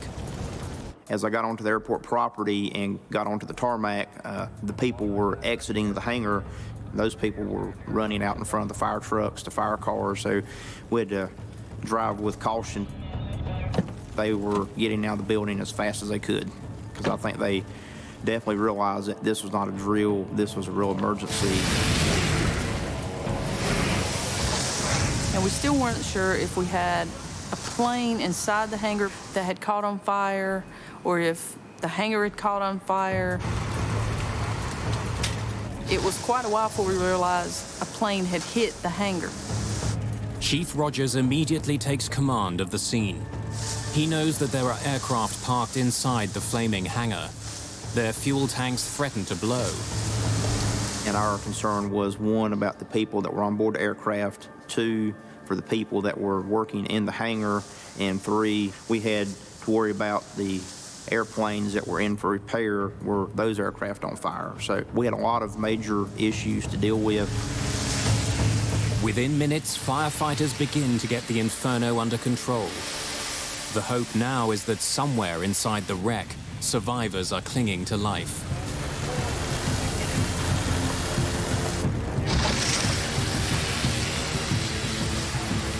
The main thing probably was on anybody's mind once we realized what we had was survivors.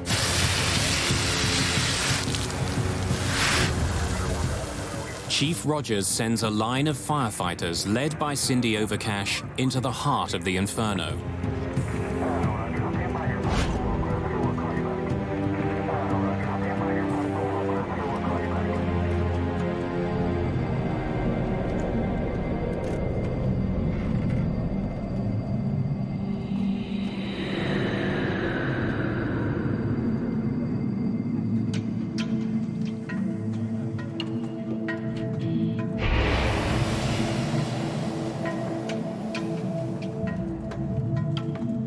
Cindy Overcash and two of her team make their way into the wreckage, carefully putting out spot fires along the way.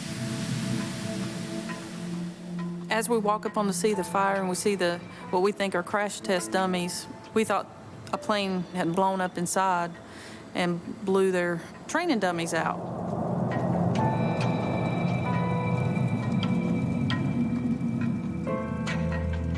And then it dawned on me. That's not a training dummy.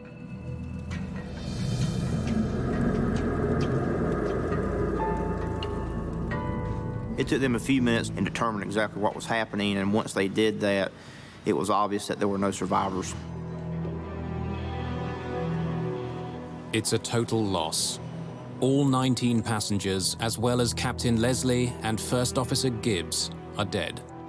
At about 8:53 this morning, we had an aircraft accident. It had 19 passengers and 2 crew. There are no survivors. And we hope that we never have to respond to a situation with such a large loss of life, but that is our job. This is some of the most difficult duty and tasks that a firefighter will ever do in their career. For medics and rescue workers, the ordeal is over. But for friends and family of the victims, the anguish has just begun. I was walking through the living room, and I stopped and said, my heart's beating right now just the way it was then. Said, has Christiana called yet? She said, no. Okay, and I knew then what had happened. I knew. So I went and got the telephone and called the school. He said, yes, Mrs. Shepard, we have some sad news. And he told me that the plane had crashed on takeoff. I asked if there were any survivors. He said no. So then I knew I had to go tell Doug, and he was in the garage. Yeah, it's something you never forget about. I was changing a fluorescent bulb, and Teresa came to the doorway. How do you say that? You use words every single day. How can you use words to ruin someone's life?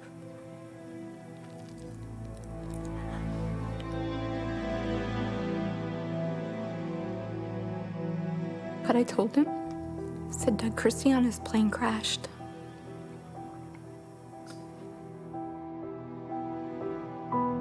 At that moment, my world fell apart.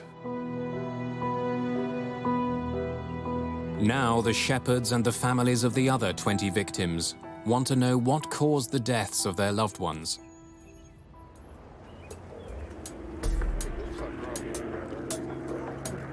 It's been almost 5 hours since Flight 5481 crashed into a hangar in Charlotte, North Carolina. With no survivors to rescue, neither bodies nor airplane parts are moved from where they fell until the arrival of investigators from the National Transportation Safety Board.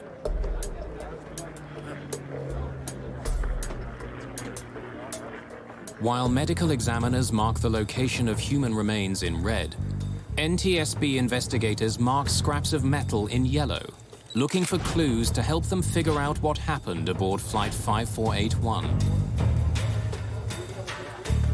Among those assigned to this case, lead investigator Lorinda Ward. This is her first assignment as the lead investigator of a crash. But today, she's not feeling her best. That day, I was a little bit under the weather. I was fighting off a cold. You have the adrenaline that shoots through your body at the time, and so that actually makes up for when you're not feeling well. And I knew that the other people on my team were experienced, so I felt comfortable going to Charlotte. At Charlotte Douglas Airport, Ward takes the first steps towards solving this accident. I checked in with the fire department to make sure that the fires had been put out, and then called a meeting with all the first responders to see what they had noticed when they came to the crash site. Ward acts fast. Because there are bodies entangled with the wreckage, she declares the crash site a potential biohazard.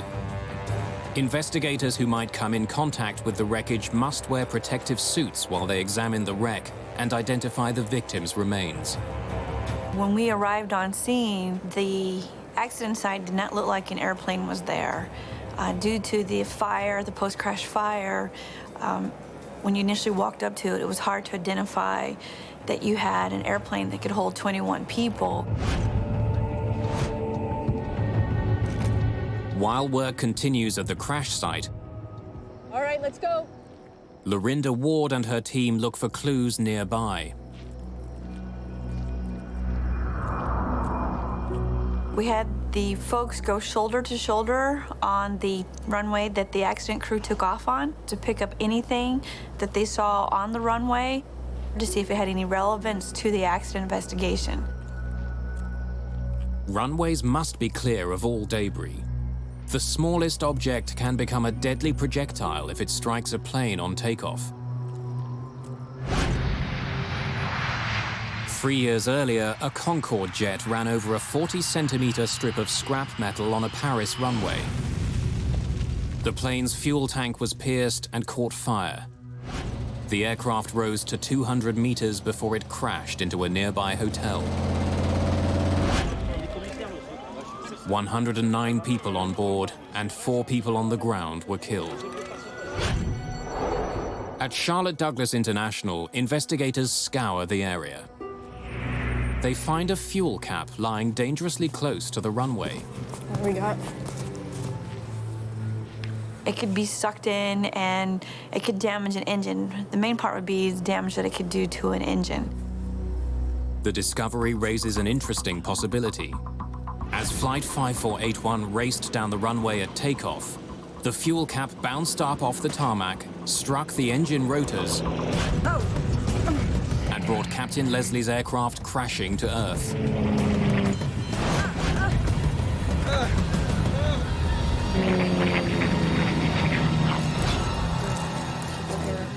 This was to be brought back to see if it had any relevance to the accident investigation, whether it came off the airplane itself or if it could have done some type of damage to the airplane. A closer examination leads Ward and her team to conclude that the fuel cap could not have interfered with the propellers. Investigators discover no other relevant debris on the runway. The runway debris theory is ruled out. Now, NTSB air traffic control investigator Bill English explores another scenario. When we first heard about the accident, it looked like there might be the possibility that we'd want to look at a wake turbulence encounter. The wings of a fast-moving jet disturb the air around them, creating a trail of violently swirling air. NASA tests decades earlier had illustrated the power and danger of wake turbulence to other planes. We had to see, did another airplane depart before it? That's where wake turbulence hazard would come from. And we wanted to look at what kind of airplane departed ahead of it. Larger, heavier airplanes are the more risky wake turbulence creating airplanes. Bill English examines radar records from the time of the accident. He learns that a much heavier Bombardier regional jet, a CRJ, took off moments before the beach. The CRJ sure is a good-looking plane, isn't it? Yeah, wish I was flying it. The wake turbulence is generated from the wingtips of any airplane. As soon as it starts to lift off the ground, it makes what people sometimes call horizontal tornadoes, vortexes of air that can create hazardous turbulence. Runway 18 right. Taxi into position. Air traffic controllers do have standard procedures for spacing out airplanes so that they have a chance to avoid the wake turbulence or let the wake dissipate.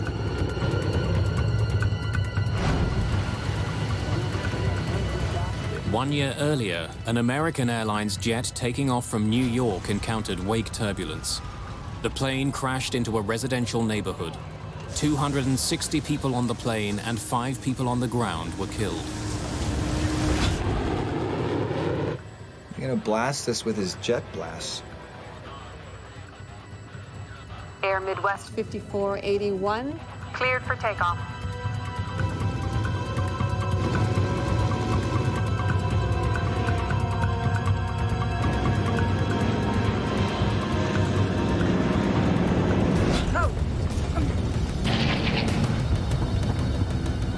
Air traffic investigator Bill English must now determine if wake turbulence from the CRJ caused Flight 5481 to crash. Bill English studies the flight path of Captain Leslie's plane and finds it consistent with a plane flying into wake turbulence. A pitch up is not unheard of in a wake turbulence encounter where the airplane will suddenly go nose up and the crew has trouble to counter that and get the nose back where it belongs. English needs to know how close the Air Midwest flight got to the larger jet. The Charlotte Tower has a sophisticated computer system that tracks the movement of planes while they're still on the ground. The system gave Bill English his answer. That system had a very rapid update, so we could see exactly where on the runway and at what time the regional jet lifted off compared to when the accident airplane started its roll. When Bill English plots the precise position of the planes at liftoff, he makes a telling discovery. Even though both planes used the same runway, their paths never crossed. The RJ started lifting off much farther down the runway than the accident airplane did, and the climb-out angle of the regional jet and the climb-out angle of the accident airplane never intersected. The angle of the accident airplane was very steep. It really had no possibility of intersecting the wake turbulence from the regional jet.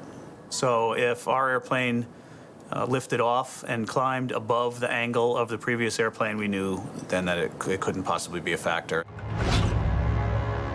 The wake vortex theory is ruled out, and Bill English's work is done.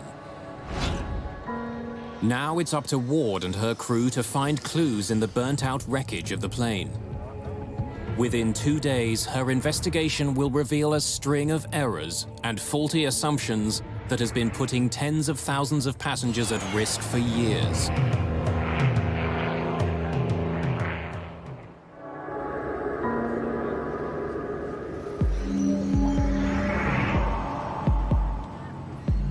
Within hours of the crash, investigators find the cockpit voice recorder and flight data recorder from Air Midwest Flight 5481. The recorders are designed to withstand temperatures of up to 1100 degrees Celsius. In this crash, parts of the voice recorder had actually melted. The devices are photographed and sent for analysis. Then, amongst the tons of debris on the ground, investigators discover the shredded remains of the elevator control cables. Vital to flight control, these cables link the pilot's control columns to the flight elevator, an aerodynamic panel that helps pilots climb and descend. Turnbuckles keep the cables taut.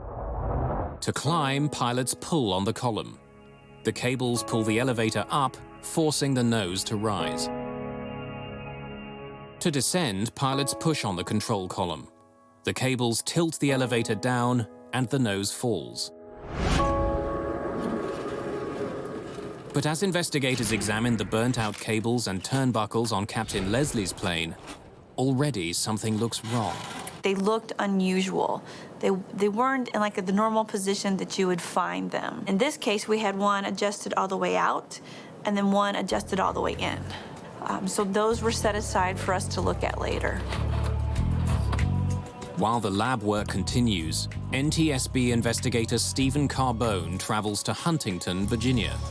He interviews mechanics who worked on the plane the day before the crash. At the time, we had known that it had just come out of a detail check, which is a routine check. And knowing that, we were looking into the possibility that something had been done during the check that needed to be looked at from an investigation point of view. The cables needed servicing. My guy wrote up a service order, and I put him on it. Don't forget the manual. Got it. Every 1,200 flight hours, Air Midwest planes go in for routine maintenance work. This includes adjusting the cables that control the plane's elevator. In the process of doing this check, he found that the mechanic had found that the cables were out of limits. So he had written up that he was going to check the cable tensions and then adjust them as per the manual. Everything's right. The mechanics tell Carbone that the work was checked and stamped for quality assurance. They believed that the aircraft was properly rigged as per the manual.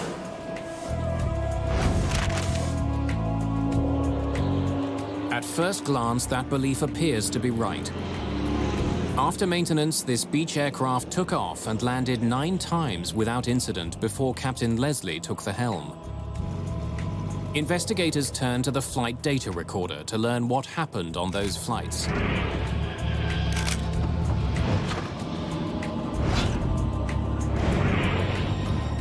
The flight data recorder stores data from numerous flights, both before and after the plane's cables were adjusted.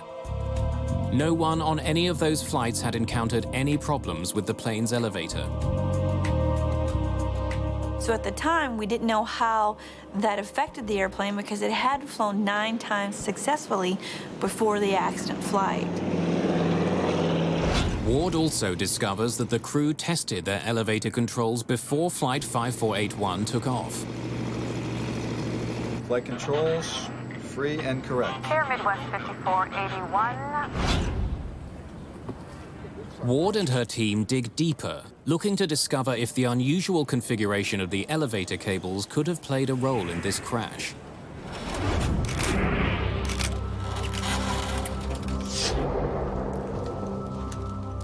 What they find strikes at the very heart of what went wrong. Normally, both turnbuckles are almost exactly the same length. But on Captain Leslie's plane, one turnbuckle is noticeably longer than the other. To establish the correct cable tension, mechanics tighten the turnbuckles. But too much tightening of a turnbuckle shortens the cables and cuts the range of motion of the elevator control. The elevator should be able to tilt to a nose-down position of 14 degrees. But their downward range has actually been cut in half to only 7 degrees. The result is deadly.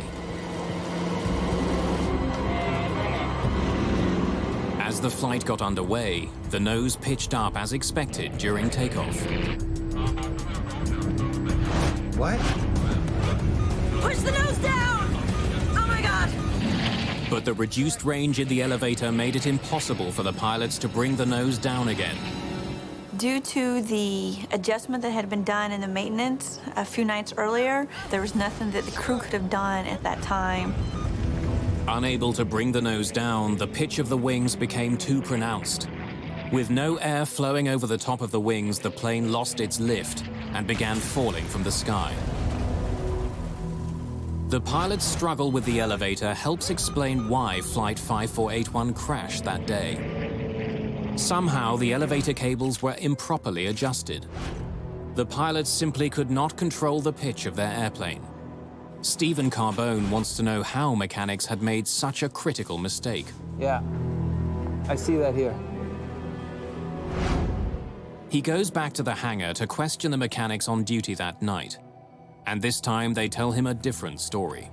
Most of the guys were just learning the ropes. The mechanics working on the airline were subcontractors to the contract company.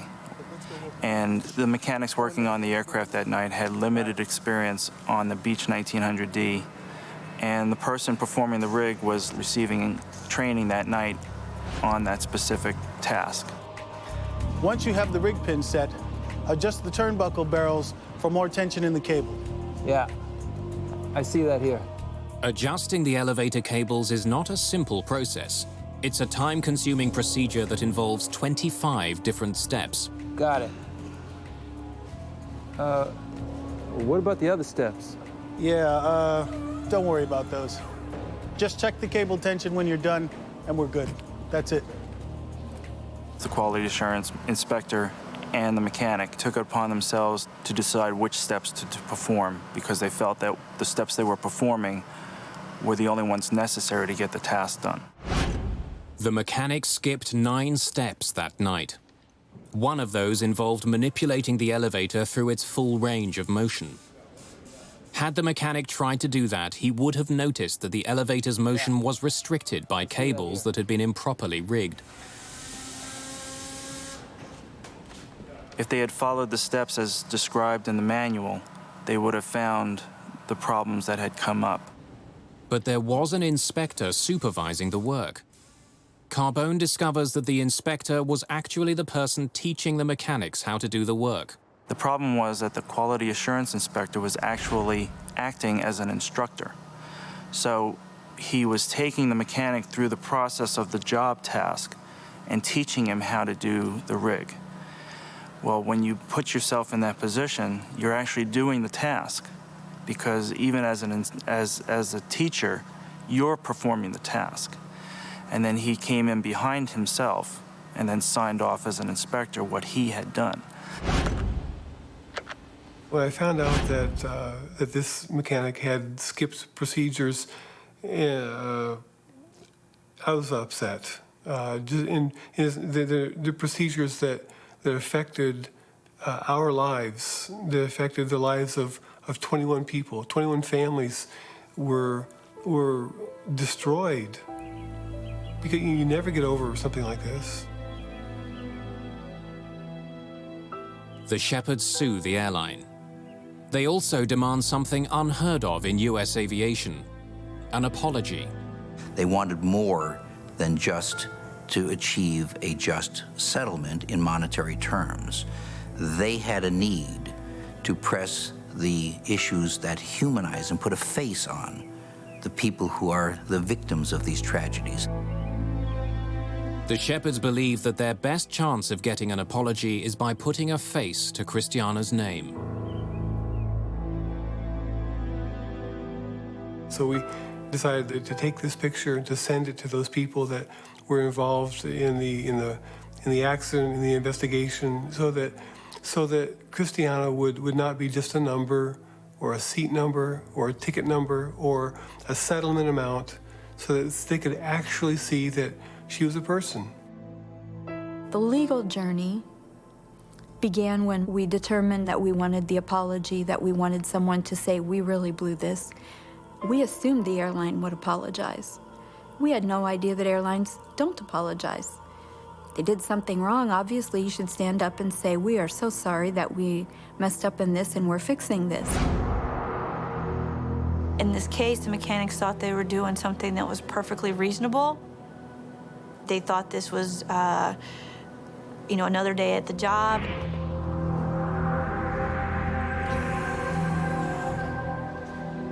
And then to come to find out that now 21 people have been, killed due to their inadvertent act.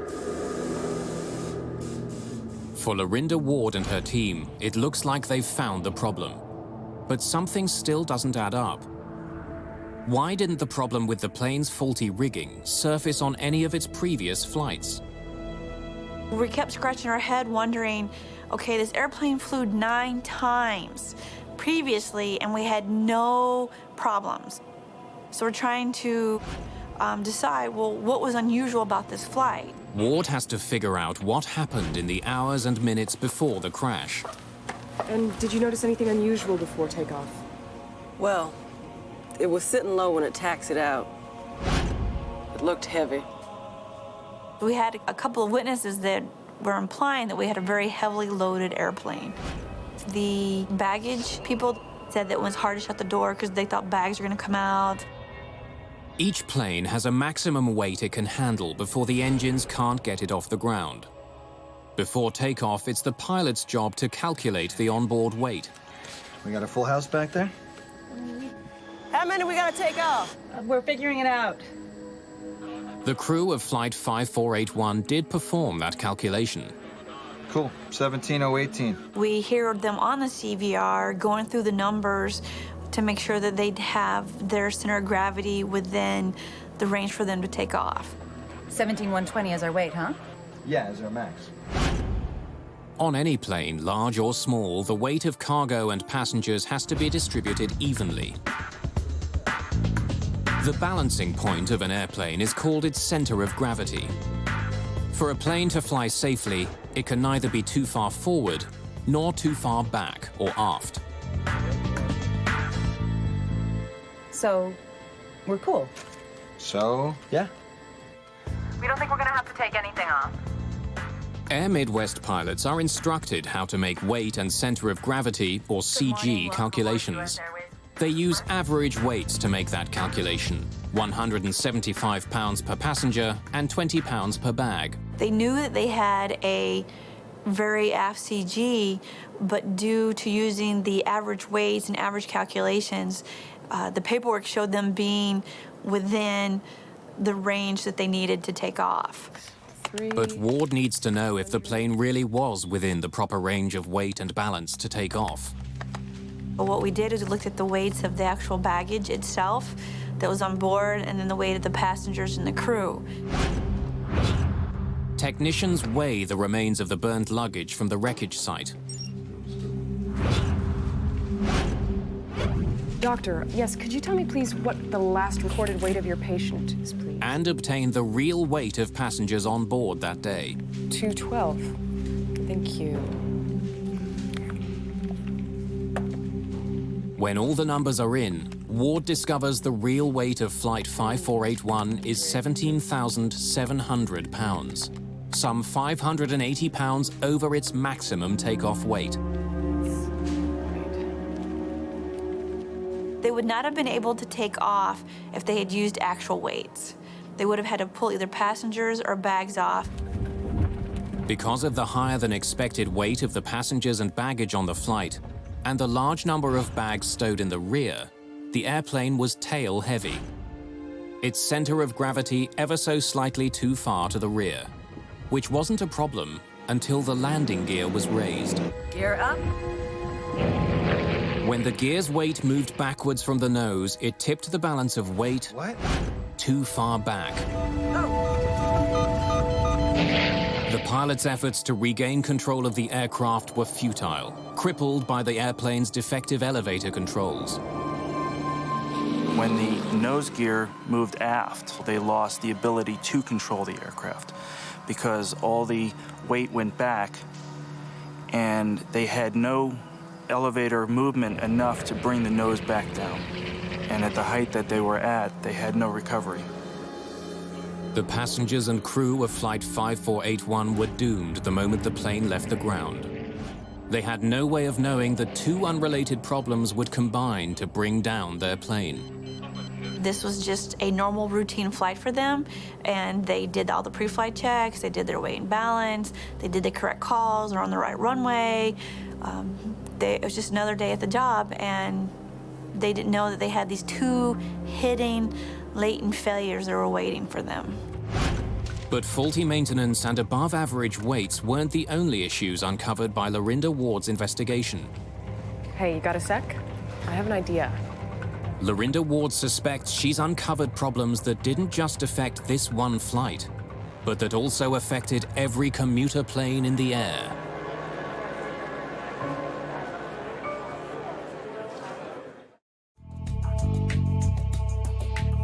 NTSB investigators say that every plane crash makes flying safer.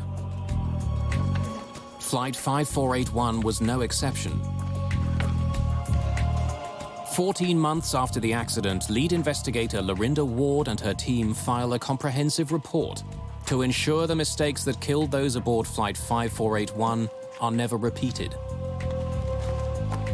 Among Ward's recommendations, that the FAA review its average passenger and baggage weights, an average that had not been revised since 1936. And since studies suggest that Americans and other adults were getting heavier from year to year, Ward suspected that the averages were off.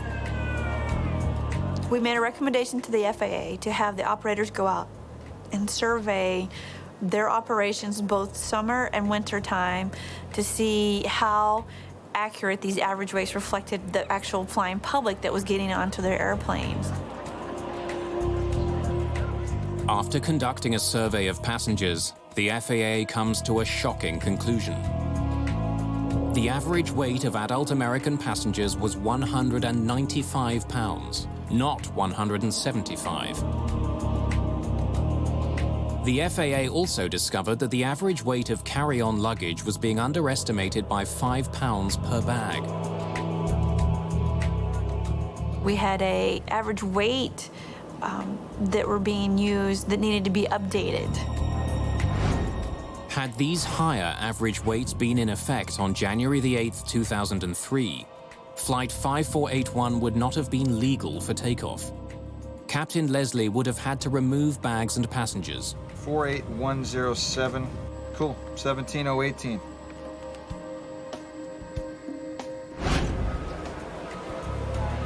Air Midwest pilots now use an average weight of 200 pounds per passenger, which means that their Beechcraft planes can only carry 17 passengers, not 19. But Ward's report goes on to say that even with updated industry averages, there's still room for error. Her report states that flying small aircraft will be safest only when airlines stop using average weight assumptions altogether and calculate the real weight on board before takeoff. New technologies are being developed to allow air carriers to measure actual weight and control balance in real time as the plane is loaded. Knowing the actual weight of passengers and baggage is vital. More and more people are flying on small commuter jets. As the cost of jet fuel soars, the smaller fuel-efficient planes become more attractive to airlines. In the United States alone, more than 10 million people a year board planes with fewer than 30 seats, Smaller aircraft are more sensitive to the weight and balance issue than, say, a larger airplane. In spite of Ward's recommendations and the available technology, almost 70% of small planes on scheduled flights still use average instead of actual weights.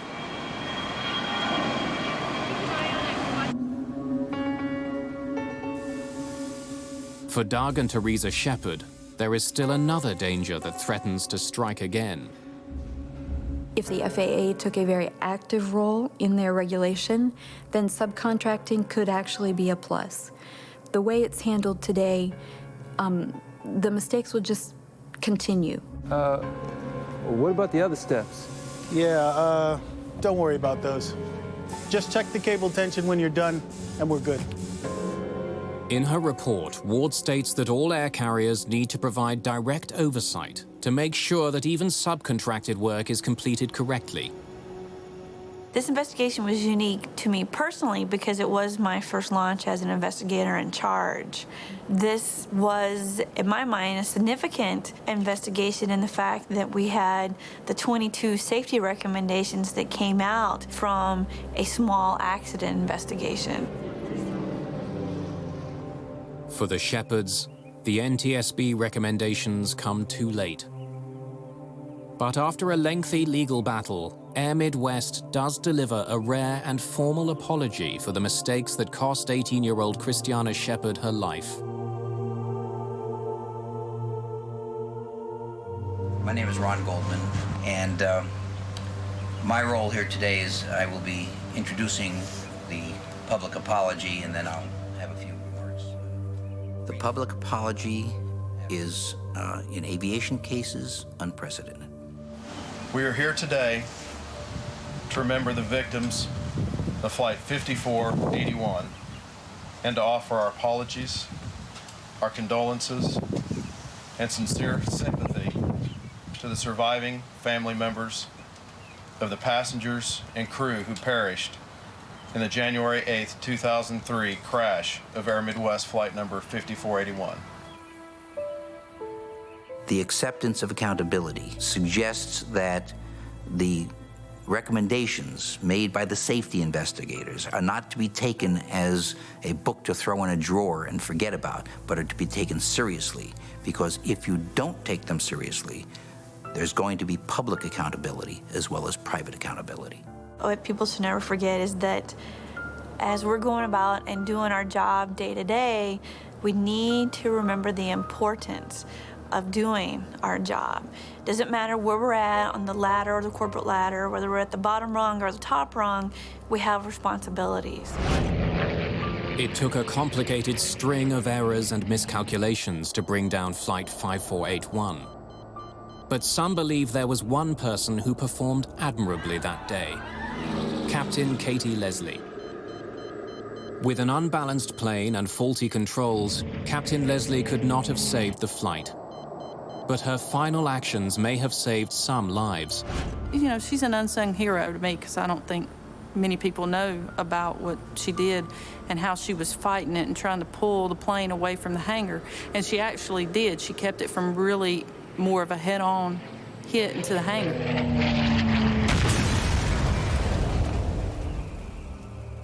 Which probably saved countless other people from perishing that day. It was firefighter Cindy Overcash who found the body of Captain Katie Leslie among the wreckage. To this day, Overcash still feels a special connection to the young pilot. I don't know, I just felt a kinship. I don't know why. I don't know, it could be as simple as I found her. And I was there when she left this world. I don't know, but I thought about her a lot.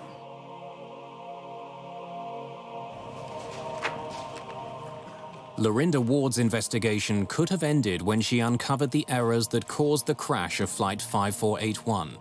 By digging a bit deeper, she made flying safer for millions of people.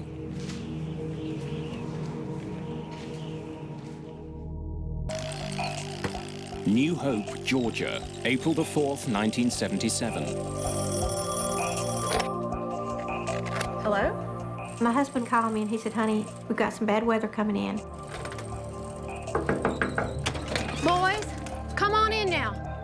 nasty weather's coming.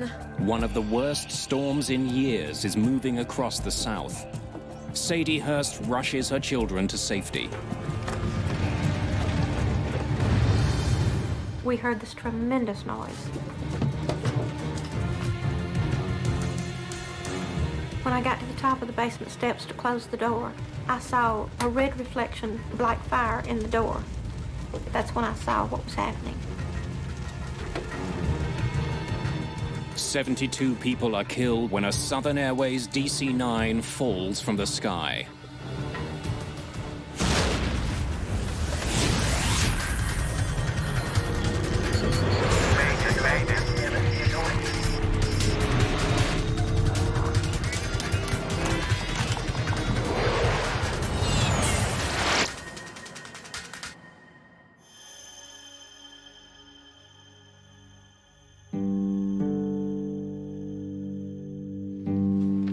Boarding pass. Thank you. Good afternoon, sir. Good afternoon. May I see your boarding pass, please? Sir. Just down the aisle on the right, sir. Enjoy your flight. Thank you. Boarding pass? 81 passengers board Southern Airways Flight 242, a DC-9 bound for Atlanta, Georgia. Many of them are military personnel from nearby bases. Captain Bill McKenzie and First Officer Lyman Keel have been shuttling passengers across the American South all day. Who's got the lander? Not me. Just the captain. Ignition, sir. Pilots regularly exchange tasks on long days like this one. First Officer Lyman Keel will be handling this leg of the flight. He's an experienced Navy pilot who's been with Southern Airways for 4 years. Before their last takeoff, the crew was handed a weather report for the airports along their route. Looks like you guys got a good one coming.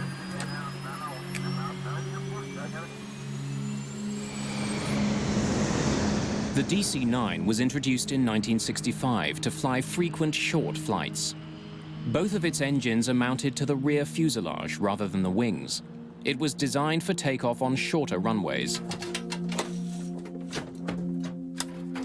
We had a 13 landing day, which was a lot of small stops, about 20 or 30-minute legs in between, and it was sort of the tour of the South. Skies have been smooth all afternoon, but the weather's worsening. The flight crew is prepared for turbulence.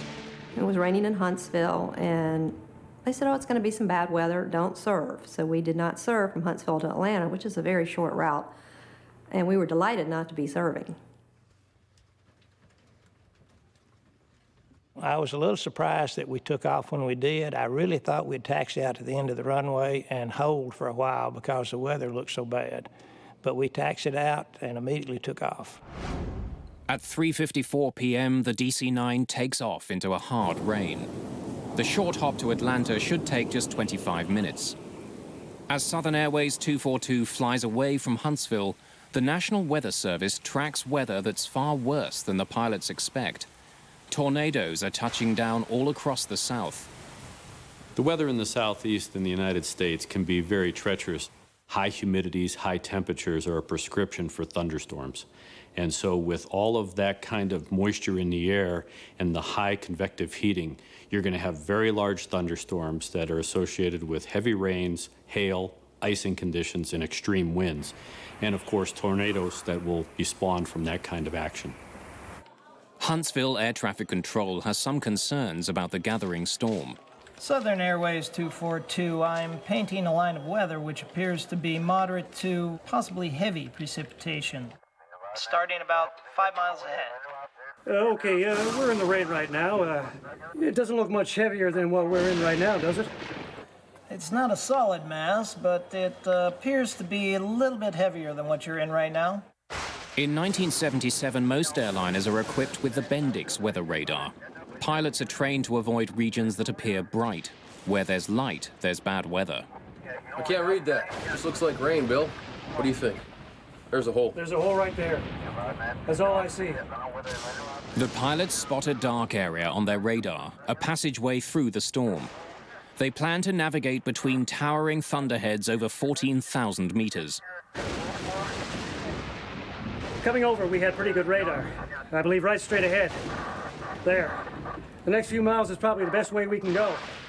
But as they head towards the storm system, they get an ominous report from Memphis Air Traffic Control. Attention, all aircraft. SIGMET.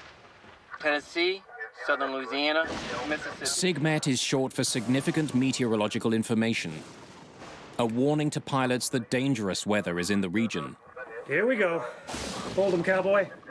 Pilots don't want to be within 50 miles of a lot of those types of thunderstorms for the very reason that the airplane may not be able to handle it, and or the pilots may not be able to control the airplane flying into that kind of activity. Mackenzie and Keel take a harder look at their weather radar. It looks heavy. Nothing's going through that. Mysteriously, the gap the pilots thought they'd spotted no longer seems to exist. That's a hole, isn't it? It's not showing a hole, is it?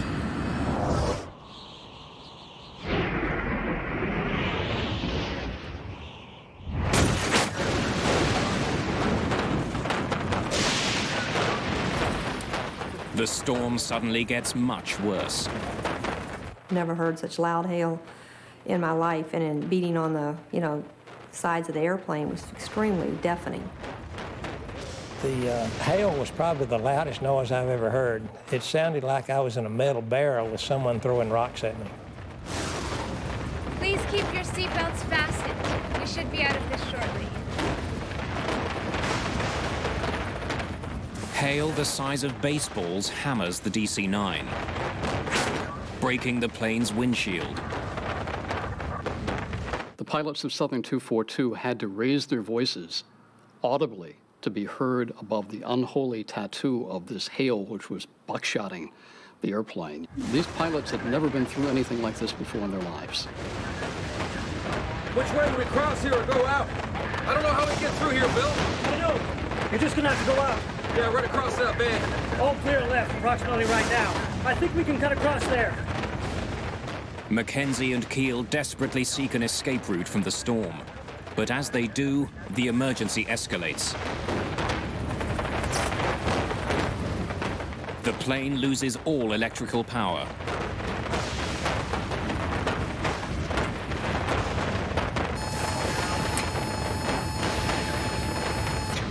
Without power, Keel must keep the aircraft level without an artificial horizon. Now the pilots are left to look back out the window and try and orient the airplane with the horizon. But surrounded by thick cloud, a horizon is difficult to find. It's almost impossible for Lyman Keel to get his bearings. Southern 242, what's your speed? Atlanta Air Traffic Control tries to make contact with Southern Airways. They receive no response. Southern 242, Atlanta, what's your speed? After I realized that we had a disaster in progress, or something was wrong, I got up and started briefing my passengers. The flight attendants were very quick in giving us emergency landing instructions. There was not very much time for anyone to start panicking.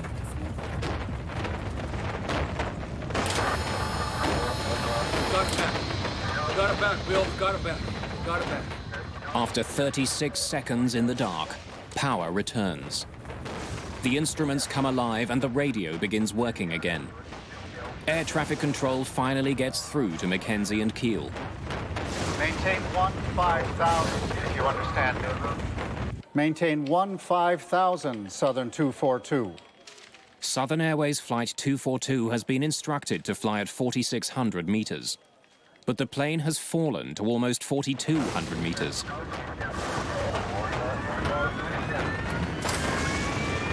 We're trying to get it up there. While I was looking out at the front of the left engine, I could see the hail continuing to put more and more dents into the cowling around the engine and into the cone in the center of the engine. And the engine was starting to make sounds like it was quitting.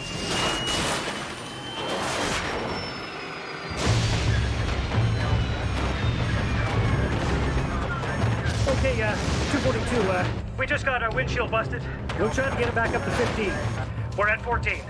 Southern 242, you say you're at 14 now? Left engine won't spool. Our left engine just cut out. You say you lost an engine and busted a windshield? Yes, sir. My God. The other engine's going too. Got the other engine going too. Southern 242, say again. Stand by.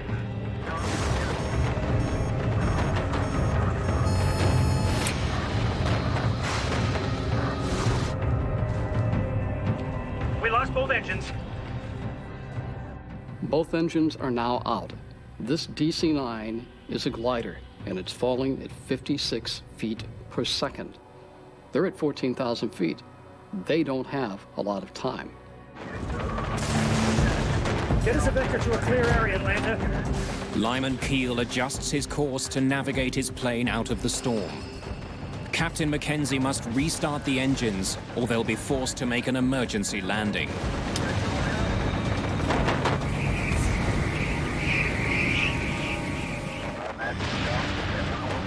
Without engines, Southern Airways Flight 242 is plummeting from the sky. There's also another dire consequence of the engine failure. Normally, the engines generate electricity for the instruments, radios, and hydraulics. When the engines quit, all of these systems fail. APU deployed. The APU, the Auxiliary Power Unit, is a backup power generator. It will provide electricity to the plane, but it will take more than 2 minutes for it to power up. Once they had finished their instructions and there was simply a waiting period before we landed, we turned to each other and said that we would all get through this together, and we held hands for a moment. When the second engine quit, I wasn't aware of what was going on around me. I was so focused on trying to figure out a way to save myself. I knew that sometimes the tail breaks off in an accident, and I felt the further back I could get, the better. There we go. After 2 minutes without systems, the Auxiliary Power Unit finally kicks in. The pilots may not have engines, but at least they now have power. We lost both engines. How about getting the vector to the nearest place? Captain Mackenzie needs directions to an airport. The flight can only stay airborne for another 6 minutes. Dorbin's Air Force Base is 32 kilometers away. It has a runway that's long enough for a DC-9. It also has full emergency services. Southern 242, roger. Turn right heading 100. Will be vectors for a straight-in approach to Dobbins. Runway 11. What's Dobbins weather, Bill? How far is it? How far is it? Lyman Keel knows Dorbin's Air Force Base intimately. He trained there, and it's now his home base as a Navy Reserve pilot. He's landed there frequently. Declare an emergency, Bill. Right now, Keel's familiarity with Dorbin's is the only advantage this crew has. Less than 16 kilometers away lies the town of New Hope, Georgia. Sadie Hurst sees no signs of an advancing storm. It was an absolutely beautiful day. The children were playing outside. They were riding their bicycles up and down the driveway.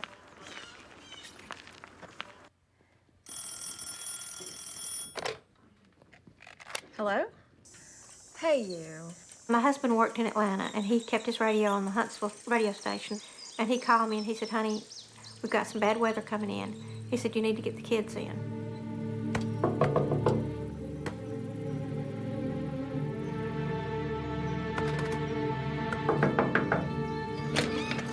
Boys, come on in now. Nasty weather's coming. Come in now. All right, flashlights and batteries, Stephen. Ordinarily, tornadoes come with bad weather, you know, dark clouds and rain and hail. But we didn't see any of that. Southern Airways 242 finally breaks through the storm clouds into clear skies. The plane descends steadily through 2,100 meters. Get those engines started. Once the engines failed, the workload in the cockpit increased substantially. In this particular instance, the first officer was the, quote, pilot flying. He was the one that was actually manipulating the flight controls and maneuvering the airplane. The captain, on the other hand, was now running checklist and trying to troubleshoot. Listen, we lost both engines, and I can't tell you the implications of this. We only got 2 engines. And how far is Dobbins now?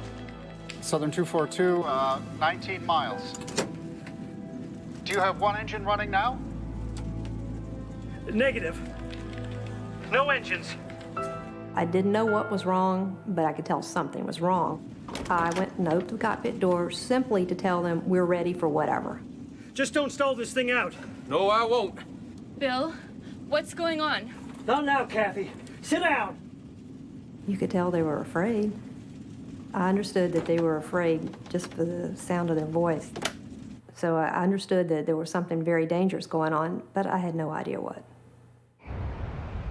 Down to only 1,400 meters, the plane is still 27 kilometers from Dobbins Air Force Base. Ask him if there's anything between here and Dobbins. What? Ask him if there's anything between here and Dobbins. Is there an airport between our position and Dobbins? Southern 242, no, sir. Closest airport is Dobbins. First Officer Lyman Keel doesn't think he can get the DC-9 as far as Dobbins Air Force Base. He's lost too much altitude. I doubt we're gonna make it, but we're trying everything to get something started. Roger. Well, there is Cartersville. You're about 10 miles south of Cartersville, 15 miles west of Dobbins. Keel needs a closer airport. Cartersville seems like a good choice. We'll take a vector to that, yes. We'll have to go there.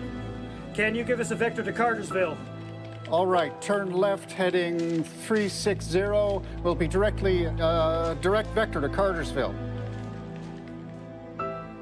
Air traffic controllers in Atlanta see no other options. They direct Flight 242 to Cartersville Airport. As the pilots seek out an airport, the flight attendants still don't know what type of landing to prepare for. They wouldn't talk to me. When I looked in the door, the whole windshield was cracked. So what do we do? I think we've lost both the engines. I thought so. Okay. Kathy, have you briefed all your passengers? Mm-hmm.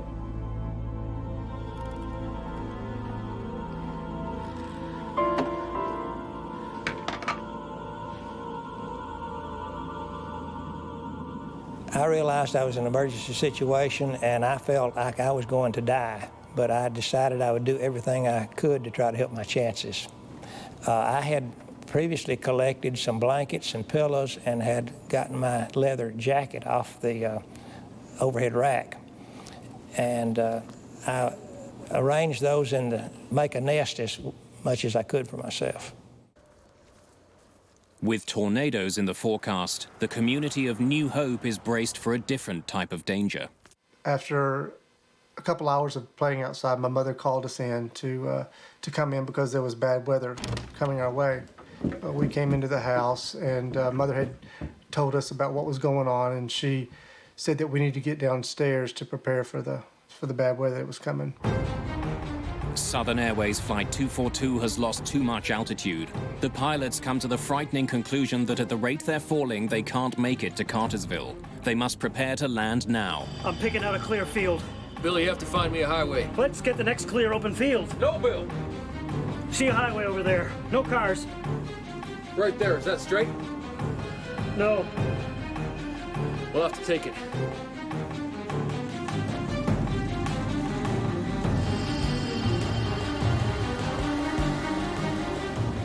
Lyman Keel decides to bring the plane down onto a rural highway, Georgia State Highway 92. Captain Bill McKenzie radios Atlanta Air Traffic Control with the bad news. We're putting it on the highway. We're down to nothing. The clock runs out on Southern Airways 242. Sweet Jesus. With no engines, First Officer Lyman Keel lines up the aircraft for an emergency landing on the highway that runs through New Hope, Georgia. In the last minute, we did a steep left bank in which we were able to see the pine trees that were very close to the aircraft. Flaps. They're down to 50. Oh, God, Bill. I hope we can do it. Without training on how to land a DC-9 with no engines, First Officer Lyman Keel's attempt is entirely improvised. Lyman Keel is a young man who has just come back from the proving ground of Southeast Asia, where he was a naval aviator. He learned the niceties of landing on a rolling, pitching aircraft carrier in the South China Sea in the middle of the night. What he was confronted with right now was even a greater test, the greatest test he had ever confronted in his life as an airman. I'm gonna land right over that guy. There's a car ahead. I got it. I got it now. I got it.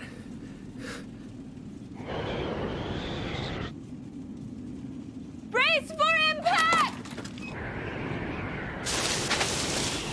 The Southern Airways flight touches down on State Highway 92. When the aircraft touched down, the first touchdown was very, very nice. It was smooth. It seemed like it was going to work and everything was going to turn out okay. And then it immediately bounced back up in the air and slammed down. Each bump that we made seemed to be harder and louder than the previous one. The plane smashes into New Hope. Before the plane completely stopped moving, there was fire blowing through the cabin. I felt my face burning, even though I tried to cover it with my leather jacket.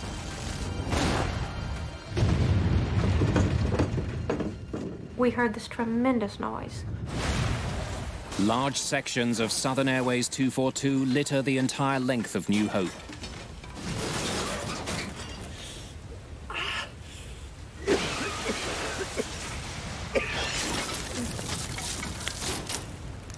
Come on, damn it.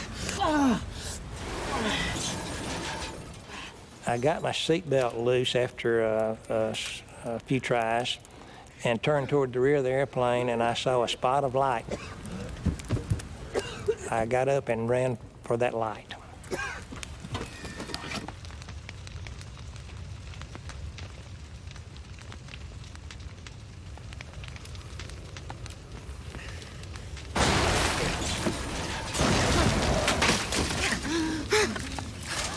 I could not believe I was alive. I just could not believe it.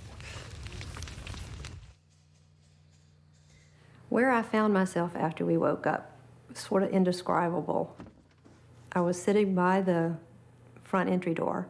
We have a coat closet that was adjacent to it and the back wall that the jump seat's strapped to. All three of those walls had collapsed and rolled into like a little triangle ball area. And there was just enough room for me inside. And I could see a crack of light, and I thought, I'm going through that crack of light, come hell or high water. In the very next instant, as if I had just blinked my eyes, instead of seeing the carpet between my feet, I suddenly was looking at blue sky above me. I realized I was lying flat on my back in the dirt. Everything to the left of me was flaming wreckage. I didn't even recognize it as being the plane that I had just been thrown out of. I thought it was maybe a house that we had hit. Stewardess Sandy Pearl also escapes safely. She's able to help others.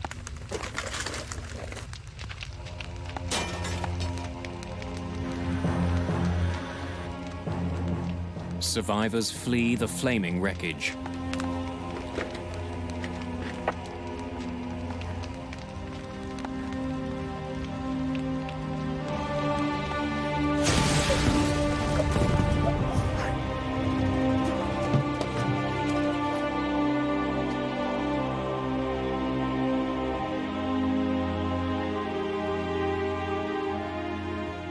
When I got to the top of the basement steps to close the door, I saw a red reflection like fire in the door.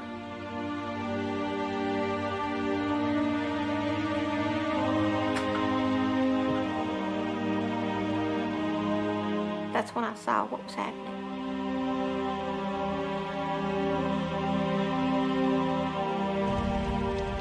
saw smoke and fire.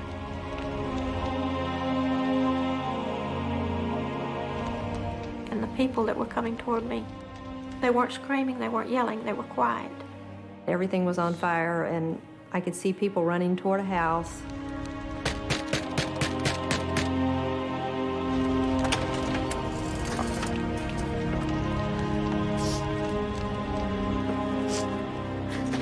I need to use your phone.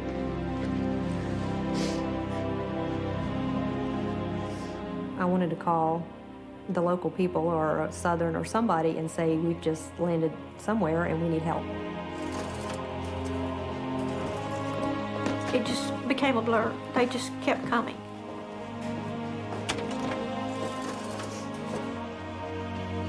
You help her.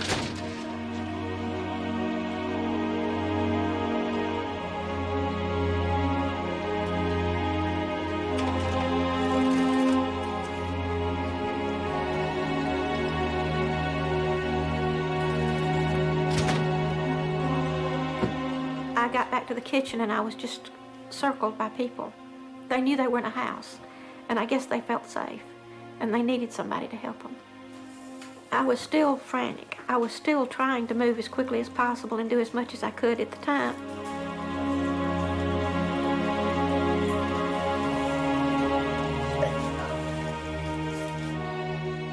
And I'll remember to the day I died just staring there at the trees burning and pine trees burning and pieces of aircraft. It was so unreal.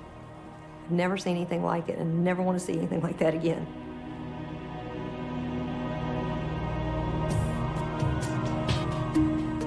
"72 people, including pilots Lyman Keel and Bill McKenzie, die in the crash of Southern Airways Flight 242. Investigators would soon uncover a tragic series of miscues and coincidences that caused the plane to crash. Southern Flight 242 crashed after the DC-9 jet lost power in both engines. The plane had just flown through a violent hailstorm on a flight from Huntsville, Alabama to Atlanta. I saw the plane as it came veering down, hit the treetops. We thought it was a tornado at first. Vehicles, people that was in this grocery store yard and vehicles, it actually hit them. A family of 7 is killed instantly when the plane hit their car. They were just leaving the store about the time that the flight tried to land on the highway. And then, of course, I think they hit the gas pumps and they exploded and everything around was on fire. And like I said, they were in the car and perished during the explosion and fire. Investigators from the National Transportation Safety Board arrive within hours of the accident.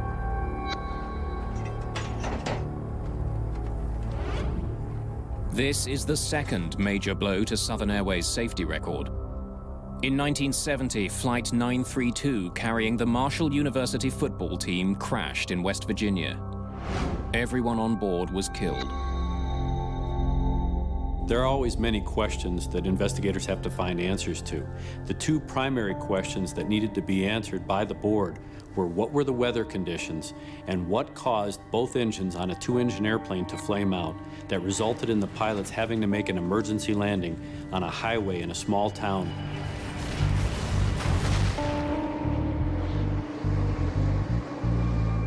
The storm that Flight 242 flew into was a monster. Why had a crew so familiar with weather in the South flown headfirst into it? That's a hole, isn't it? It's not showing a hole, is it? Investigators listened to the cockpit voice recorder for any clues about the decisions made by the crew as they were entering the thunderstorm. That's a hole, isn't it? It's not showing a hole, is it? They learned that the pilots relied heavily on their weather radar as they approached the storm. But it appears to have deceived them. All clear left, approximately right now. I think we can cut across there. One of the limitations of the radar that the crew of Flight 242 was using is signal attenuation. That is that the beam that is projected from the radar unit out to look at the weather and return is diffused, so that the picture that is depicted in the cockpit that the crew is looking at may not be accurate. Weather radar sends out radio waves. Those waves bounce off storm clouds ahead and return to the aircraft. But if precipitation is extremely intense, the radio waves can be deflected away. The radar unit might then interpret the lack of returning waves as a clear path ahead. Those inaccuracies are hard to decipher, and if the crew is depending solely or very intently on the radar to guide them through the precipitation, they may be making decisions that aren't based on accurate information. The storm that entangled Southern Airways 242 is one of the worst to hit the United States in 3 years. The crew didn't encounter a tornado, but it was battered by torrential rain and heavy hail. Which way do we cross here or go out? I don't know how we get through here, Bill. What Keel and Mackenzie read as a clear area ahead was in fact the heaviest part of the storm. They flew straight for it. The other engine's going too. Got the other engine going too.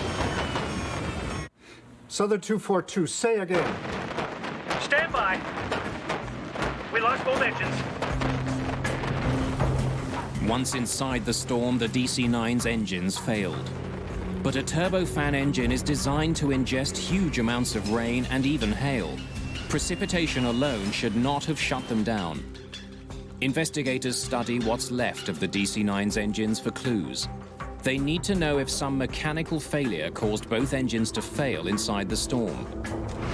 Well, initially I was puzzled as to how the engines could be involved in the cause of this accident, but I was very anxious to get there to see the engines myself to find out if there was any sort of visible failure in the engines. Pratt & Whitney, the manufacturer of the engines, assigns Al Weaver to advise the NTSB investigation. The engines are moved to Atlanta Airport for a closer inspection. And when they lifted the engines up in the vertical direction in the hangar, I could hear the tinkling and pieces fell out through the front of the engine onto the floor. I reached over and picked up those pieces, and I recognized them immediately as part of the high compressor blading deep within inside the engine. Al Weaver discovers that the pieces that fell from the engine were broken blades from the compressor. Jet engines need pressurized air for combustion. 2 separate compressors inside the engine are made up of dozens of steel blades. The rapidly spinning blades force air to the back of the engine. The pressurized air is ignited in the combustion chamber, creating thrust. Weaver notices that the compressor blades from Flight 242 are badly bent or fatigued. The way they're bent tells him they were damaged in the air, not when the plane hit the ground. And we know that that fatiguing and the type of fatigue that we could observe with our eye is caused by the repetitive surging of the engine over and over. A surge occurs when the airflow through an engine gets interrupted. Pressure builds up between the compressors instead of behind them. Without the back pressure, air from the combustion chamber moves to the front of the engine. The engine briefly loses power. Next, investigators need to find out if the repetitive surging was caused by the engines inhaling massive amounts of rain. When an engine ingests rain, it has to convert it into a gas before it can pump it out as exhaust. That process uses energy and slows down the engines. Investigators conclude that with so much rain to convert, the engines couldn't maintain enough power to run the generators. That's what caused the first power outage. But it doesn't explain why the engines failed completely. Al Weaver wants to know if the sheer volume of rain the engines were forced to ingest could have caused their failure. The same engine model that powered Southern Airways 242 is run with up to 14% water to air. Okay, engines at 3/4 throttle.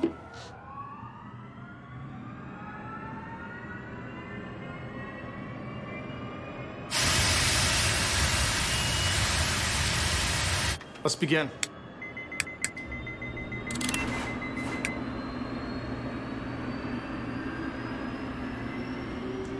Investigators ultimately throw monsoon-level rains against the engine.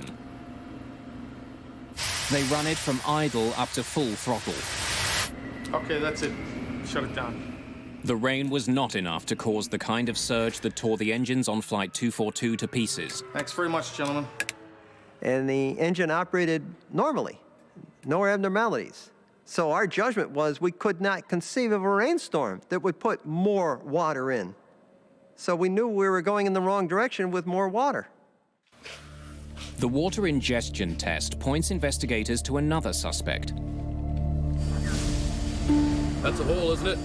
It's not showing a hole, is it? Hail.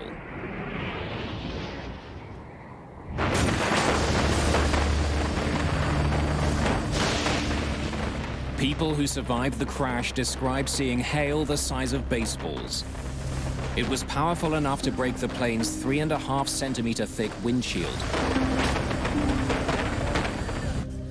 Al Weaver discovers significant hail damage on both of the plane's engine cowlings.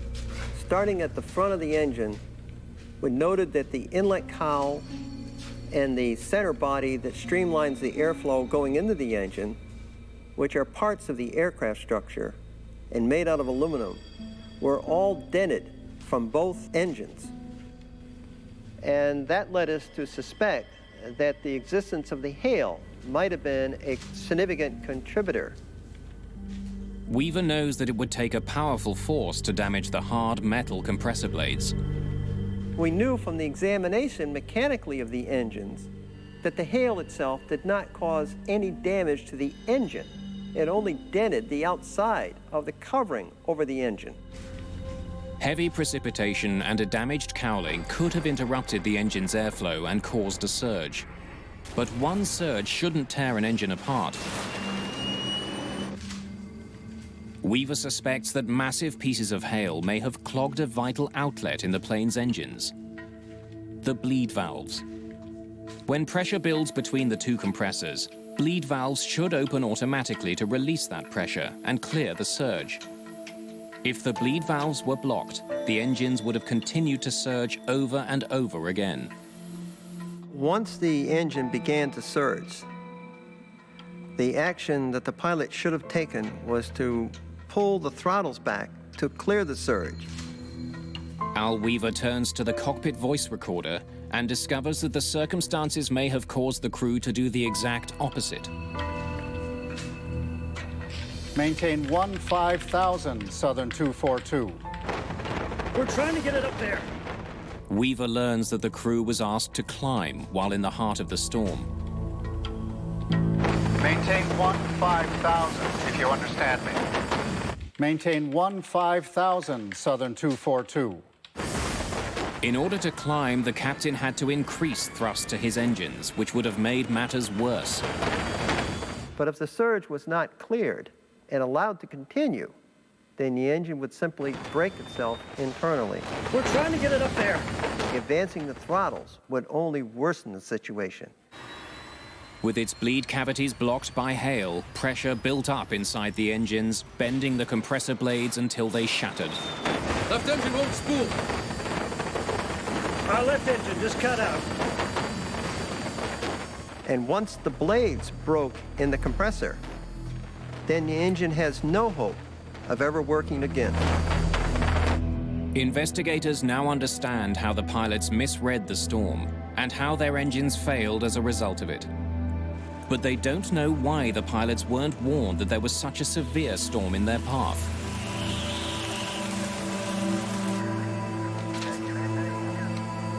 Who's got the landing? Not me, says the captain. Ignition, sir. As the pilots prepared to depart Huntsville, they did have a weather report from Southern Airways, but the information was already hours old. Looks like you guys got a good one coming. Southern Airways dispatch did not have updated information. They didn't subscribe to the National Weather Service's update system.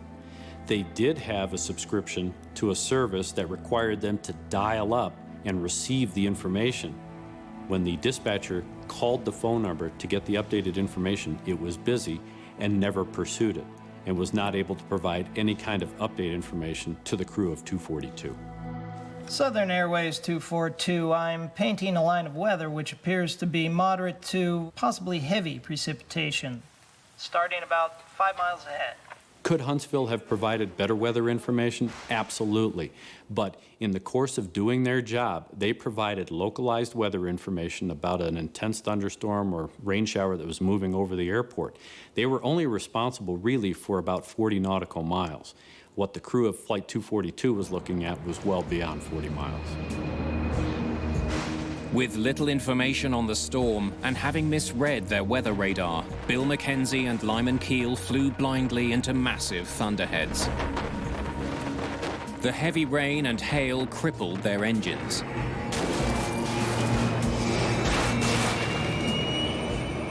The crew decided that their only option was an emergency landing. We lost both engines. How about getting the vector to the nearest place? Southern 242, roger. Turn right heading 100. Will be vectors for a straight-in approach to Dobbins. Runway 11.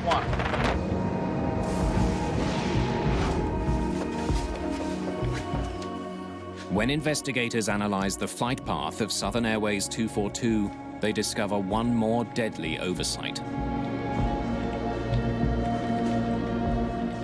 From the time the crew realized that they had no engine power till the time of touchdown was about 9 minutes. So in looking at the critical decision-making, they had about 7 minutes of solid critical decision-making before they were committed to that emergency landing on the highway. Get us a vector to a clear area, Atlanta. After the engines failed, the pilots made a 180-degree turn towards the west, looking for an escape from the storm. That takes them directly away from Dobbins Air Force Base. The turn takes the pilots out of the hailstorm, but leaves them further away from a runway. They also lose minutes of valuable flying time. Only once the pilots escape the hailstorm do they turn again towards Dobbins. Is there an airport between our position and Dobbins? Southern 242, no, sir. Closest airport is Dobbins. Had they maintained that course to Dobbins, rather than make the turns or try to find another airport, they probably would have had a better success rate and definitely a better survival rate. Southern 242, roger. Turn right heading 100. Will be vectors for a straight-in approach to Dobbins. Runway 11. By the time McKenzie received the instructions, Southern Airways 242 had been flying away from Dobbins for too long. The plane was simply too far and flying too low to make it there. Declare an emergency, Bill. But there was one last missed opportunity to save Flight 242. Investigators learned that just as McKenzie and Keel were directed towards Dobbins Air Force Base, they were right above another runway. Cornelius Moore Airport. I thought we would land at Cornelius Moore Airport because I was familiar with that airport. I had flown many times in our airplane back and forth between Decatur and Atlanta. Investigators learned that Cornelius Moore was just out of range of radar at Atlanta Approach Control. They didn't know it existed. They could not direct Southern Airways 242 there because they couldn't see it on their screens. When I learned that the controllers in Atlanta didn't know about the Cornelius Moore Airport in Cartersville, I was upset because we went within, I think, 3 or 4 miles of that airport, had a 4,000-foot runway, and even though some of the controllers thought it was too short, it sure would have been better than that highway we landed on. I was very, very angry. That's such a futile reaction. You know, there was such a waste of life that I was sad. The NTSB investigation concludes that the catastrophic failure of the turbofan engines and the failure to convey sufficient information on the storm to the pilots are the causes of the crash of Southern Airways 242.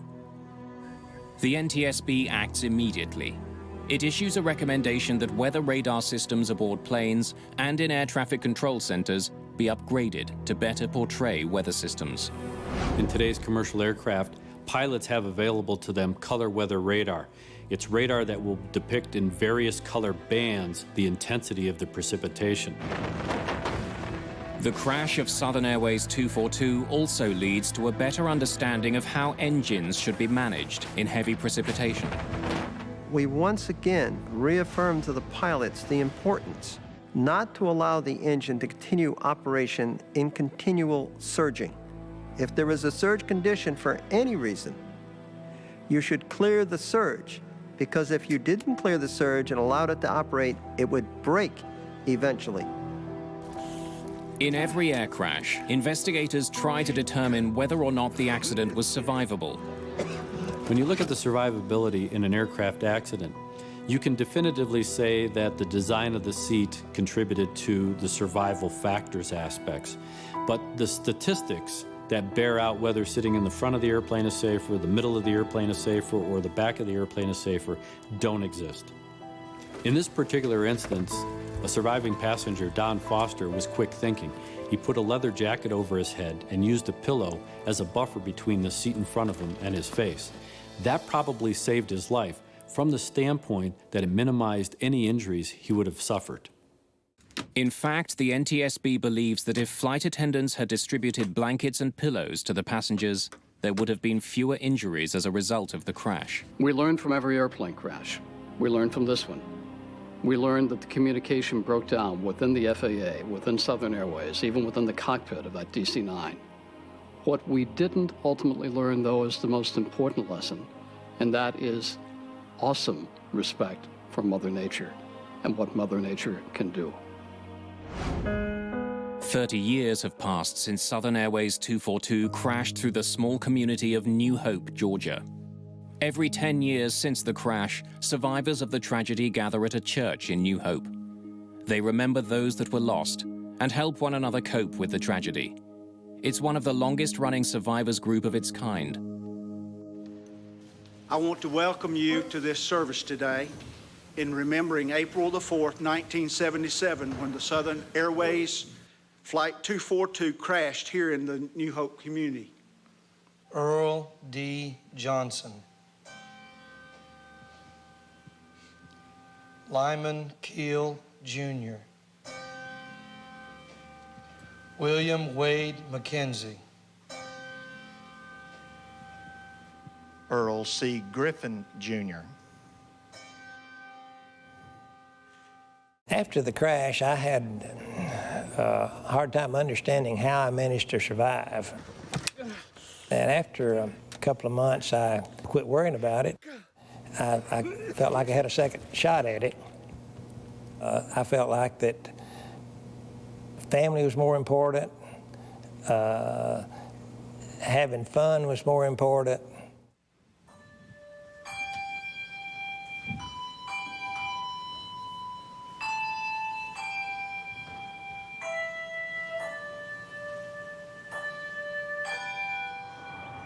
It took a pretty deep toll on our family, my mother and my father especially.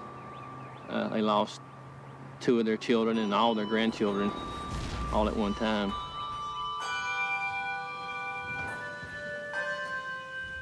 And I can still, to this day, I can smell the odors, and I can hear the sounds, and I can see those people. So many things will bring back those smallest memories. And every time it's triggered, the emotions come back. You don't want them to, you don't ask for them, but you can't stop them. I believe it's important for the survivors to get together so that they can share their experiences, know that there are other people that went through the same feelings that they did. I mean, I've had a great life because of this, in a way. That makes no sense, but it's changed me for the better. I think I've done better, had a better life because of how I grew from that.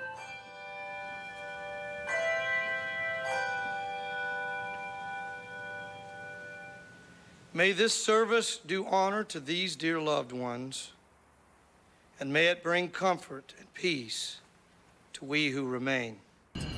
A crowded 747 has disappeared over the Atlantic. Their end is not showing up. Pieces are found scattered on the ocean's surface. But the vital clues are deeper than any air crash investigation has ever gone. In this accident, we had nothing. It was just mind-boggling. An international recovery effort goes to the very bottom of the sea to rebuild the shattered plane. What they discover will send shockwaves around the world.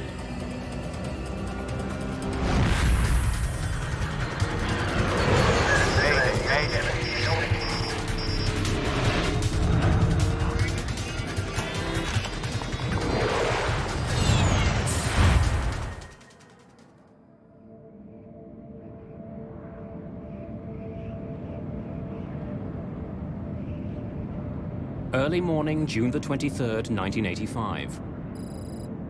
A 747 flies across the Atlantic Ocean, 9.5 kilometers above the water.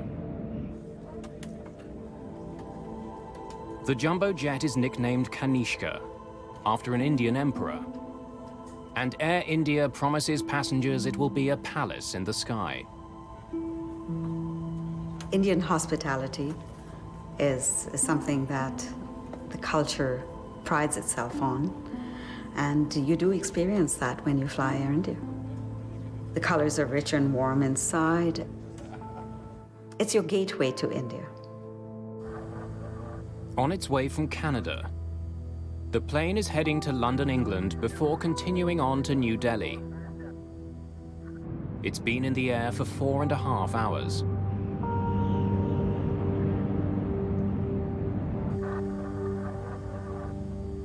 Captain Hansay Narendra is a veteran Air India pilot. Satwinder Binder is a captain too, who's serving as first officer on the flight. As the plane nears land, Binder talks with the flight's purser. Yes, sir? Insha, do me a small favor. At the back of the plane, seat 54, a boy is sitting there. He just wanted to have a look in the cockpit. Can I send him now? After about 15 to 20 minutes.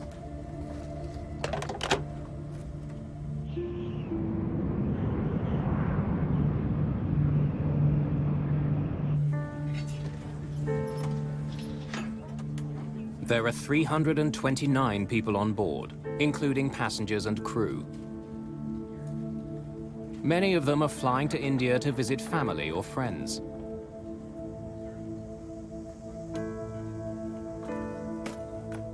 Vishnu Pada is traveling to India with his 2 daughters.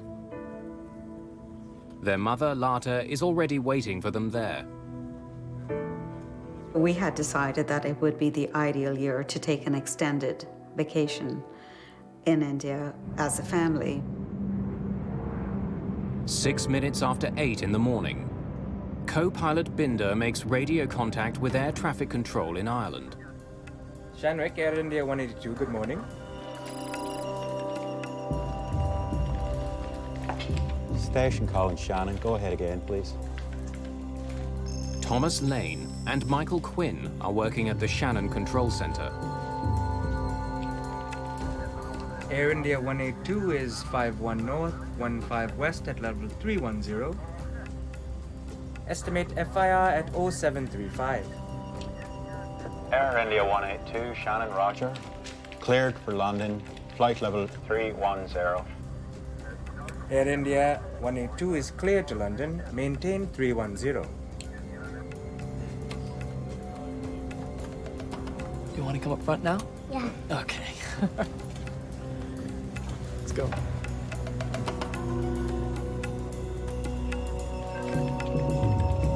It's a light morning at Shannon Control. They're dealing with just 3 planes. But something peculiar has happened.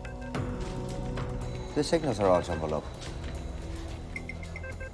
The signals on radar merged so that it was totally impossible to read the call signs and flight levels of any of the 3 aircraft. The Air India 747 is flying at 31,000 feet. A TWA jet is several thousand feet above it.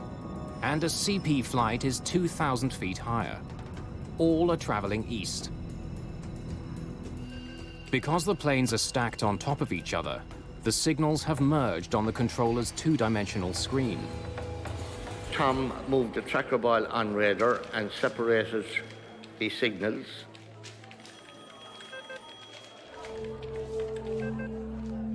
2 of the planes reappear on the radar, but the Air India flight has vanished. Air India's not showing up. Hold on a minute.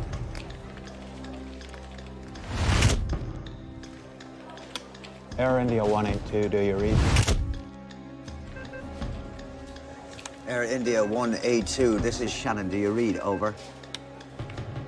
It's 8:14 in the morning.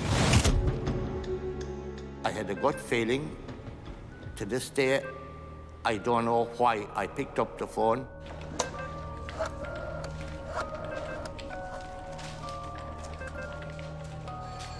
Yes, it's Michael Quinn at Shannon. We have a plane off radar. Normally, a distress call to search and rescue isn't made until a plane has been out of contact for more than 20 minutes. The Air India flight has been missing less than 60 seconds.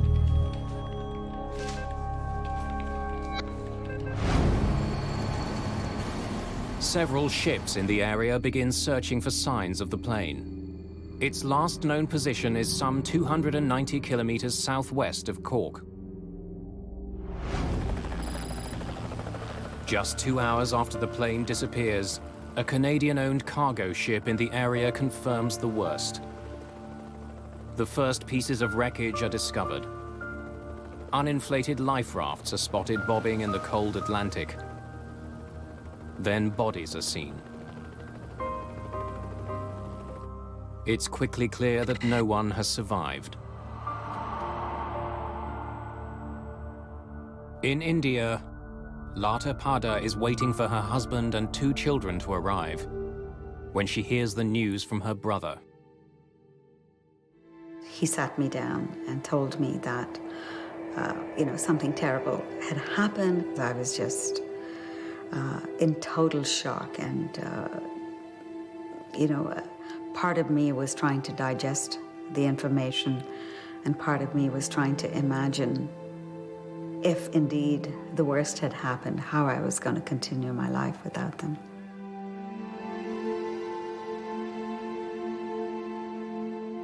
Dozens of bodies arrive in Cork. Many more will follow. Now investigators are faced with the enormous task of finding out how they died and what had caused the crash of Air India Flight 182.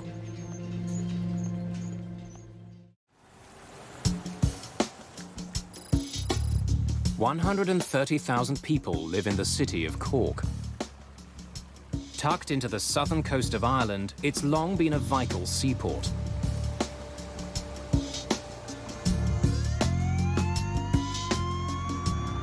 On June the 23rd, 1985, a gruesome cargo begins arriving at the city's docks. Just hours after Air India Flight 182 crashes into the sea, bodies and wreckage are brought in by boat. Dr. Cumin Doyle is a pathologist at the Cork Regional Hospital. The first bodies arrived at 4:45 p.m. on that Sunday afternoon, and at 12 midnight we had 130 bodies.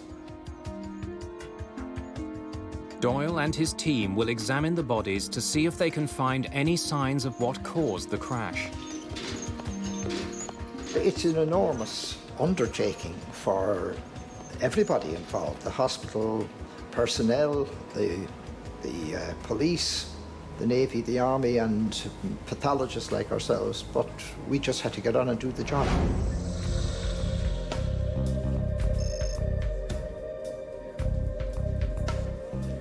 There are so many autopsies to perform that Doyle moves the work into the building's gym. We had 3 police people working on each body, photographer, a ballistics expert, and a forensic odontologist. That is a person who examines the teeth, the face, for identification purposes. In just 4 days, autopsies are performed on 132 victims. All parts of the body were examined externally in detail, and every detail was noted down. We were looking, of course, for the causes of the fatalities. Doyle makes a telling discovery. Almost all the victims died in the air. Only 2 of the bodies showed signs of drowning, which indicated that the others were not breathing when they hit the water. There's something else that's common to many of the victims. A large number have had their clothes torn off. Now that was important because if they had no clothes or little clothes, it indicated that they had fallen from 31,000 feet or so where this accident occurred. Some of the bodies also have signs of so-called flail injuries. These are breaks specific to bones in the hips, shoulders, and other joints. H.S. Kohler is the lead investigator into the Air India disaster.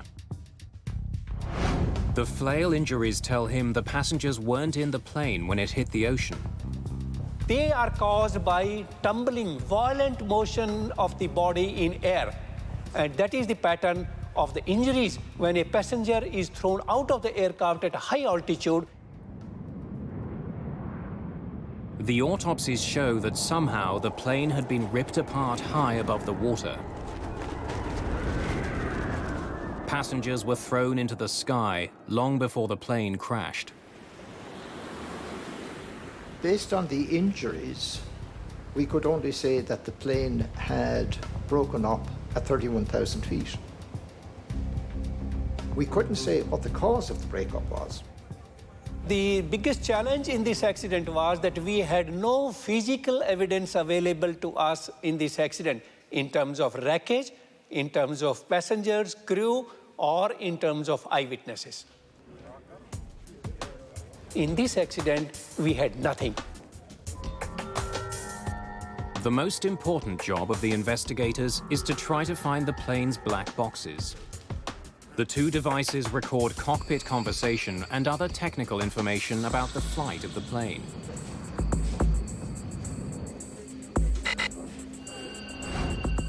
The recorders have radio beacons which send out a signal at a designated frequency. But it's still a huge task. The boxes are more than 6,500 feet below the surface, and the radio signals last just 30 days.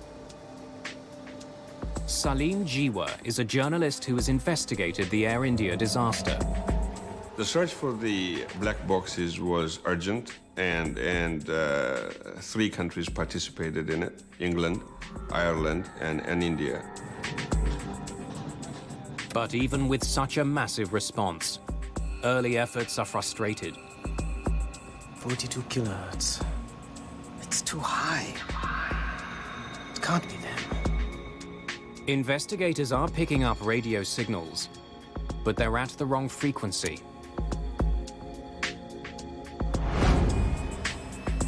As the search continues, H.S. Kohler and his team study the maintenance history of the plane. They want to know if an undetected flaw had caused the jet to come apart in flight.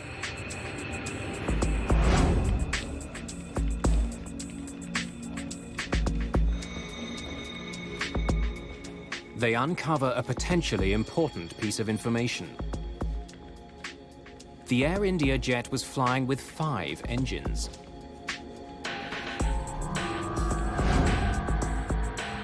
A 747 normally has 4 engines, but it can carry more. The plane was designed so that it could transport a malfunctioning engine beneath its wings. Ground crews can mount the engine to a bracket on the plane. It's exactly what happened to the Air India jet. There was an extra engine that a previous flight had left behind that was mounted on the wing of the aircraft. The extra engine creates substantial drag on the left side of the plane. If the pilots don't properly compensate, the plane will start turning in that direction. And this hypothesis continued that there is possibility that this 5th engine might have caused the breakup of the wing. In fact, investigators discover that before the plane took off for London, the flight engineer noticed problems with the way the engine was attached. There was a small problem in the fifth engine. I've asked them to fix it up. All right. Investigators also learned that some internal parts of the extra engine were taken out and stored in Flight 182's cargo bay. They are so enormous that pieces of the cargo door were removed to make the job easier. Some of the other parts of the engine went into the rear of the aircraft. Aircraft such as the 747 can handle this quite easily. It's routinely done.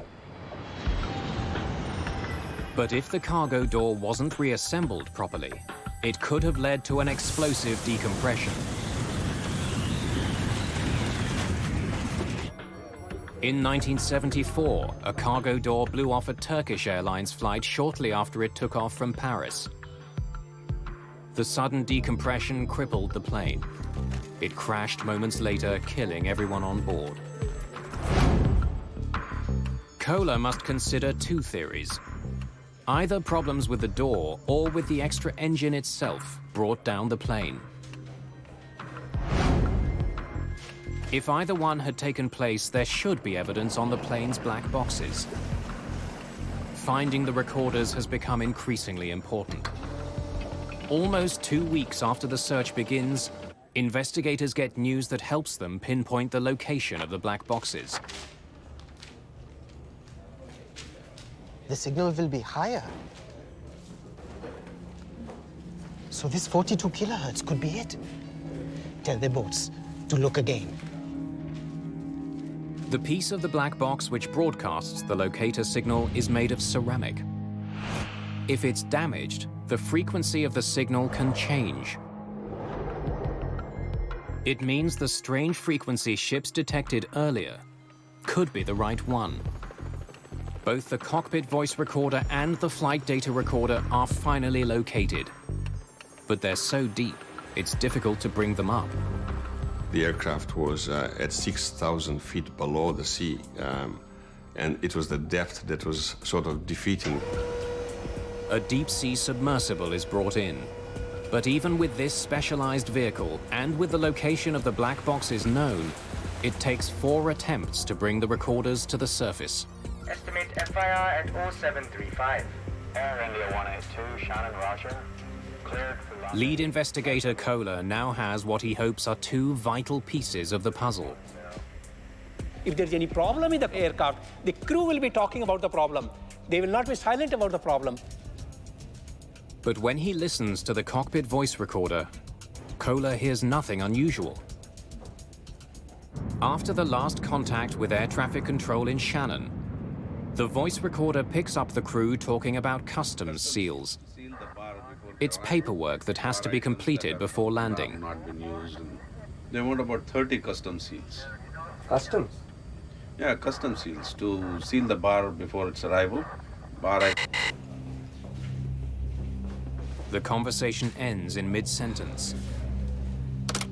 That was it, and then everything was, of course, silent. The cockpit voice recorder indicated that there was no abnormality in the cockpit, no emergency. Every conversation was normal. The plane's flight data recorder tells a similar story. Kohler pours through details about Air India's speed, altitude, and dozens of other pieces of information. The extra engine did cause the plane to bank slightly, and the jet's rudder was turned 11 degrees to the right. But this was exactly what the crew needed to do to offset the drag created by the 5th engine. We found that all parameters of the aircraft altitude, aircraft heading, aircraft bank attitude, roll attitude, autopilot engage, everything was working normally till the last point.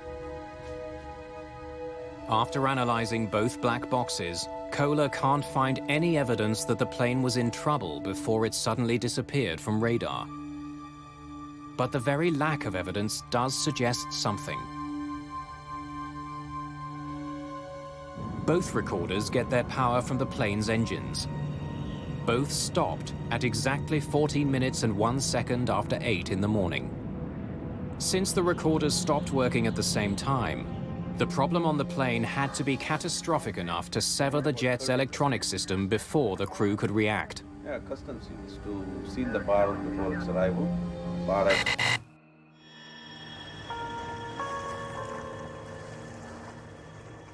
Investigators are becoming convinced that there are only two possible explanations for the crash: a devastating decompression or a bomb.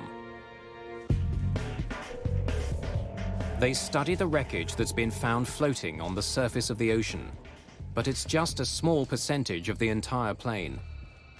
And none of it is helpful to investigators. It offers no clues to explain why the plane crashed. We knew there was no fire. We knew the aircraft was performing well. Everything was normal. There was no cockpit emergency, no warning. We got elimination of all the things, but we did not got the answer as what happened.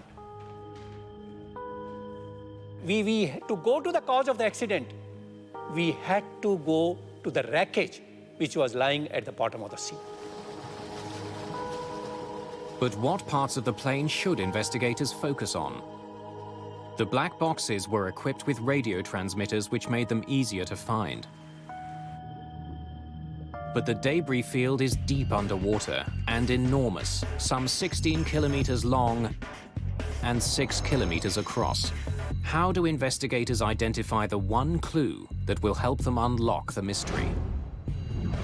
Roy Truman is an underwater salvage expert. He's brought in to do something that's never been done before: retrieve the ruined pieces of a jumbo jet from the bottom of the ocean. In hundreds of thousands of pieces, he needs to find the ones that will explain why the plane crashed. Up until that time, we had only been used with recovering small aircraft. Here we're talking about a 747, which was huge, and we had no idea of the size of the pieces and what we were going to find. Investigators know they can't bring the entire wreck to the surface. It's so deep it takes hours to recover a single piece. The submersible takes underwater video and still photos. Investigators use those to decide which pieces to bring to the surface. It was a narrow corridor, and at each end of the corridor, it was very light wreckage. All of the heavy stuff, engines, main aircraft structure was in the middle of the wreckage field. Like searching for a needle in an underwater haystack, investigators hope to discover the cause of the crash in a tangle of ruined metal. But autumn is coming. Soon the weather will turn bad, and they'll have to abandon their search. The key to unlocking the disaster still lies somewhere at the bottom of the ocean.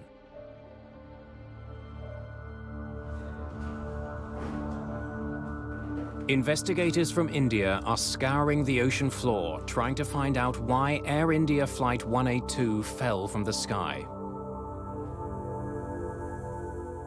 As the work continues in Ireland, there's growing suspicion in Canada that the Air India crash was no accident. As police and investigators sift through the list of passengers on the plane, they find something peculiar.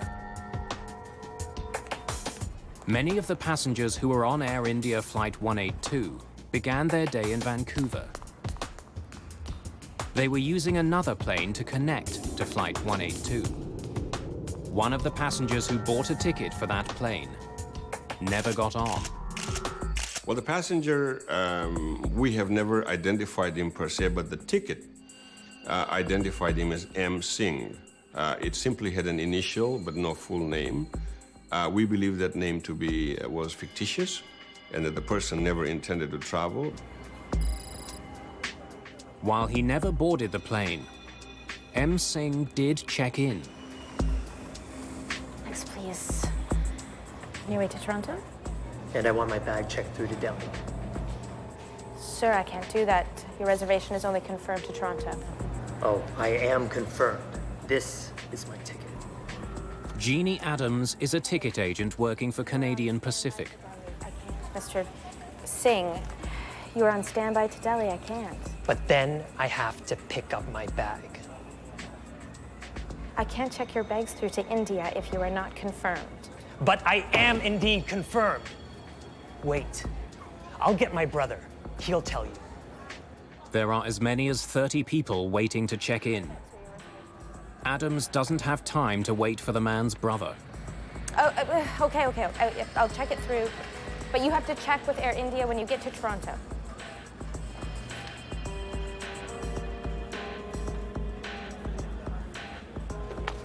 Receipt is 10B. Even though Singh doesn't have a ticket taking him to India, his bag is checked straight through. His luggage is loaded, but no one notices that Singh never boards the plane that leaves Vancouver. She broke the rules as they were. She should not have allowed that to go through for New Delhi interline. But she was so bullied and so browbeaten by Mr. Singh in front of everybody else that I think, to her eternal sadness and heartbreak, she gave in. Singh's maroon bag didn't raise any concerns when it was loaded in Vancouver. Since the Air India flight was international, when the bag arrived in Toronto, it faced a more strict series of inspections. This is what it will sound like.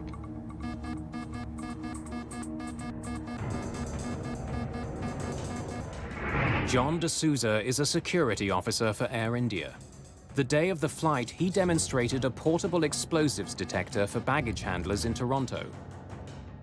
Chemicals in a match triggered the device, as would chemicals used in some explosives. Okay. The portable device was put to use because the X-ray machine, which normally scans every piece of luggage, had broken down. The technology, especially the X-ray technology, were very weak, very in their infancy at that time, and it didn't work reliably. And in the case of the Air India episode, the technology went quite badly wrong, which was one of the tragedies of this situation. As security workers used the portable explosives wand on the bags, everything seemed normal, until they got to the maroon bag.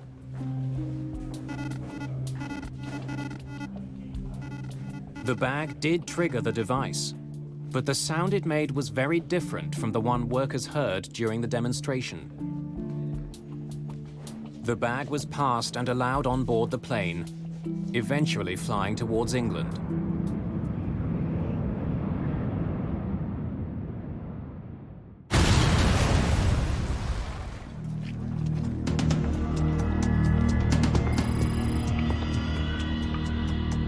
As Air India Flight 182 flies over the Atlantic Ocean carrying M. Singh's bag, an explosion rips through Tokyo's Narita Airport. 2 baggage handlers are killed, 4 people are injured. A bomb has been hidden inside another piece of luggage that came from Vancouver.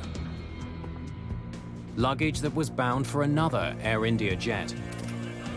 And it was headed for the cargo hold. When it exploded on the ground, once it was put on, the bag was probably just thumped a little bit, and it exploded as the 2 Japanese baggage handlers were putting it on a conveyor belt. Just as on Flight 182, one of the bags being moved in Tokyo was checked in by a passenger who never boarded the flight. There was no X-ray machines in use at Vancouver Airport. There was nothing to stop that bag from flying to Tokyo. There's a disturbing connection between the Tokyo bombing and the Air India flight.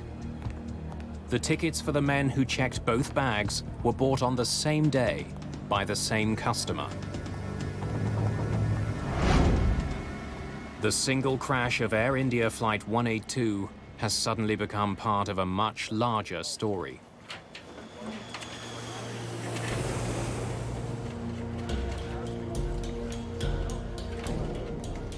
With the apparent connection between the 2 incidents, investigators in Ireland are extremely interested in what police find in Tokyo. Soon after the bombing, forensic experts descend on Japan's Narita Airport. There are traces of evidence everywhere, The Narita bombing was within a confined space. So unlike the Air India Flight 182 situation where we had debris scattered over 9 miles under the ocean and pretty hard to retrieve, we had, in a sense, the good fortune of a contained area where an explosive device went off. Pieces of metal and circuit boards are embedded in the walls. Explosive residue clings to parts of the container that housed the bomb. Amazingly, Japanese forensic experts were able to pick out tiny parts and fragments, and all the analysis finally led Japanese police to identify the vehicle that was used to carry the bomb. Experts even find serial numbers on pieces of the wreckage. Clues that show the bomb was hidden inside a specific stereo tuner made by Sanyo. All 2,000 tuners that were ever made were shipped to a warehouse near Vancouver, British Columbia. From there, they were sent to stores across the region. One of those tuners carried the bomb that exploded at Narita. Police have a difficult task trying to trace the sale of 2,000 tuners. They could have been sold to anyone. Most of the stores that had received the tuner had been sold out for years. But police get a break when they ask about the tuner at a store in Duncan, a tiny town on Vancouver Island. The last unit had been sold just a few weeks ago. They were able to figure out who bought the stereo tuner which contained the bomb. Police obtained the same sort of tuner that was used to house the bomb on Air India. They conduct tests to see how big the bomb would have to be to create the sort of damage that was found in Tokyo.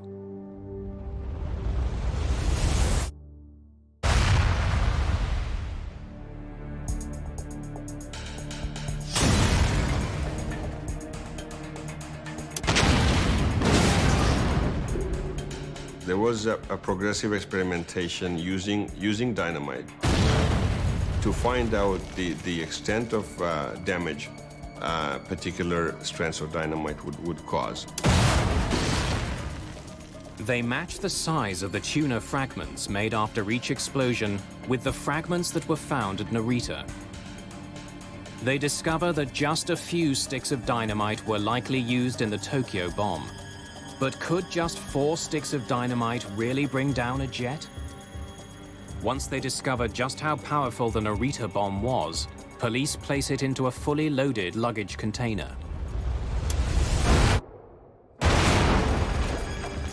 The devastation is enormous. Any decompression caused by an event, or an explosive device in the luggage hold, would be sufficient to cause catastrophic results for that aircraft. You don't need much. 4 sticks of dynamite can do the job.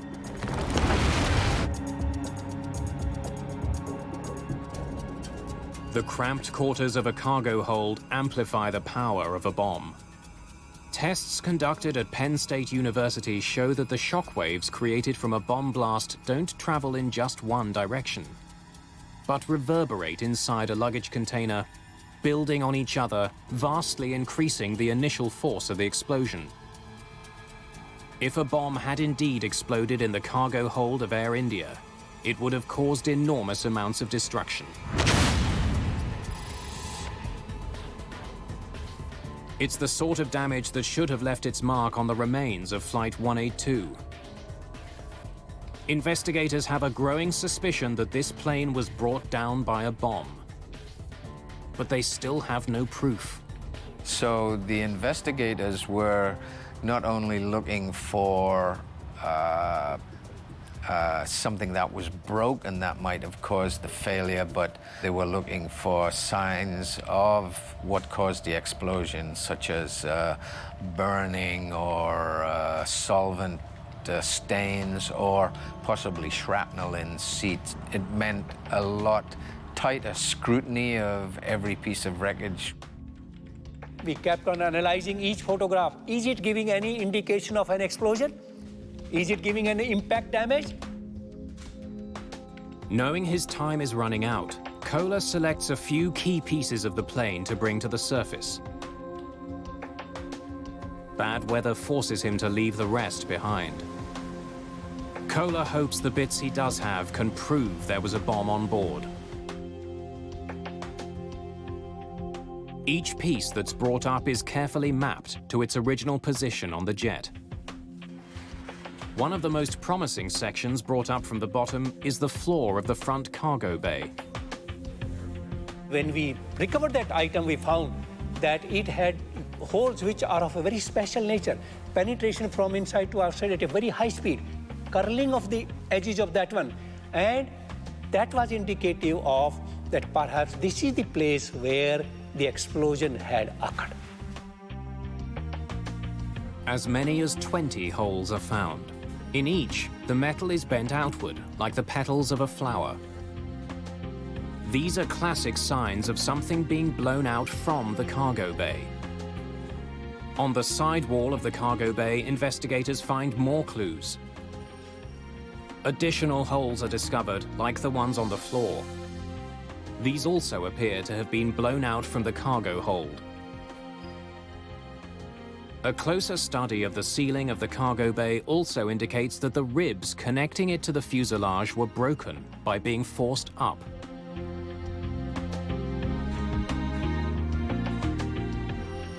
Investigators are convinced that the wreckage shows that a bomb had exploded in the forward cargo hold. If the bomb had gone off in the front of the plane, it would explain why the flight data recorder and cockpit voice recorder cut off so quickly. Like other 747s, the electronics bay on the Air India flight is located below the cockpit. Many of the important electrical systems on the plane run through here. The forward luggage compartment is right beside it. And so when the bomb went off, the explosion would have taken out the computers completely, and there would have been absolutely dead silence, and that's precisely what happened. Investigators are convinced that Air India Flight 182 has been destroyed by a bomb. This was no accident. The crash of the passenger jet was a crime. Nobody thought that such an evil plot of blowing two aircraft simultaneously would occur from Vancouver.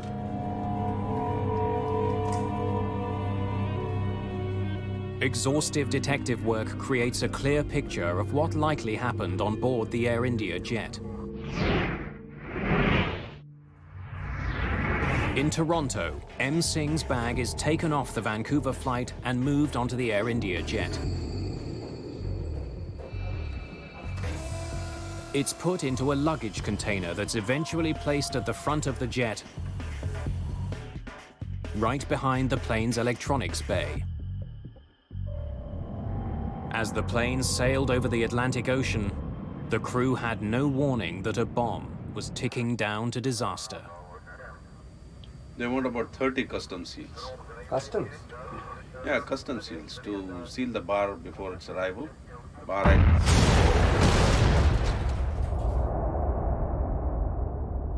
When the force of the blast hit the floor of the jet, it pushed it violently upwards. The thin fuselage would have been blown apart. The air pressure inside the plane would have rushed out, tearing passengers from the cabin and fatally crippling the jet.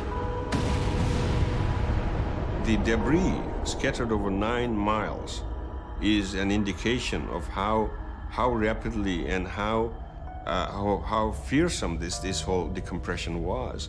But in this instance, the aircraft completely didn't stand a chance of flight. There was no way of continuing flight in this case. As the jet fell towards the sea, the forces put on the fuselage tore it apart. It would have a tail torn off and the wings would start breaking. And there's no way of sustaining flight after that. It goes into gyrations. Once it goes into gyrations, there was just massive structural failure. After months of painstaking work, investigators believe they have unraveled the cause of the Air India crash. They've proven a bomb brought the plane down. It's now up to police to find the bombers. But with so many deaths, and so many more possible if the Narita bomb had exploded in mid-air, there's immediate interest in making passenger jets safer. This was one of the biggest disasters in the Indian aviation history. And it could have been avoided if the procedures were in place. As the hunt for the killers continues, extraordinary steps are taken to tighten security and to see if jets can be made to withstand the force of a bomb.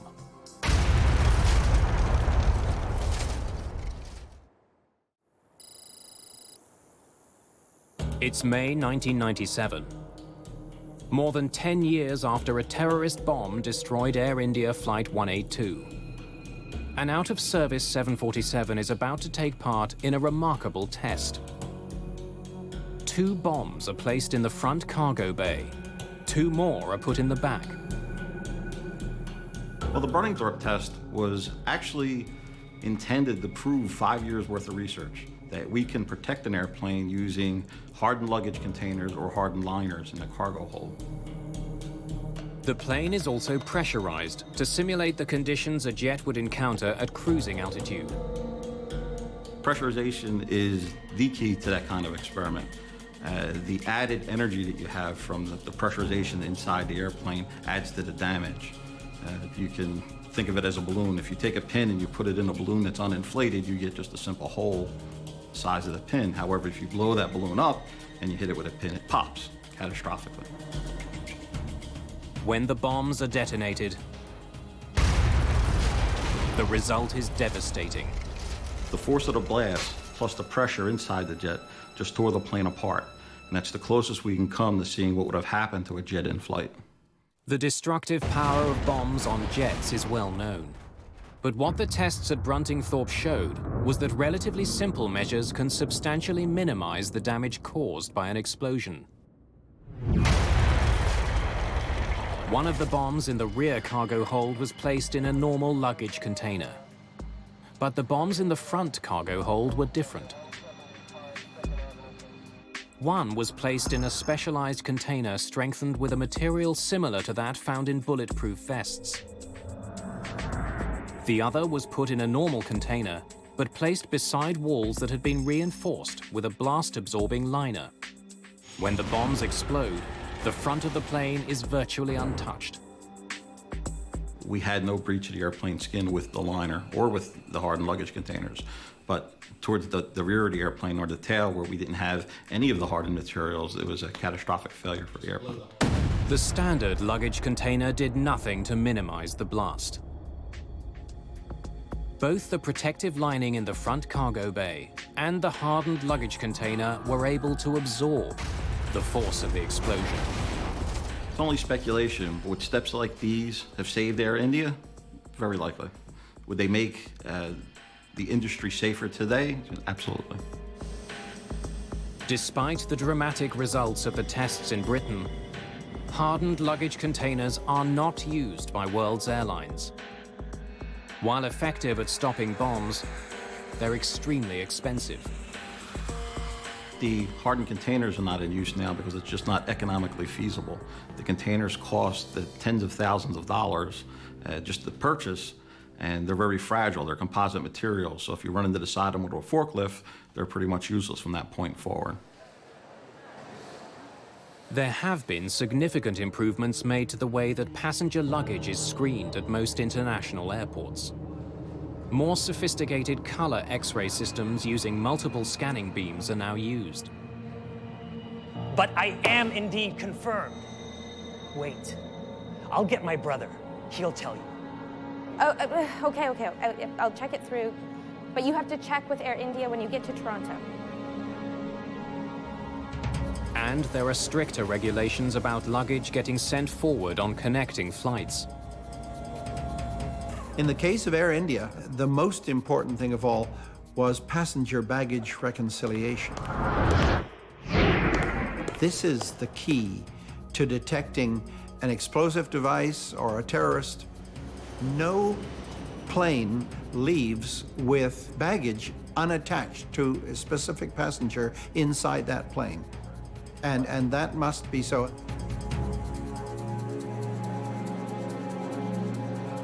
Your seat is 10B.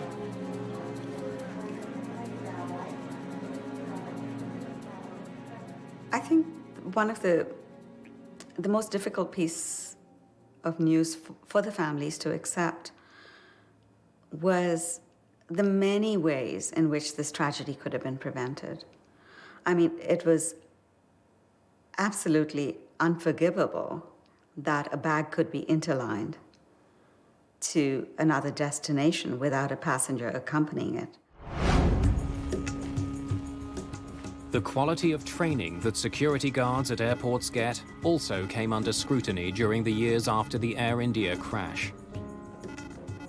It's still an area of concern for some security experts. There's a real failure to train security personnel. And that failure is because you cannot pay rent-a-cops subsistent wages to look after your security when you get on board an aircraft.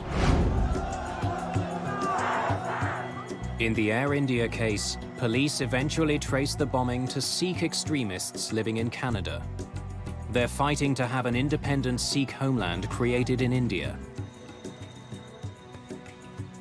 The man who confessed to assembling the bomb is sent to prison.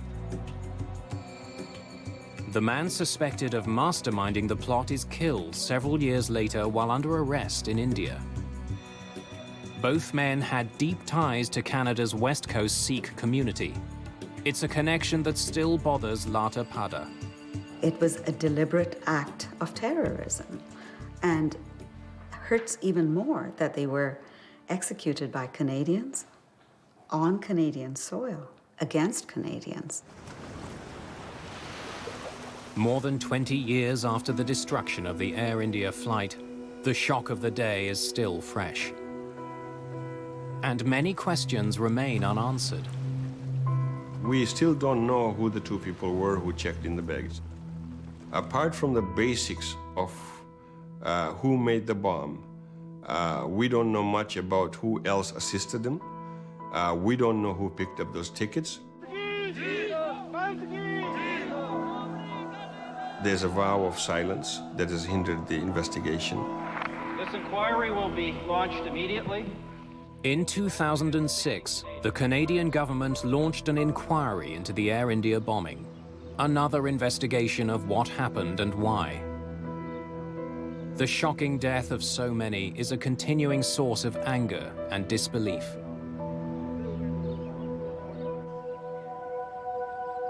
No matter what the inquiry finds, the sobering facts are the same. 329 people killed in an instant.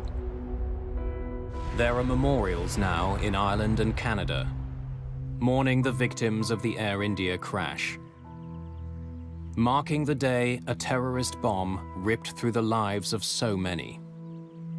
It's just so tragic about all our lives that we lead.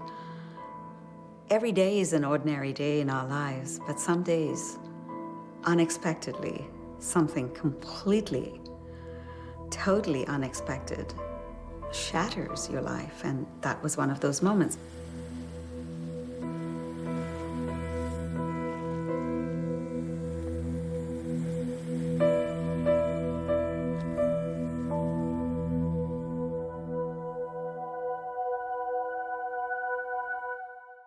Lima Whiskey 301 Santo Domingo. A Boeing 757 disappears from radar with 189 people on board.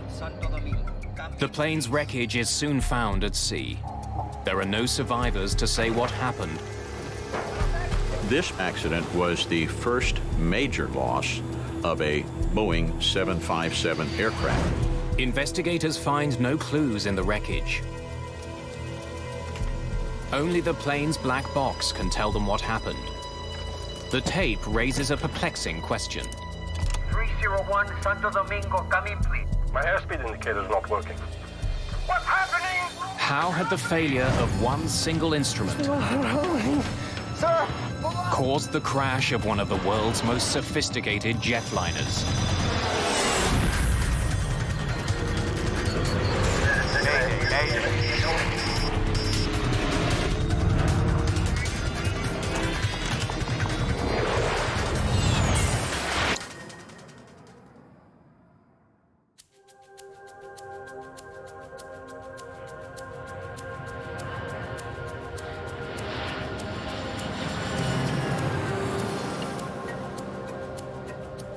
Gregorio Luperon International Airport in Puerto Plata, the Dominican Republic.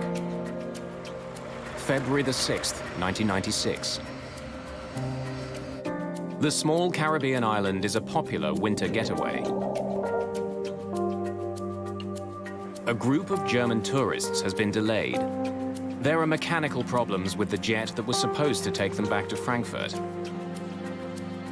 The airline has arranged to lease another plane for the flight. The replacement jet is owned by Turkish charter company Birgenair. They have a 757 that's been sitting on the tarmac for almost 3 weeks. But it takes several hours to get the plane ready to go and to get the Turkish crew aboard. By 10:15 p.m., the plane and most of its crew are at the gate.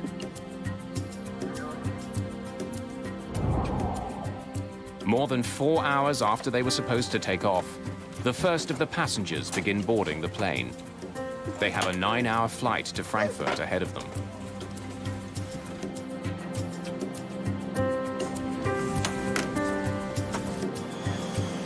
Alpha Lima Whiskey 301. Shortly after 11:30, Birgenair Flight 301 is given permission to leave the gate.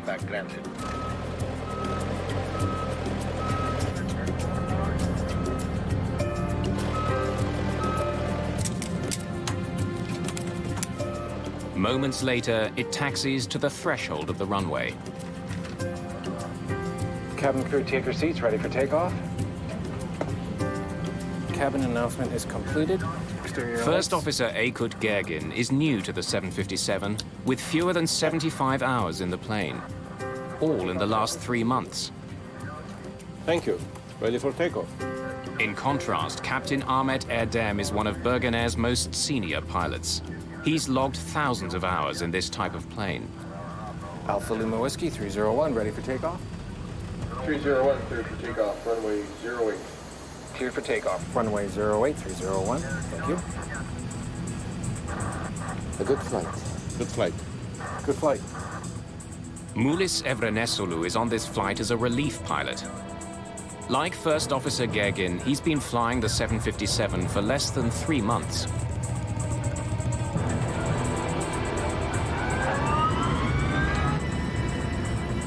As the plane accelerates to takeoff speed, a light rain begins to fall. Power set. Okay, check. First Officer Aykut Gergin watches his airspeed indicator for a routine instrument check.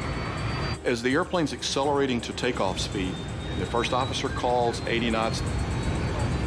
80 knots. Check. The captain, in theory, should verify that his airspeed indicator also reads 80 knots. My airspeed indicator's not working. The captain's airspeed should read the same as his first officer's. 120. But the readings do not match. Is yours working? Yes, sir. You tell me. Erdem wants his first officer to tell him when the plane hits takeoff speed. V1. At 150 knots, the plane hits V1, the point of no return.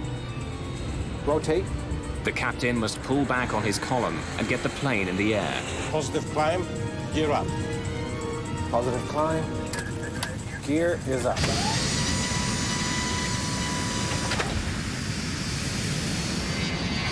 At 11:42, the plane takes off. Seconds later, Captain Erdem's airspeed indicator comes to life. Is it possible to turn off the wipers? Okay. Wipers off. Climb thrust. climb, thrust. First Officer Gergin reduces power to the engines for a gradual climb to cruising altitude. 301, airborne 45, switch over Santo Domingo, 1243. 1243, bye-bye, sir. Climbing through 2,500 feet, Santo Domingo, good evening. First Officer Gergin establishes contact with the island's main tower in Santo Domingo. Alpha Lima Whiskey 301, climb and maintain 280. Center autopilot on, please. Center autopilot, as command. Thank you. 1 minute and 30 seconds into the flight, the autopilot takes over.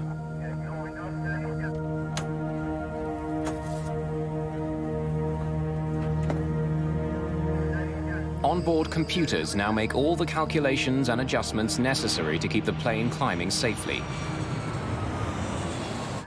Almost immediately, the computer reports a problem. Rudder ratio, Mach airspeed trim. 2 different alerts warn the pilots that the plane is traveling far too fast. But the first officer's airspeed indicator shows the plane climbing at a normal speed, 220 knots. Something's wrong here.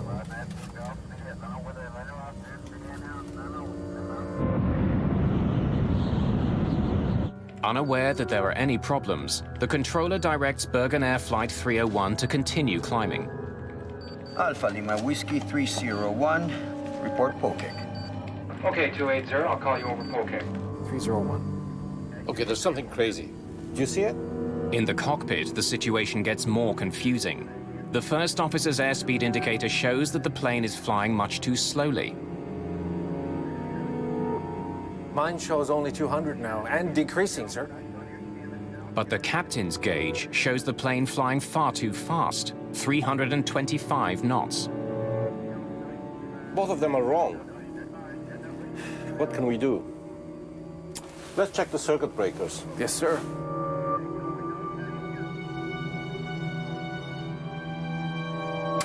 As the first warning is eliminated, a more persistent warning replaces it. The overspeed warning tells the crew that they are approaching 350 knots, the maximum speed at which the plane was designed to fly at this altitude. Okay, it's no matter. Let's pull the airspeed. Let's see. Resetting the circuit breakers turns off the alarm, but it doesn't fix the problem. Captain Erdem's airspeed indicator still shows he's flying much too fast. Now it's 350, yes? Confused by the conflicting information, Captain Erdem decides to do what the plane wants. He slows down. Take that like this. With terrifying results. The 757 is sending out warnings that are confusing the crew. Bewildered, the crew struggles to solve the problem. The lives of 189 people depend on them getting the answer right. Shortly after taking off from the Dominican Republic, Birgenair Flight 301 is in trouble. The cockpit is filled with an ominous sound, the stick shaker alert. A stick shaker warning is a warning of imminent stall. It means that the airplane is about to attain a speed so low that it cannot sustain flight. The alert is so serious that it actually shakes the pilot's control columns. Combined with a loud rattling, it's impossible to ignore. To add to the crew's confusion, the plane begins to vibrate and dip wildly.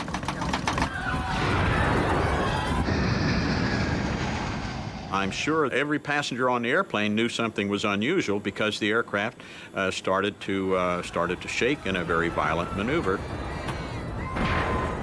It's not the only problem the crew is facing. ADI! The attitude deviation indicator is basically a round gauge that on this airplane is a screen, but it's blue on the top and brown on the bottom, and it shows not only the pitch of the airplane, but also roll.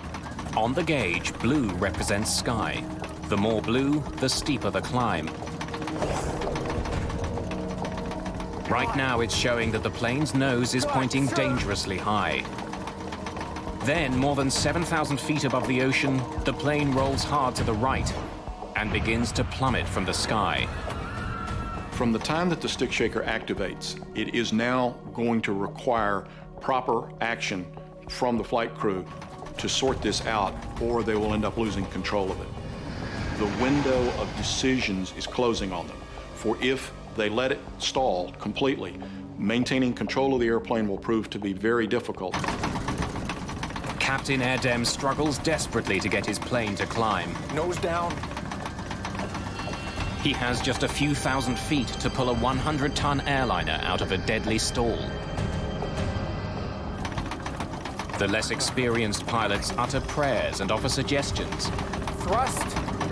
ABI. 301, squawk 377. Stand by. Air traffic control is still unaware that Flight 301 is in grave danger. The timing. What am I to do? You can level off. Our altitude's okay. The plane is falling fast. Okay, 5,000 feet. Captain Erdem is trying to fly a plane that's become virtually uncontrollable. Plus levers, plus! Gegin pushes the throttles to full power, but it doesn't help. The plane spirals towards the sea.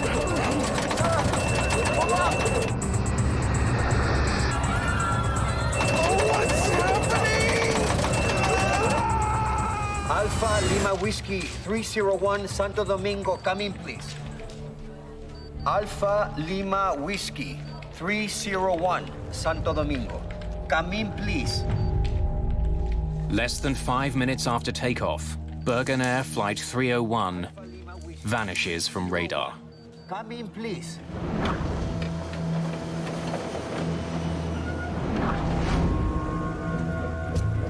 The Dominican Navy begins searching for the missing plane and its passengers. En route, I was always thinking of what I would find. I thought I would find people screaming, people yelling, asking for help. They discover something very different. The strong smell of jet fuel hangs over the water. Pieces of wreckage float on the waves. I thought to myself, there was no one alive here. We didn't see any survivors, and we didn't see bodies. I really thought the plane had disintegrated on impact. Within hours, more than just wreckage begins floating to the surface.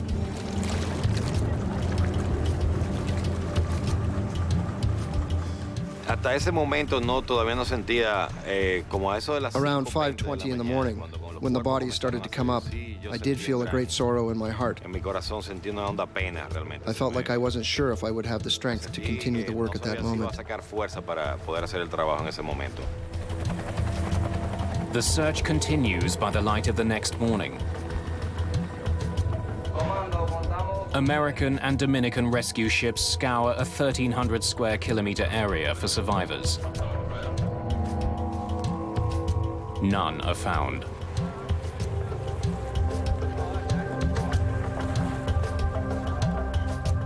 Now it's up to the Dominican Republic's Aircraft Accident Investigation Bureau to find out what caused this accident.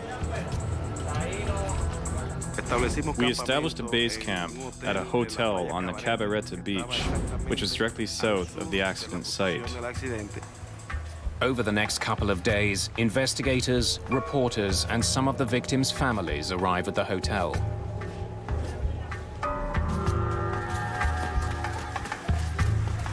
Nearby, evidence of the disaster reaches the Dominican shores. Wreckage and passengers' possessions are washing up on the beach.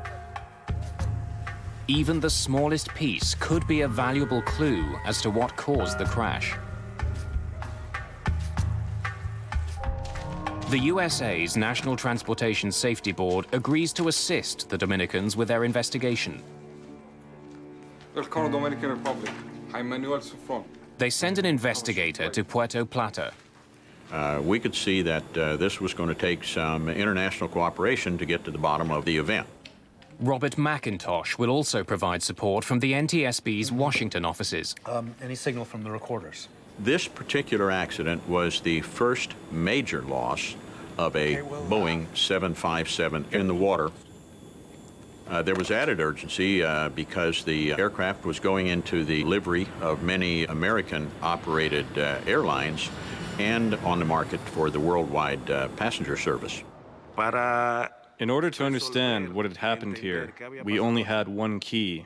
That key was the black boxes. Like all commercial airliners, the Boeing 757 carries a cockpit voice recorder that records all the sounds in the cockpit, and a flight data recorder that records a wealth of information about the plane's operation during flight. We've got underwater locator beacons on these recorders. They work for 30 days upon immersion. But the ocean where the plane crashed is over 7,200 feet deep.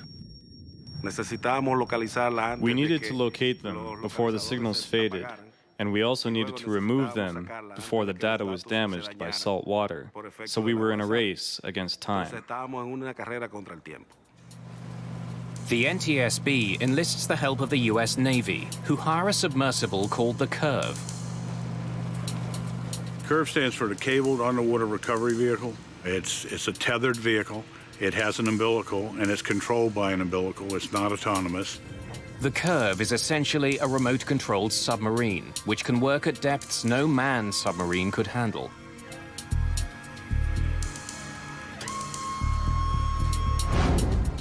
While the Curve travels from the United States, Major Souffrant starts to examine the evidence he has. Radar on the ground tracked the plane as it climbed into the night sky. I have the radar. The history of the flight is recorded here. So basically... Investigators study the radar records, along with the conversation between the ground controllers and the crew. I have the recording from the control tower. Santo Domingo, good evening. Alpha Lima Whiskey 301, climbing with you. Alpha Lima Whiskey 301, climb and maintain 280. Okay, 280. The exchange between the controller and Flight 301 is normal. The investigators detect no signs of trouble. Last communication between them was only disrupted with a standby. 301, squawk 377. Stand by. As you heard, there's no reason why this plane went down. What had caused something to go wrong to interrupt the flight path of the aircraft so rapidly? Certainly, it was a good question for us.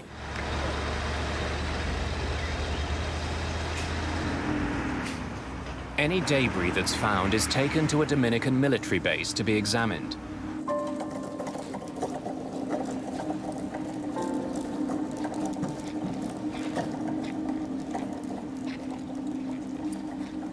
Investigators comb through the wreckage they've recovered. Pieces of the cabin, life vests, even part of the landing gear have all been found. Every piece of debris is studied for signs of an explosion or fire.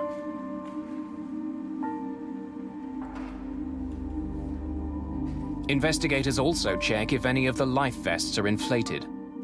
That would suggest passengers had some warning before the plane plowed into the sea. Cords on some of the life vests are hanging loose, but investigators conclude that could be the result of the plane's violent impact. The crash was so powerful, it has compressed coffee cans into flat pieces of tin.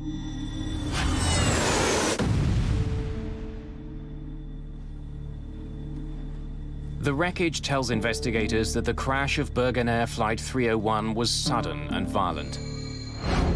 But they find no evidence that there was an explosion on board. Major Souffrant looks into the possibility that the plane, which was called into service at the last minute, may not have been ready for the flight. Manuel Souffrant. Hi. I'd like to see some records of the Birgenair plane. Oh, they're right here. This is it. It had been on the ground for some time in Puerto Plata, and that became interesting to us. Why would an operating company have an aircraft sitting there? You see Investigators discover that the plane wasn't on the ground for repairs. Based on maintenance records, the plane appears to have been mechanically sound. Birgenair simply didn't have enough passengers to justify the flight financially. So they kept the plane and the crew in the Dominican Republic for almost 3 weeks. The plane's maintenance records turn out to be one more in a series of empty leads.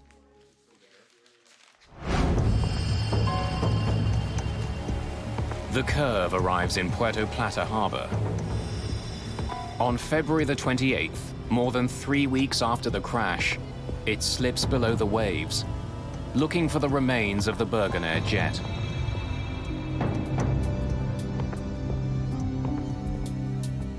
It takes the robotic submarine 2 hours just to descend the 7,200 feet to the ocean floor.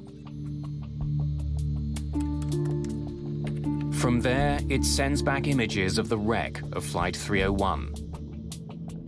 The cockpit pretty much was sitting upright, and it was pretty much the nose of the plane, and you could see the front part of it. It was obviously banged up and cracked and fragmented. The clues investigators need to solve the mystery of this plane crash lie somewhere amongst the plane's twisted wreckage. The flight's black boxes are the top priority. The Curve quickly picks up the signal from a pinger on one of the units. Operators must now maneuver the sub towards the sound. They have to be able to see the boxes to pick them up with the robotic arm. It takes just 90 minutes to find the first black box. The first one was sitting out in the open. Okay, it was where they could see it, and they picked the first box up. They grabbed a hold of it, and they just kind of tucked the arm up in place, so that they wouldn't lose it. The second black box is also heard, but after almost 2 hours, the Curve's cameras still can't see it. They knew it was right there, and they were searching around a debris pile, and they could not physically see it, with the cameras of the vehicle. So as they went around a couple times, they started, lifting metal up and moving pieces out of the way, and then they did find the second box under some debris.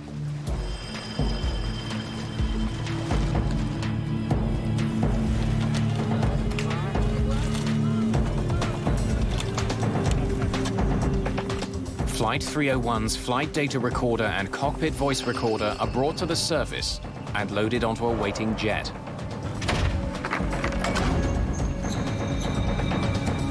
Within hours, the black boxes are at the NTSB labs in Washington, D.C.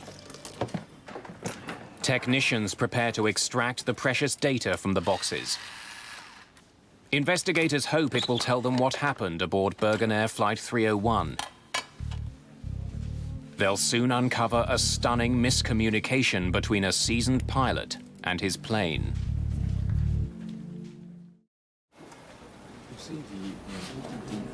To unravel the mystery of Birgenair Flight 301, investigators are counting on the plane's black boxes. That flight data recorder was our key. So the technicians got busy and gave us plots, visual plots of what was going on with engines and airspeeds and so on, to allow us to try and understand why that aircraft slowed down and then simply departed controlled flight and entered the ocean. Ah, that's great. That shows us all we need to see for now. So it's all the flight data recording. It's on a timeline. Top is the pitch. We've got the airspeed and the altitude. But check out the timeline, 44. Investigators immediately notice something unusual about the flight. 15 degrees pitch, nose up. Seems high. It's almost the maximum. And then it stays that way. The plane began climbing normally.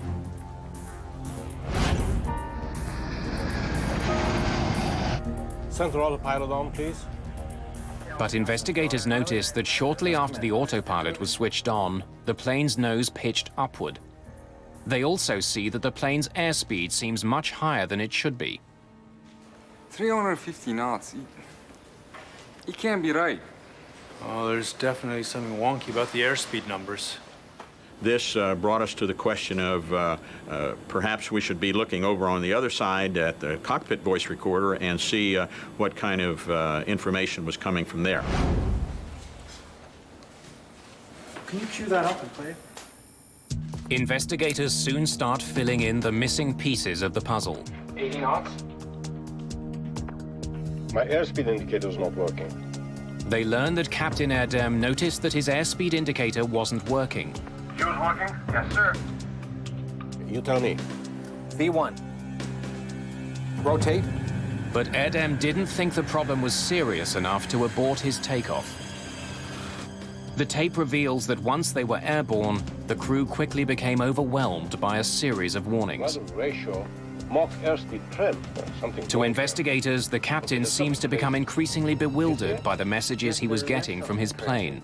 Mine shows only 200 now, and decreasing, sir. Both of them are wrong. What can we do? Investigators don't know why the captain's airspeed indicator wasn't working. They do notice that the captain's gauge came back to life as the plane started to climb. Okay, it's no matter. Let's pull the airspeed. Let's see. It's a telling discovery, which leads investigators to focus their attention on the device that feeds the gauge's airspeed information.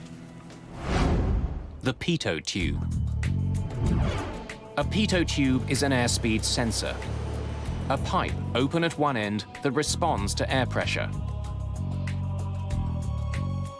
When the plane travels forward, an increase in air pressure inside the pitot tube causes the airspeed indicator's needle to move. My airspeed indicator's not working. But if a pitot tube becomes blocked, it can send faulty readings to the plane's gauges. Blocked pitot tubes have been a factor in previous plane crashes. In 1982, a Boeing 737 crashed in heavy snow in Washington, D.C. shortly after takeoff. The pitot tubes were blocked with ice.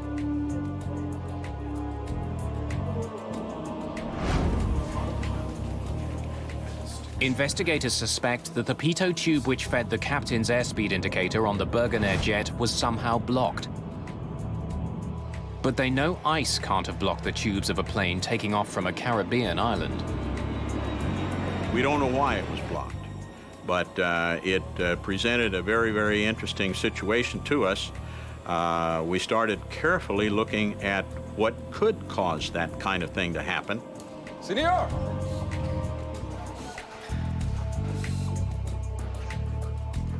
Major Souffrant has a theory. He returns to question the airplane's mechanics. Senor Souffrant. We are done with these, thank you. I'd like to ask you some more questions about the Birgenair plane. Souffrant suspects the mechanics may have taped over the pitot tubes during maintenance. It's a common procedure, but if the tape wasn't removed, it could have caused the deadly accident. Maybe a piece of tape was left on accidentally? No, sir. They didn't have to be taped. We never did anything with the pitos. Did you put the pitot covers back on them when the maintenance was finished? It didn't have any covers with it. We didn't take any off, and we didn't put any on.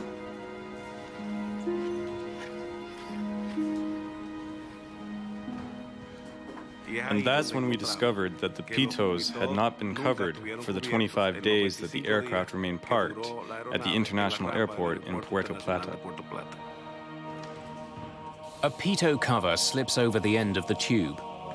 Regulations state that these covers must be installed anytime a plane will be on the ground for an extended period of time. A prominent flag is meant to remind pilots and technicians to remove them again before takeoff. Investigators find that the Birgenair pitot tubes were never covered, and somehow the uncovered pitos had become blocked. Recovering the tube from the ocean floor is the only way for investigators to answer a pressing question. What blocked the pitot tubes? Nobody knows for sure. The evidence is 7,000 feet down in the Atlantic Ocean. But even if the pitot tubes were blocked, how could it have caused the crash of a modern jet and the death of 189 people? It's not like a car where you have only one speedometer. In this kind of an aircraft, you have a total of 3 airspeed indicators, and there's a flight data computer which is computing the velocity in relation to the ground. I'd like to welcome you all this afternoon. As you know, I'm Bob McIntosh. Using information from the black boxes, the NTSB pieces together a real-time animation from liftoff to the final moments of Flight 301. This is the indicator. The captain actually realized that his speed indicator was not working. Is yours working? Yes, sir. The big question for investigators is how could one faulty airspeed source result in a crash? He realized it at a time when he could have aborted, he could have turned back, but he chose to continue. Right now, investigators analyze the captain's every move and find that he allowed a small error to escalate and ultimately overwhelm him. Rotate. Positive climb, gear up. Moments after liftoff, Captain Erdem's airspeed indicator appears to be working. and then that means it's at odds. But investigators suspect the gauge is responding to changes in altitude. Climb, thrust. As the plane climbs through the thinning atmosphere, the air trapped inside the tube expands, causing a buildup of pressure. Inside the cockpit, this causes the airspeed indicator needle to deflect. Even though altitude is causing the increase in pressure, the sensors mistakenly read it as an increase in airspeed. So at this point, the takeoff is standard, nothing. Captain Erdem may have had 5 separate sources of airspeed to rely on, but investigators noticed that when the trouble started, he wasn't flying the plane. Center autopilot on, please. Center autopilot has command. Thank you. The autopilot was. And unless the crew reconfigures it, the autopilot gets its airspeed information from only one source. Remember, the autopilot gets its data only from the captain's pitot tube, the one that was blocked. The data shows that the trouble on Birgenair Flight 301 began when the autopilot took over. Right after the autopilot is engaged, the plane's nose begins to rise. Investigators suspect that the crew didn't realize that the blocked pitot tube was feeding the autopilot faulty information. The computer registered that the plane was traveling too fast and raised the nose to slow it down. It soon rises to 15 degrees, then it stays there. Raising the nose works like an air brake. It slows the plane by creating drag. The autopilot is programmed to never bring the nose higher than about 15 degrees. Any higher, and the plane would slow down too much and stall. The autopilot's a pretty smart guy. He already knows he's got all the power that he's going to get for the climb. The only thing for the autopilot to do is raise the nose. And it raised the nose of the airplane to its limits of authority. But the autopilot was reacting to faulty information. Moments later, it sent out 2 different warnings. Rudder ratio, Mach airspeed trim. That the plane was traveling too fast to be controlled safely. And the airplane begins picking up warnings, rudder ratio, a variety of things that the airplane is sensing problems. Okay, there's something crazy here. Do you see it? Yes, there is something crazy. Mine shows only 200 now, and decreasing, sir. Both of them are wrong. Investigators realized that Captain Erdem wrongly concluded that both airspeed indicators were malfunctioning. In fact, his first officer's gauge was always correct. The plane was traveling much too slowly. What can we do? Captain Erdem no longer knows which instruments to trust. Let's check the circuit breakers. As they saw these caution lights, they decided they were going to start pulling some circuit breakers. That would be rather strange. The actions of trying to reset circuit breakers is something that pilots of older generations aircraft have learned via experience of sometimes being able to get an errant system back functional. Resetting the circuit breakers turns off the alarm. But that needle continued to climb around the clock face until it activated the overspeed warning. The autopilot system sent yet another warning that the plane was traveling too fast. But the reality was just the opposite. The plane was slowing down. At this point, the overspeed indicator is on. They're going slow, they think they're going too fast, and confusion is set in. Let's pull the airspeed. That's when Captain Erdem made the gravest error of all. You can see that he now pulls back on his throttles. Investigators realized that at the plane's already slow speed, pulling back on the throttles was disastrous. The crew got the most severe warning that a plane can send out. And that's when he gets the stick shift. He's got a tactile sense coming through his flight controls that literally shakes the stick and says, "You've got to lower this nose." In a matter of seconds, Captain Erdem was first warned that his plane was traveling too fast, and then that it was traveling dangerously slowly. They're in direct opposition of each other, and two warnings that you would never expect to get one right behind the other. The autopilot is programmed to always disconnect when the stick shaker activates. It's up to the pilot to get the plane out of a stall. Once the autopilot reached its limits of authority, it said, "I've done all I can do. I'm out of here." When the autopilot disengaged, Captain Erdem suddenly found himself in control of the plane at the moment of his greatest confusion. If you watch the plane at the top of the screen... The cockpit recordings lead investigators to a stunning conclusion. ADI! Captain Erdem may not have recognized that his plane is about to stall, but the relief pilot behind him did. ADI! This additional pilot intervened to say, "ADI, ADI." In other words, look at that ADI and put yourself where you would normally see the nose of the aircraft. 5 degrees nose high, 10 degrees. So when the reserve pilot says ADI, he is attempting to focus the captain's attention to roll and pitch, which are becoming problematic. The relief pilot wanted Captain Erdem to recognize that the plane's nose was pitched dangerously skyward. Investigators can hear First Officer Gergen trying to convey the same message. Nose down. At this point, the first officer is actually trying to lead the captain to some solutions, but not actually take control of the airplane. What the 757 desperately needed was airflow over the wings to generate lift. The only way to get that was to point the nose down and dive. What puzzles investigators is that the first officer had a control column identical to the captain's. He could have pushed it and brought the nose down himself. He may have been able to save the plane. But he didn't. Instead, he and the other Turkish crew member continued offering suggestions to their more experienced but overwhelmed captain. But climbing, what am I to do? You can level off, our altitude's okay. The recording shows that Captain Erdem ignored valuable advice that could have saved the plane. And in the Birgenair case, there's a case of a relatively junior first officer looking at one of the most senior captains on the airline. It is not culturally appropriate for him to say, "I'm going to take the airplane away from you."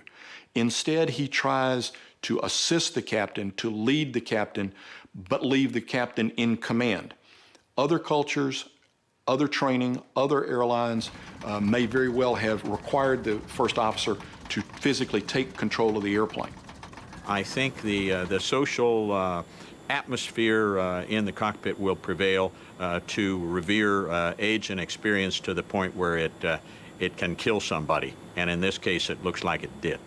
The flight data recorder reveals that instead of pushing the nose down, Captain Erdem tried to get more speed from his engines. At this point, the crew goes to full power.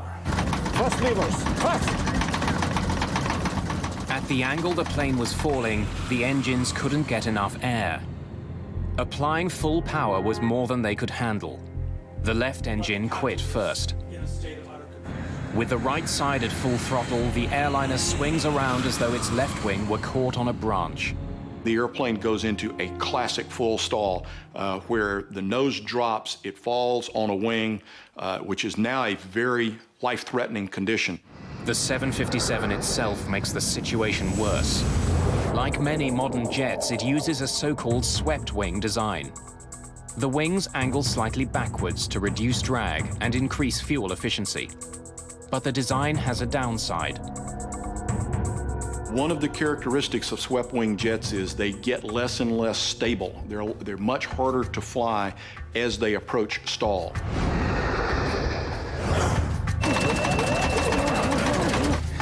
Sir, pull up!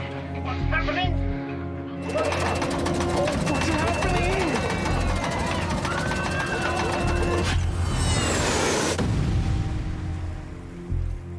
To maintain control of a swept-wing jet with no more altitude than they had in this condition is very, very problematic, and they are not successful when the airplane goes into the water. Investigators now know why Birgenair Flight 301 crashed. What they can't understand is why the flight ever left the ground. 80 knots. My airspeed indicator's not working. At 80 knots, if the pilot and co-pilot's instruments disagree, takeoff should be aborted. B1. Investigators are troubled that the captain took off knowing he had malfunctioning instruments. If something is not functioning correctly, it doesn't matter what it is, one should abort the takeoff at 80 knots. This decision on the part of the captain has been criticized, but there is a very short time window for this decision to be made. Members of the investigative team in Puerto Plata try to find any clues that might explain why Captain Erdem didn't abort his takeoff. It was raining that night. Perhaps he was worried that he wouldn't be able to stop his speeding plane in time.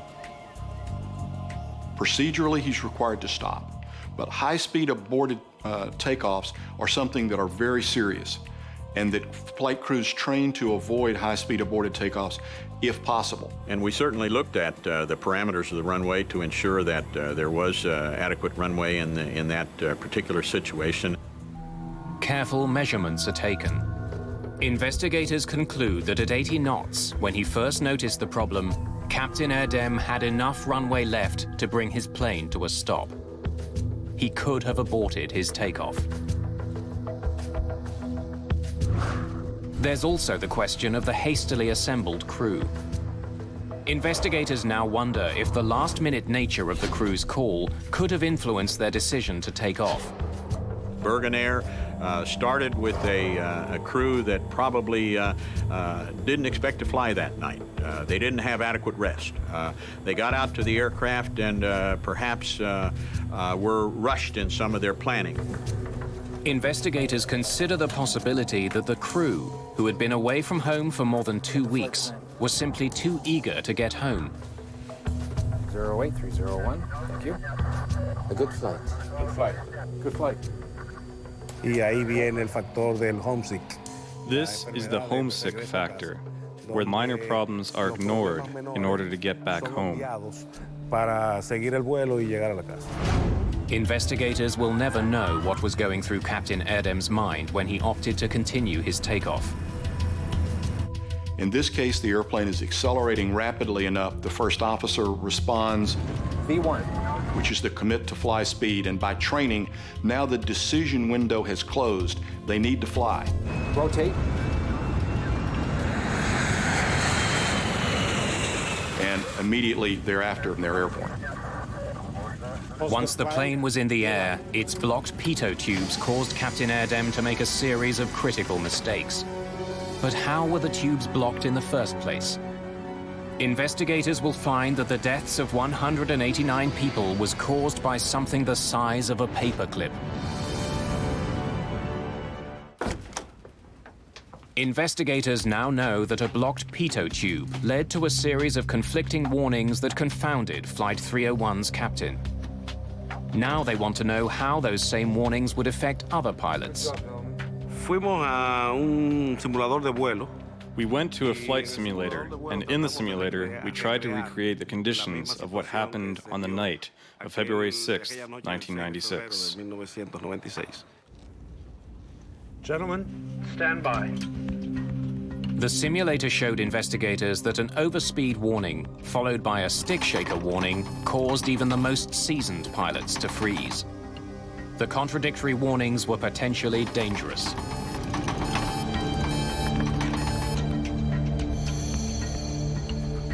When the stick shaker activated, it was very unnerving.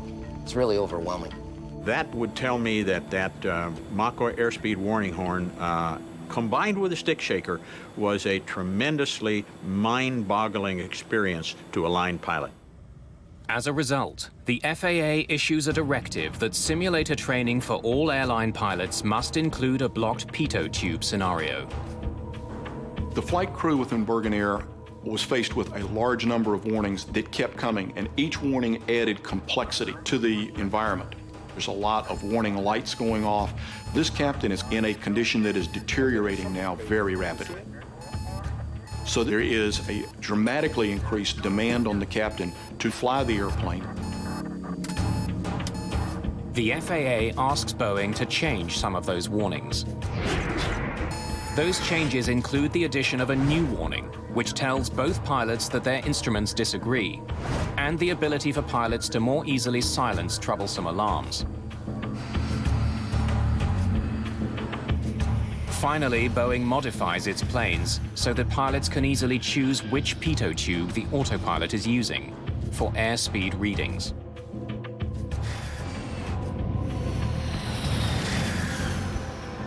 All told, more than 1,400 Boeing planes worldwide are affected by the new directives. One final question remains. What had blocked the plane's pitot tubes?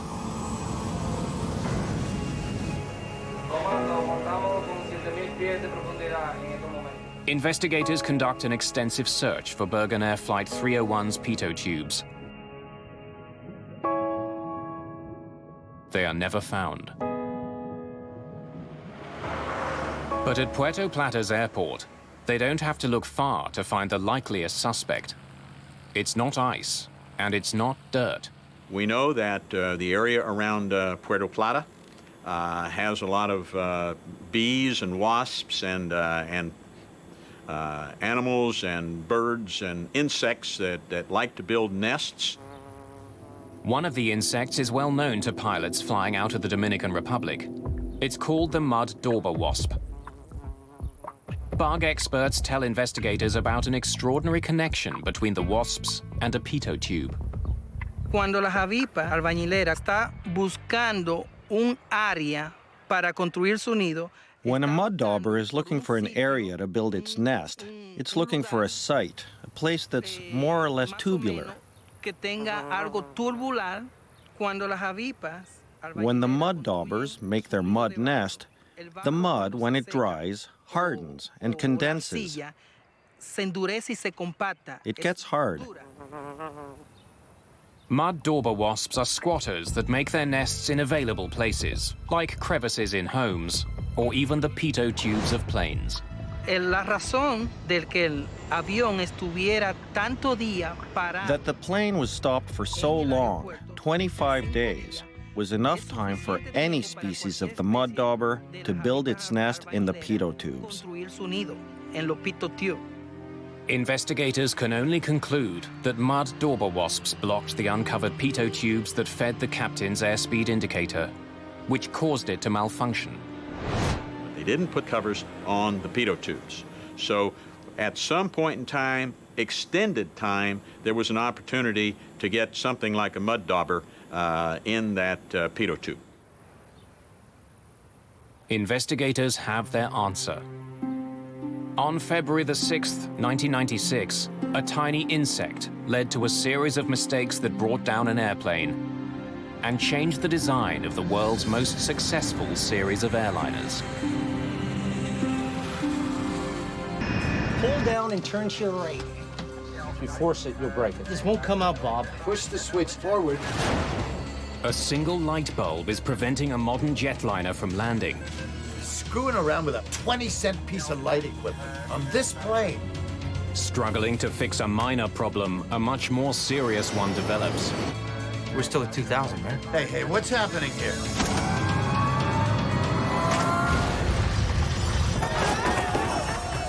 The plane crashes in a remote swamp. Those who survived the crash face a new danger. The swamp has filled with jet fuel. No one light a match! Eastern 401 was a pivotal accident in aviation history. The crash would point investigators to an astonishing danger lurking in all commercial cockpits.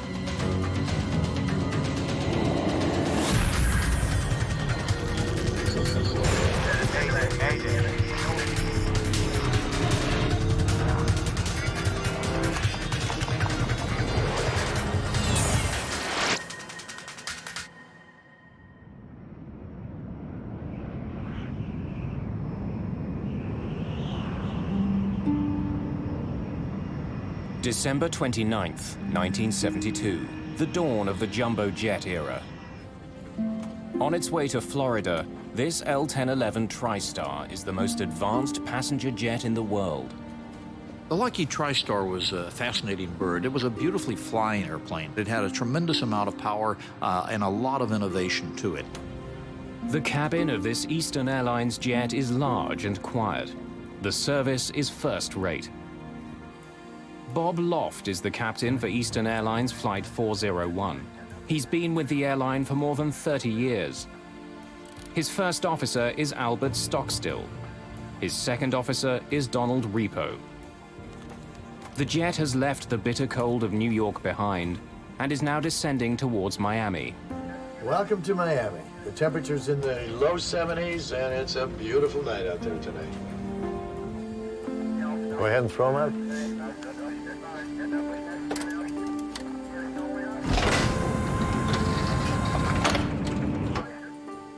Angelo Donadeo is an off-duty Eastern Airlines maintenance expert. He's catching a ride back to Miami. There are 176 people on board tonight's flight. Most are heading south for New Year's. Ron and Lily Infantino have been married for only 20 days. They've just spent Christmas with his family. The seatbelt sign came on as normal. We're in a final approach. I look out the window there, and I could see lights at the airport. Close to midnight, the plane begins its approach to Miami International Airport. Stockstill flies the plane, while Repo performs a landing checklist. Radar. Up, off. Hydraulic panels checked. 35, 33. Gear down. The captain notices a problem. Bird, is that handling? No nose gear. The light showing that the nose gear is locked hasn't lit up. I'm gonna raise it back up. The gear might not be all the way down. Loft tries again. The sound of the landing gear echoes through the plane. It makes a pretty loud grinding noise. If you've flown very much, you're familiar with that sound. So they did that several times. The pilots did that several times, and we weren't alarmed. It's just one of those things that happens sometimes, and we just kind of looked at each other and said, great, we're gonna be late getting home. Still no light. Loft isn't sure if his front landing gear is locked. If it isn't, landing could be disastrous. Tower, this is Eastern 401. Looks like we're gonna have to circle. We don't have a light on our nose gear yet. Eastern 401 Heavy, roger. Pull up, climb straight ahead to 2000. Go back to approach control, 128.6. You want me to test the lights or not? Yeah, check it. Flight engineer Repo performs a test nicknamed the Christmas tree. It lights up every warning light in the cockpit to see if the bulbs are working. The nose gear indicator light fails the test.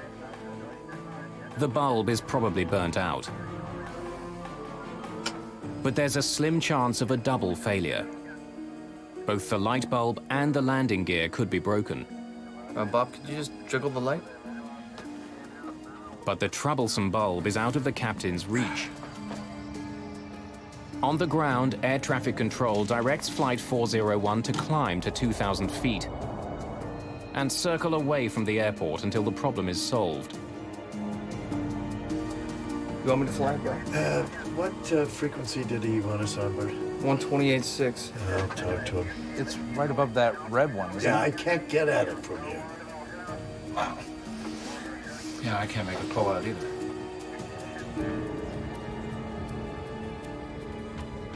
It's a moonless night. As the plane veers away from Miami, there's total darkness outside. All of a sudden, it turned pitch dark again. And that means we were going back out west towards the Everglades.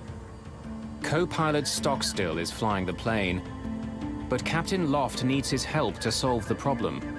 Put the autopilot on here. The Tristar is equipped with the most sophisticated autopilot in history. It actually has the ability to land the plane on its own. Stockstill programs it to fly at 2,000 feet. Now, see if you can get that light out.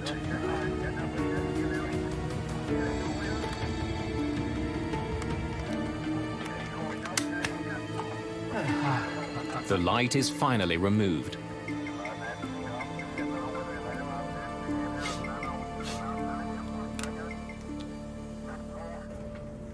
Richard Pragluski is an aviation engineer.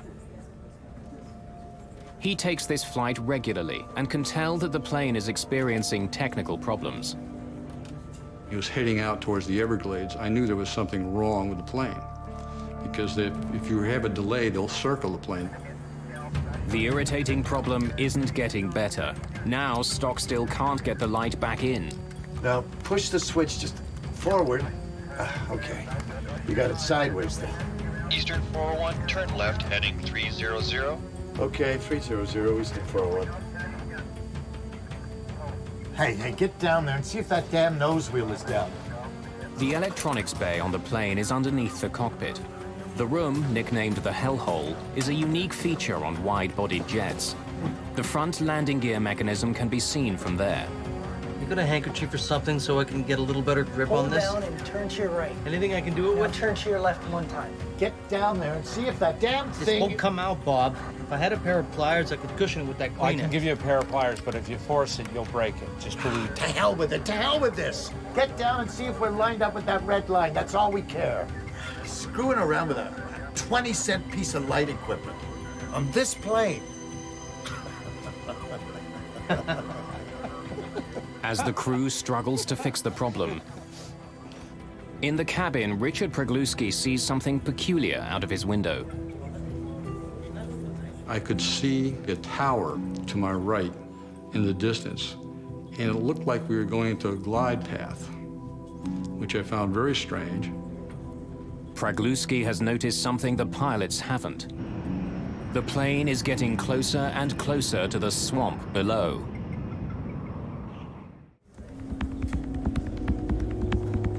Eastern Airlines Flight 401 is flying over the Florida Everglades. Below it, nothing but a dark, deserted swamp. To passenger Richard Pragluski, something doesn't seem right. I felt it kind of strange that they hadn't made any announcements. But again, he was still fairly high off the ground. And I figured they would come out and tell us that when they were going to make the landing. So I wasn't overly concerned. Put it in the wrong way, huh? Looks square to me. Can't you get the hole lined up? I don't know what the hell's holding that damn thing in there. It's always something. We could have made schedule. Without a green light, they still don't know if their landing gear is locked.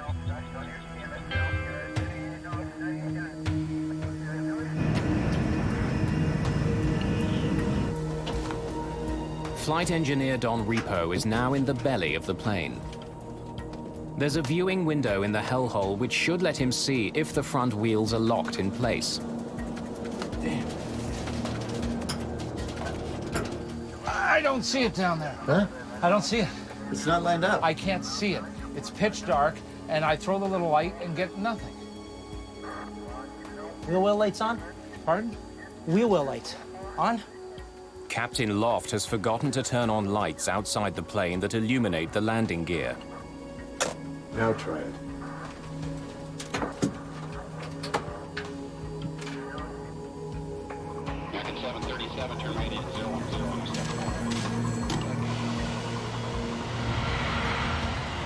At Miami International, controller Charlie Johnson has just finished dealing with another troubled jet. National 607 has landed without incident. Fire trucks were deployed, but they weren't used.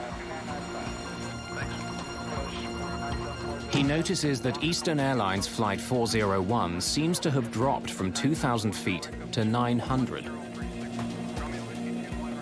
But he's not overly concerned.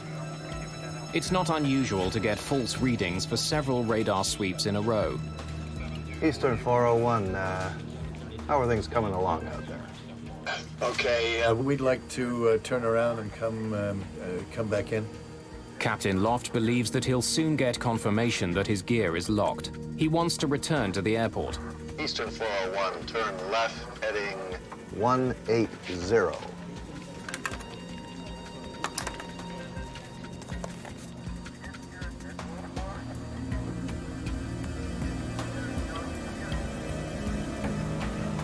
The plane is heading west, away from the airport. It will take several minutes to get lined up for the landing.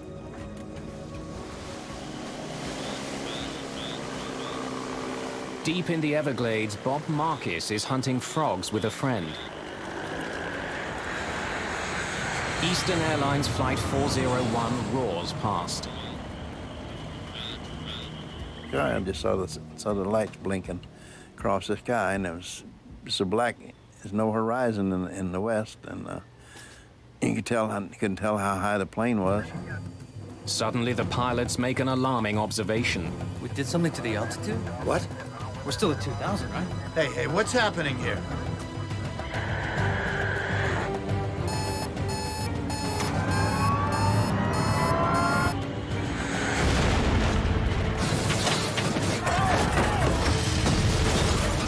I see the lights in the cabin just flickering on and off, and I heard a noise. There was a violent whipping sensation. Then all of a sudden, all hell broke loose.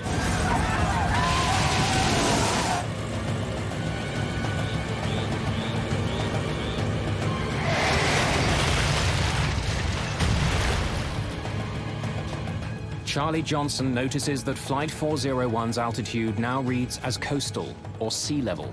Eastern 401, I lost you on the radar there, your transponder. What's your altitude now? There's no response from Eastern 401. Another plane makes a disturbing report. Miami approach, this is National 611. We just saw a big flash. Looked like it came out west. Don't know what it means, but wanted to let you know.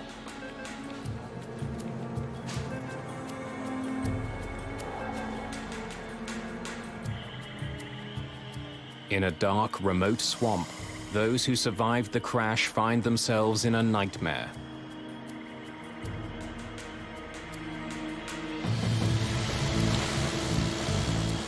Bob Marcus races towards the site of the crash. Oh, I was going as fast as I could. It took me about 15 minutes, I think, to get to the crash site.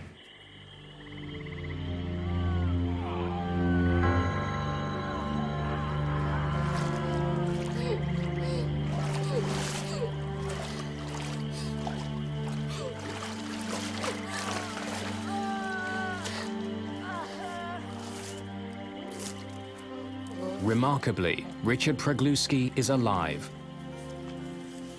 I knew I was badly injured because I could see my clothes hanging from my body. I had almost no clothes in the upper half of the body, and I could see skin coming down my arms. And I also knew that when you're in shock, you feel no pain. So I knew I really was seriously injured.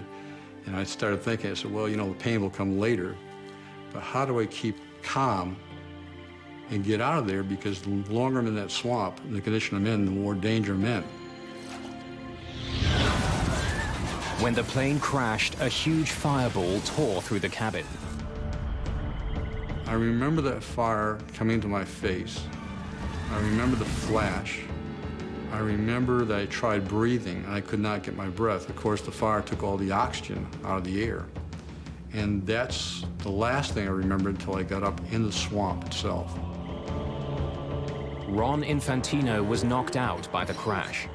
He wakes up in the swamp. So I was thrown quite a bit, and I was away from Verizon or everybody else. Nobody was even near me. Lily. Lily. He's badly wounded. His new wife, Lily, was sitting next to him, But now she's nowhere to be seen.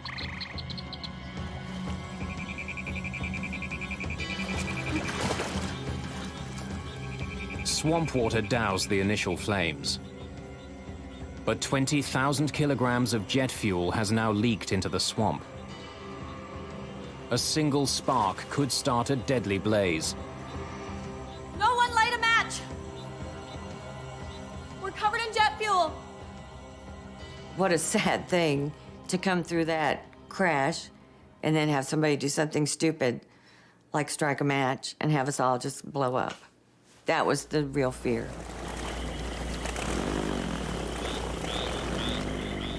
Hoping to help the survivors, Bob Marcus jumps into the swamp. He immediately feels the sting of the jet fuel on his skin. It burnt my legs. I had to treat my legs for burns for about a week. Marcus quickly spots a survivor who's in grave danger. The badly wounded man is still strapped to his seat. He's on the verge of drowning. And his head kept dropping down in the water. He came up, he said, "Help me. I can't hold my head up much longer," and then dropped back down in the water. So I helped him, I pulled him up. Don't worry, I got you. I got you. Bob Marcus saves dozens of lives, preventing many people from drowning.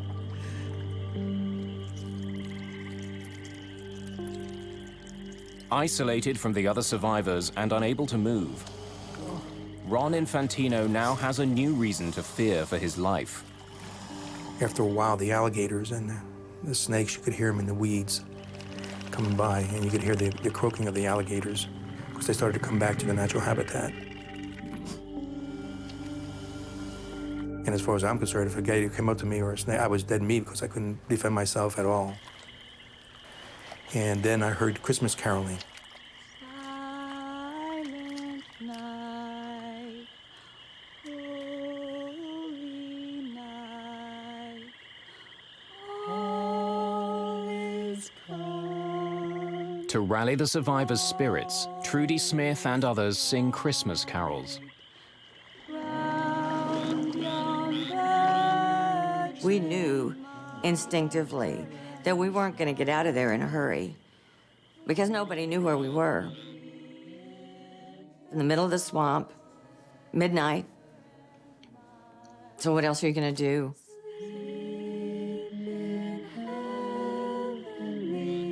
And you got to picture us this, I mean, in the dark at night, or you hear us singing in the wilderness.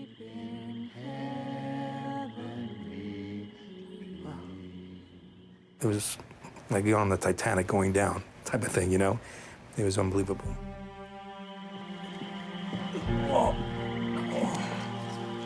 Within minutes, Coast Guard helicopters are sent out in search of the crash site.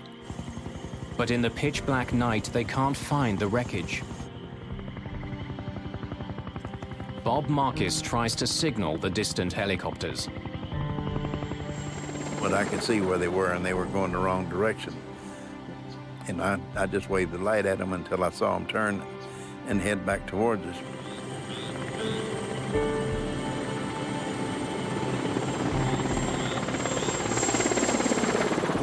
It seemed like we'd been in the swamps for a really long time when we heard a helicopter, and it was such a welcoming sound because that means somebody knows that you're there.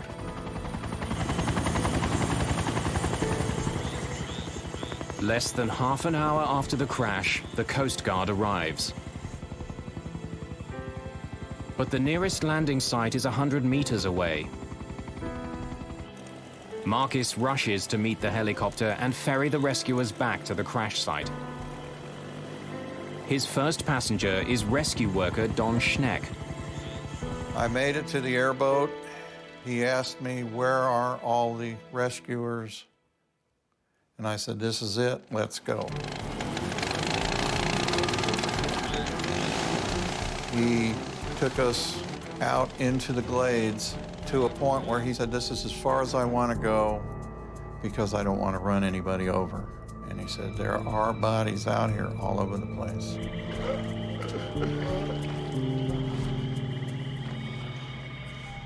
Don Schneck starts searching for survivors. I approached the large object that I had seen at a small distance and realized it was the nose section of the aircraft. He's amazed to discover that Captain Bob Loft has survived the crash.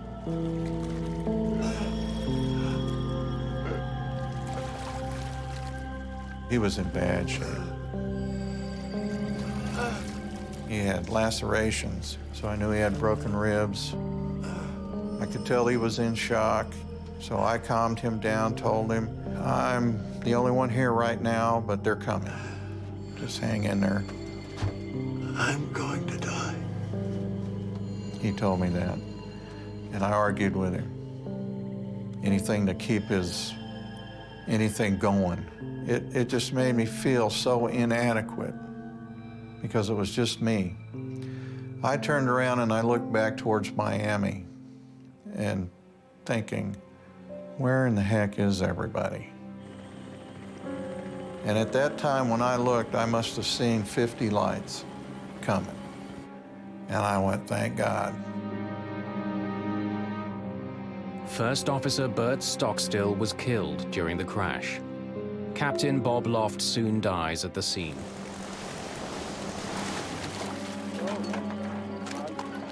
Angelo Donadeo and Don Repo have survived and are taken to hospital.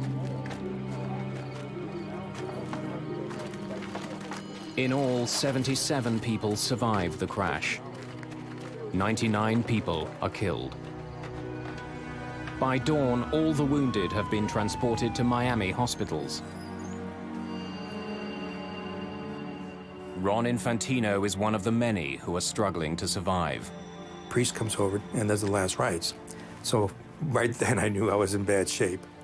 And it's a scary thought. And of course at that time I'm still asking for Lily, you know, had they seen her? It was such a madhouse there that night, you could imagine. Lily. Where's Lily?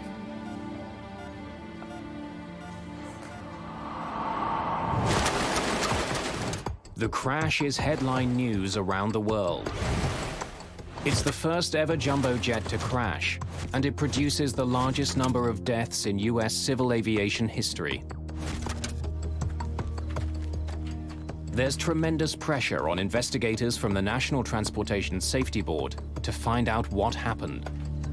It was an enormous puzzle because this was the newest, the most sophisticated, the best of the airliners. It apparently was in perfect working condition. So the NTSB perceived that this was going to be a very long investigation that involved multi-level potential problems. The crash site itself is an important clue for investigators arriving at the scene. The trail of debris is enormously long. That suggests that the plane hit the swamp almost in the same nose-up position as it would while landing at an airport. Its descent was clearly slow and gradual. NTSB investigators have documented the final settings for many of the instruments in the cockpit. They discover that the autopilot was set to maintain an altitude of 2,000 feet. So why didn't it? Maintenance expert Angelo Donadeo is interviewed. All he can tell investigators is the crew was trying to fix a light bulb before the crash. Within days, the plane's 2 black boxes are recovered. Investigators hope they will provide some answers. Before they can extract the data, flight engineer Don Repo dies in hospital. Ron Infantino is given some devastating news of his own. The body of his wife Lily has been found under the plane's wing.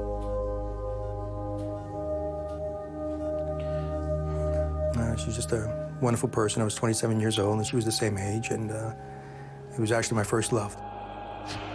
Infantino is haunted by the memory of switching seats with Lily just before the crash. They had swapped seats quite casually earlier during the flight when she had gotten up to go to the restroom. She was thrown into the swamp and drowned, and he lived. The swamp proves both a blessing and a curse for survivors. That's what saved most of the lives, actually. Because the plane broke up, it absorbed all the energy. And the mud absorbed it, and the plane just dispersed. The swamp water is so thick with mud, it also clogs survivors' wounds, preventing many from bleeding to death.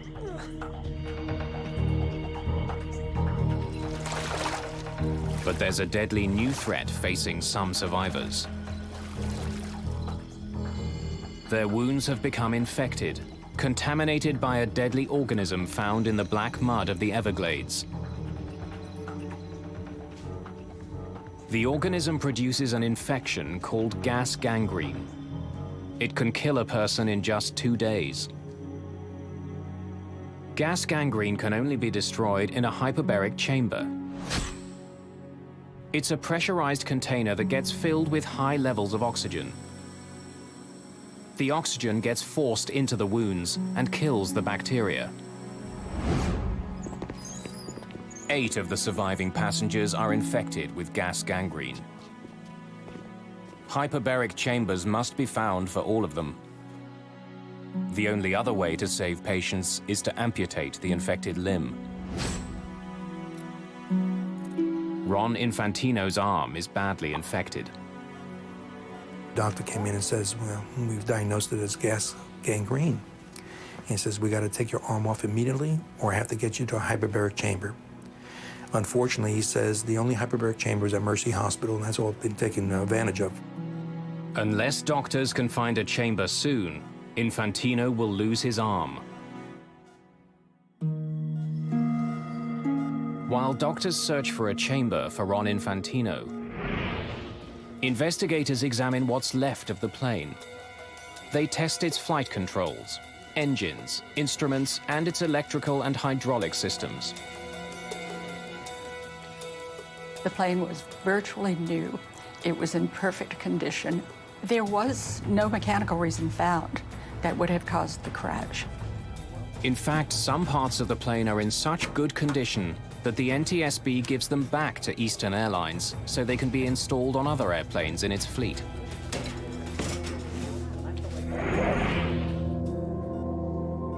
An unused hyperbaric chamber is finally found for Ron Infantino at a Navy base in Panama City. He spends 40 hours in the chamber. The pressurized oxygen kills the bacteria and saves his life. Gentlemen, we have 3 causes of the crash to explore. A state-of-the-art jetliner plunged 2,000 feet without the crew noticing. Investigators know the plane was mechanically sound. They now focus on other possible reasons for the unobserved descent. At the top of the list is subtle incapacitation of the pilot. The autopsy of Captain Bob Loft has yielded a gruesome discovery. Captain Loft had a large, undetected tumor growing in his brain. It pressed into the part of his brain responsible for sight. Medical records reveal that between the ages of 50 and 52, vision in the pilot's left eye had rapidly deteriorated. Doctors believe that the captain may have had reduced peripheral vision. The tumor could have created blind spots. As his attention became focused on the malfunctioning light, he may not have noticed dire warnings on his altimeter.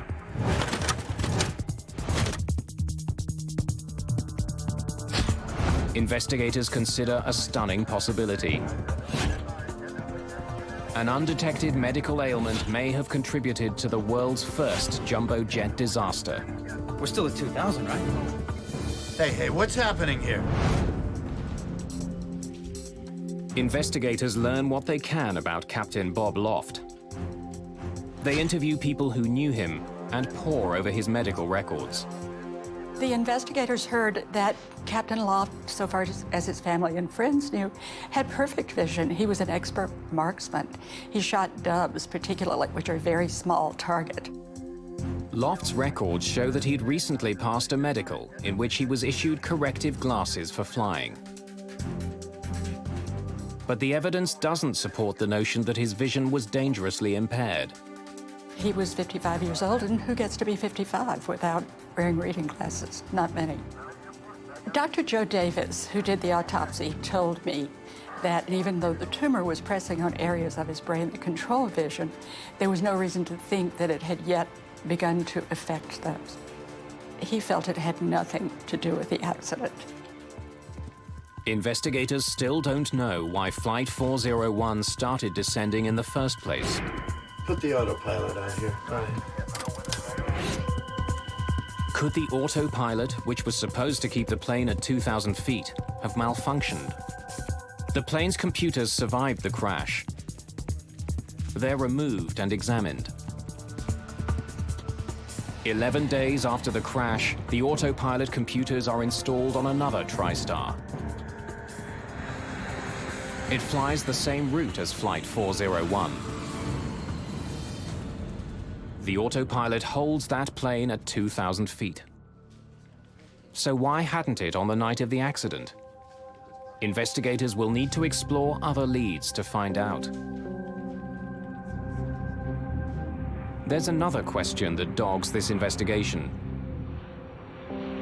Why didn't the Miami Tower alert the crew that their plane was dropping? The world's first three-dimensional radar had recently been installed there. It meant that controller Charlie Johnson knew the location, altitude, and speed of Flight 401.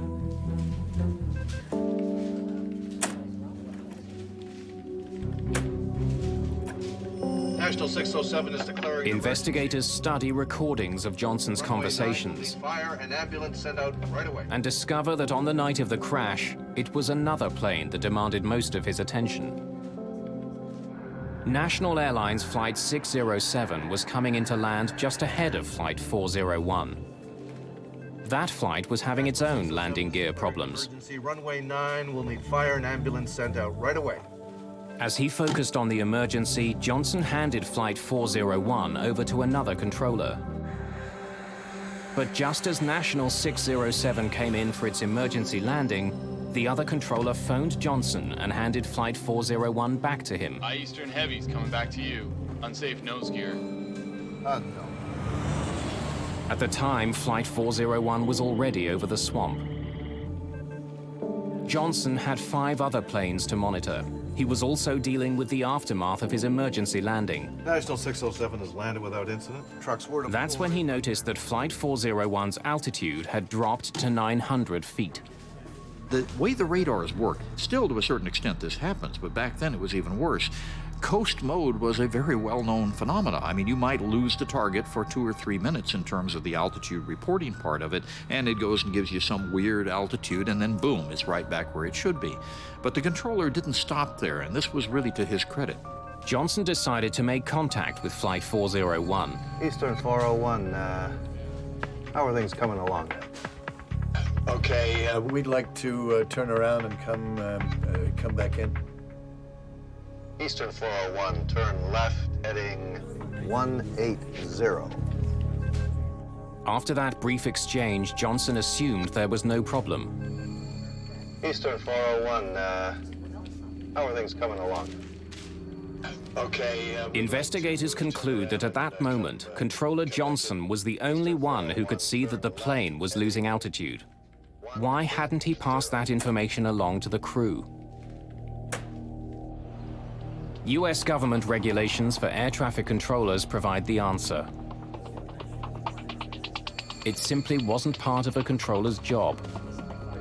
At the time of the crash, the FAA required approach controllers to maintain a separation of the airplanes. It did not give them a duty to maintain the altitude of the airliner with regard to the ground. Now investigators try to determine how the plane's own warning system failed to alert pilots to their growing danger. The L-1011 is equipped with an alarm that sounds if the plane goes 250 feet above or below the altitude selected by the pilots.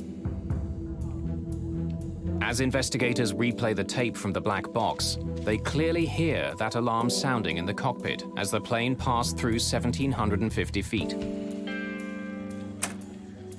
Did you hear that? How did they miss it? Investigators closely examined the cockpit transcript to try to understand how the alarm was missed. Put it in the wrong way, huh?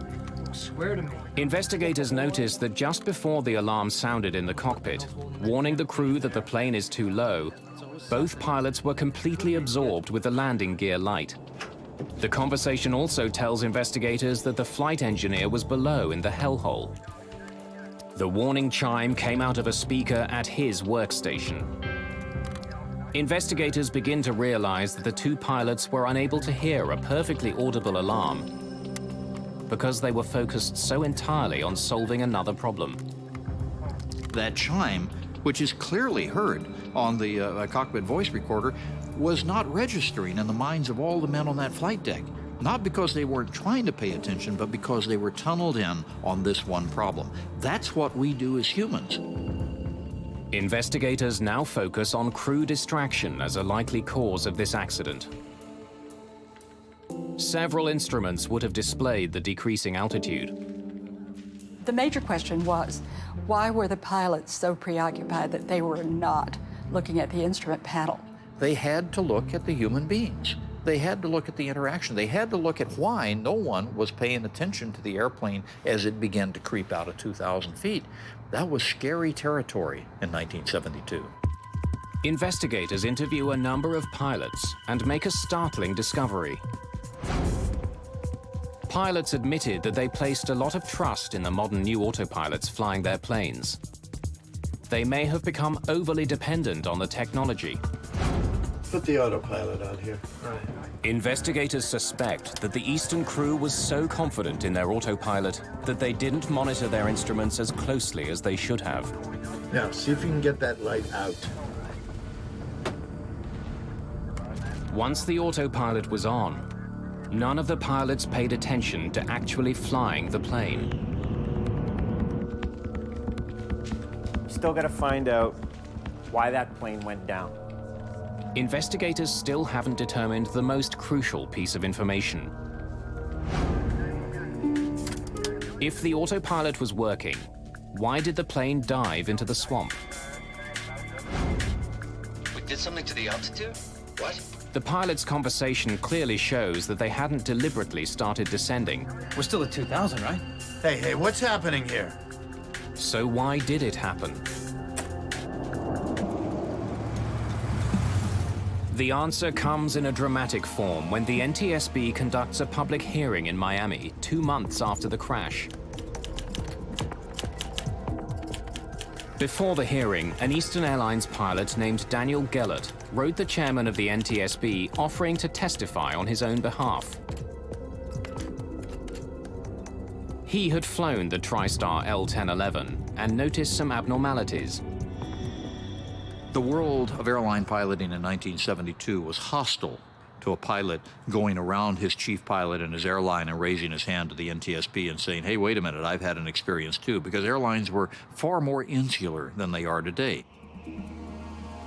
Gellert tells the hearing that during a recent flight on a Tristar, he had accidentally dropped a map on the cockpit floor. As he bent down to pick it up, he nudged his control column. He noticed immediately that the plane's autopilot had been affected. The part of the autopilot controlling altitude had been turned off. The NTSB discovers that Gellert's experience is shared by others. In fact, 17 days after the accident, Eastern Airlines tacked a notice onto a company bulletin board and also mailed it to all of its Tristar pilots. The bulletin warned against accidentally bumping the control wheel. One of the things that we built into all the modern jetliners and airliners is simply a pressure switch. So if you need to take over right now, you don't want to be wasting time down here on the panel turning the autopilot off. You just grab it and the autopilot goes away. The flight data recorder tells investigators the precise moment that the plane's altitude started to drop. It was 11:37 and 8 seconds. By studying the voice recorder transcript, Investigators can tell what was happening in the cockpit at that exact time. Hey, get down there and see if that damn nose wheel is down. By turning to speak to the flight engineer, investigators believe that Captain Loft bumped his control wheel. He did it with just enough pressure to disengage that part of the autopilot that had been controlling the plane's altitude. Without anyone realizing it, a simple nudge of the control wheel started a gradual descent. On a dark, moonless night, the pilots had no visual cues to tell them they were falling. It was determined that occasionally, with just a soft bump, an autopilot had been disengaged. So before the crash, it wasn't part of the training? A training director for Eastern Airlines eventually reveals that before the Everglades crash, pilots were never taught that a bump could disengage the autopilot. The NTSB comes to a sobering conclusion. The plane crash was due to pilot error. The crew was distracted. They mishandled the plane's sophisticated automation, and they hadn't been properly trained. Eastern 401 was a pivotal accident in aviation safety history, and we really didn't know this for about 10 or 15 years in terms of the true import of what it did to us in focusing our attention on the fact that the way we handle things in a cockpit was not only not correct, but it was dangerous. Investigators also make a disheartening find. When the nose gear indicator light assembly is examined, they discover that a light bulb inside is burnt out. Go ahead and throw them out. Flight 401's landing gear was locked. The plane could have landed. The only piece of the plane that failed was a $12 light bulb. The full legacy of Flight 401 will take years to unfold. It will ultimately alter how pilots are trained and how accidents are investigated. But first, the tale of Eastern Airlines Flight 401 will take a very bizarre twist.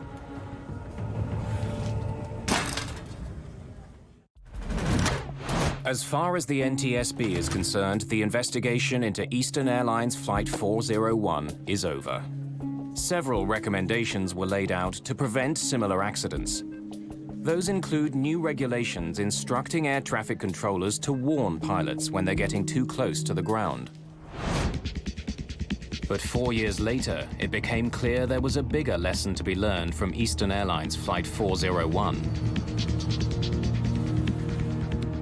In 1977, two 747s collided on a runway in Tenerife on the Canary Islands. It was the deadliest plane crash of all time. And we're now at takeoff. Okay, stand by for takeoff, I will call you. 1736, report when runway clear. That accident was caused by a string of miscommunications in the cockpit. Is it not your off, Doug? Is it not your off? They're on American. Investigators established that 70% of crashes were due to pilot error.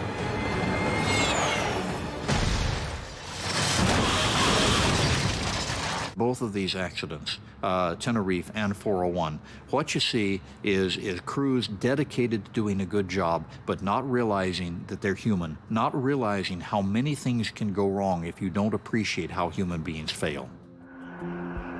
By the late 1970s, NASA began to explore a new behavioral science designed to reduce pilot error. And pilots be on the lookout for any different behavior when we acquire. It's called Crew Resource Management, or CRM.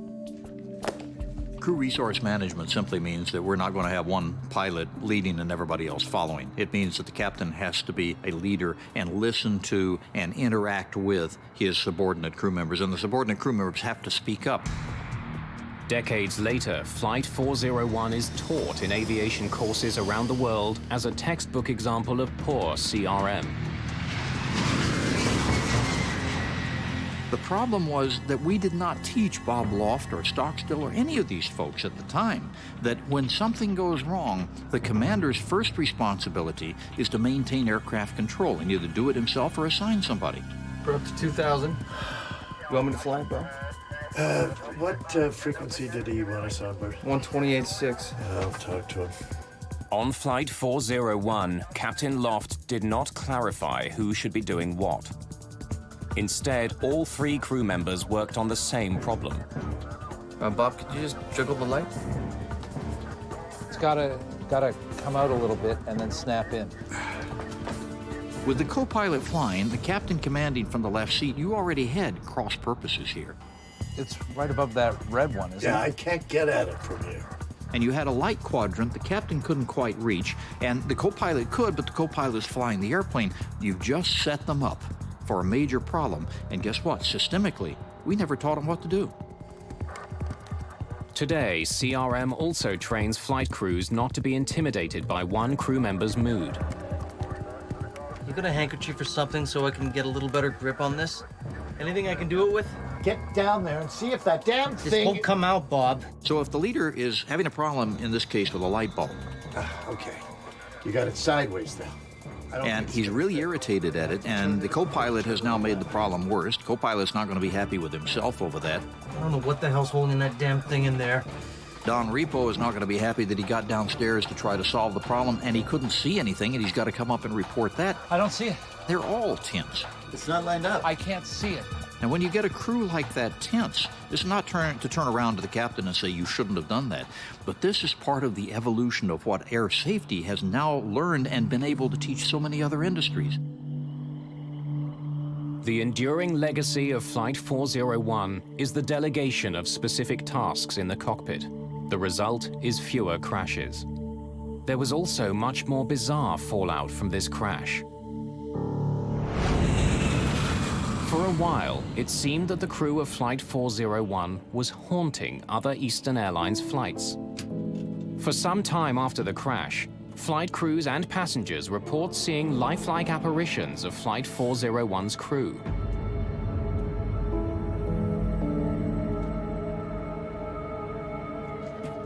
Many of the ghost sightings were on aircraft fitted with recovered parts from Flight 401. The ghost stories spread quickly. One book devoted entirely to those stories suggests that the ghosts were there to protect passengers and crew from further mishap. The official reaction at Eastern Airlines to these ghost stories was one of absolute eye-rolling denial in public, and in private, a certain bit of panic. There are so many ghost sightings that eventually Eastern Airlines removes Flight 401's cannibalized plane parts from all other aircraft. None of those who survived the crash will ever forget the horror they witnessed in the Everglades that night.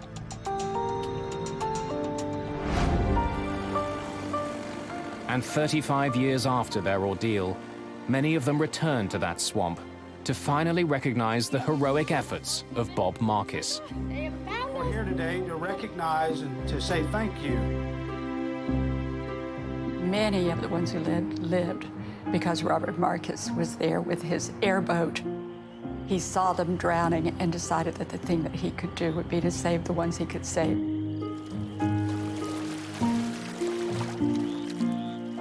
Robert Marcus was the kind of person that I hope that all of us ultimately would be if we were confronted with that sort of thing, but he drew on some special courage to do what he did. He was one of the true heroes of the crash. A luxury jet on its maiden voyage is jolted in midair. Declare an emergency. We have a wind chip! The plane has lost part of its wing. It became clear that we were in very, very big trouble. The crew struggles to land the badly damaged plane. November 600, X-ray Lima, declare an emergency. But the trouble isn't over when they hit the ground. The crew is detained and questioned by police. Somehow, this small plane has triggered the worst crisis in Brazilian aviation history.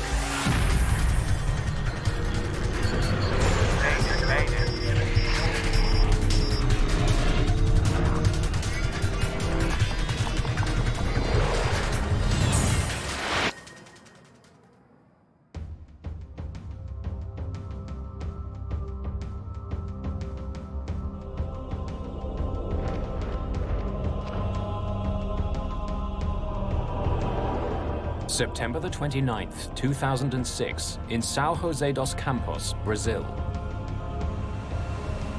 3, 2, 1! It's a big day at Embraer headquarters.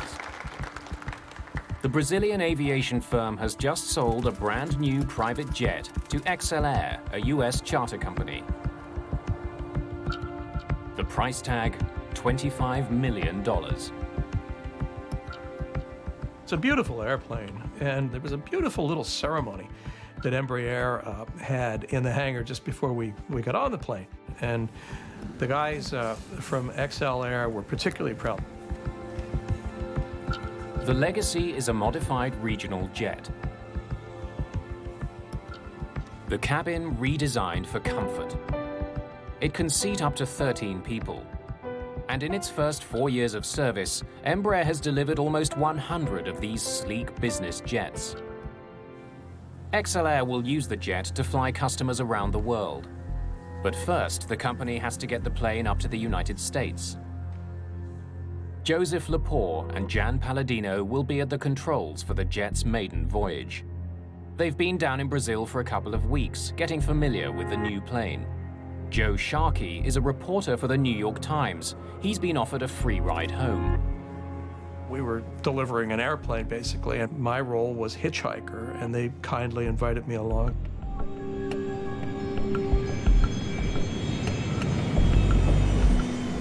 The Legacy jet is heading to Manaus in northern Brazil, a stopover on its way to New York. Half an hour after takeoff, the Legacy is flying over the heart of Brazil. The countryside stretches out below. The view out of the window is spectacular. I glanced out and I was amazed. Just to the horizon, nothing but treetops. And I just remember how pretty it seemed. At 10 minutes to 4 in the afternoon, the Legacy jet makes contact with controllers at the Brasilia Area Control Center, still nearly 100 kilometers away. Brasilia, November 600 X-ray Lima, flight level 370, good afternoon. Delta 229, raise altitude 3952, raise altitude 329. Coming in, raise altitude. Yes, roger. 75% of the country's air traffic is handled by the controllers in this room. The traffic volume is larger than in any other control center in the country. One of the many planes they'll be dealing with today is the Legacy jet. Every flight that's handled by Brasilia ACC appears on computer screens as a small circle moving in the direction of the plane. The computer also displays the plane's actual and planned altitudes. November 600 X-ray Lima. Squawk ident. Roger. Palladino sends out a signal. Controllers use it to confirm that the data on their screen is coming from the plane they think it is. Radar surveillance.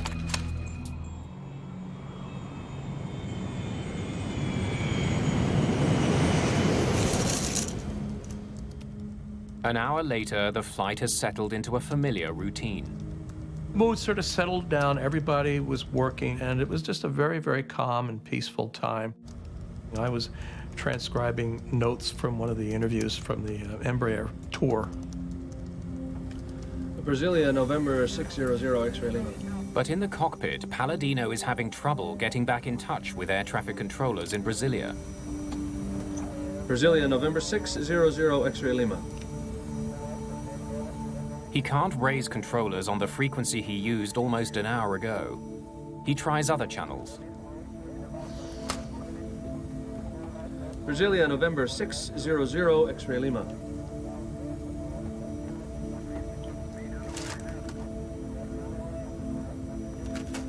Brasilia, November 600 X-ray Lima. November 600 X-ray Lima. After 12 attempts, Palladino finally gets in touch with Brasilia ACC, this time with a different controller who provides radio frequencies for future contact. Contact 123.32. 26.5. I'm sorry, I didn't get the last two. Sorry, say frequency one more time for November 600 X-ray Lima. The Legacy loses radio contact again. Brasilia, November 600 X-ray Lima. As the pilots try to restore communication with Brasilia, the plane continues to power through the sky. It's just minutes before 5 o'clock.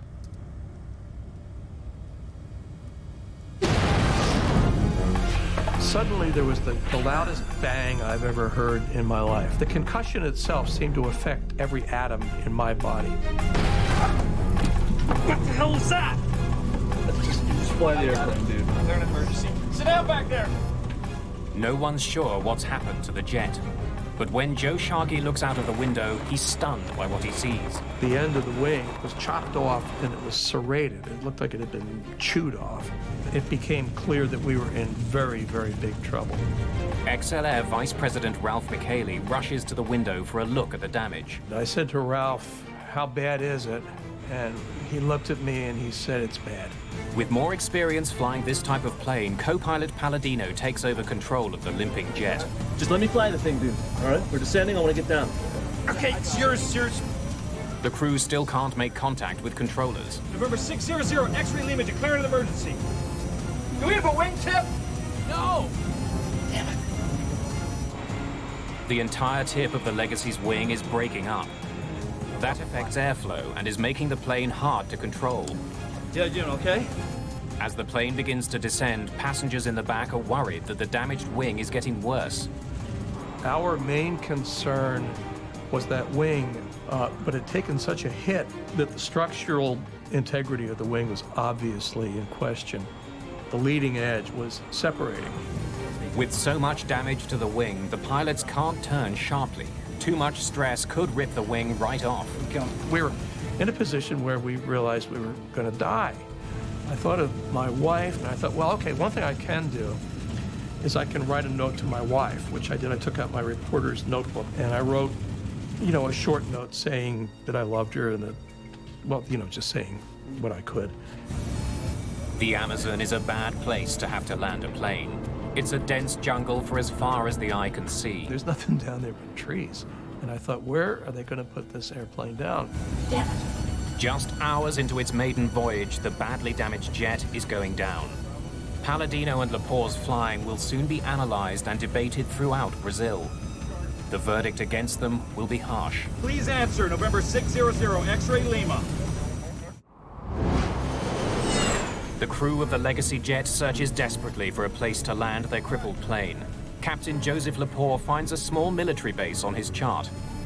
November 600, X-ray Lima, we have an emergency. State your emergency. November 600, X-ray Lima, declaring an emergency. We need to land at Sierra Bravo Charlie Charlie. Is that your airport? Affirmative. Do you know how long your runway is? 2600 meters. Stand by. 2600, that's good, right? 8,000 feet? Okay, we're coming in. We're declaring an emergency. This is November 600, X-ray Lima. Did you see something? Something hit us. 2,600 meters is more than long enough to land a Legacy, but the crew doesn't know how the plane will respond when it touches down. The canopy of green, there was a slash of brown, 2 miles away. I heard Joe say, "There's an airport." Sierra Bravo, we see you. We're coming in. Finding an airport was a stroke of luck, but the crew's troubles are far from over. Now they have to get the damaged jet safely on the ground. Palladino and Lepore can't configure their plane for a routine landing. Hold it. Let's dump the flaps at the top of the flare, right? So give me 9 on the flare. 9. Extending flaps increases the size of the wing.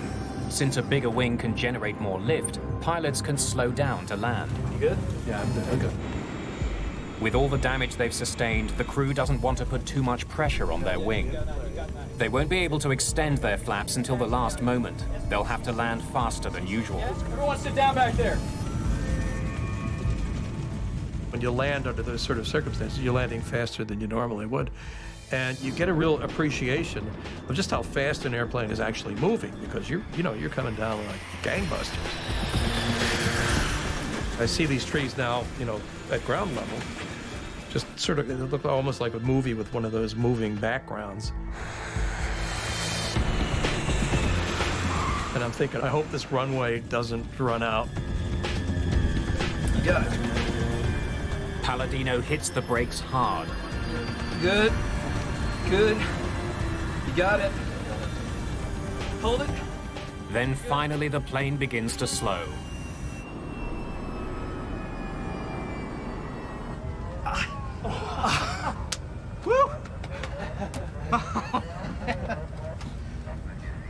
Good job. Oh, man. And then finally, we just did come to a halt. There's that beautiful silence that occurs when the engines are shut down and everything was just quiet again.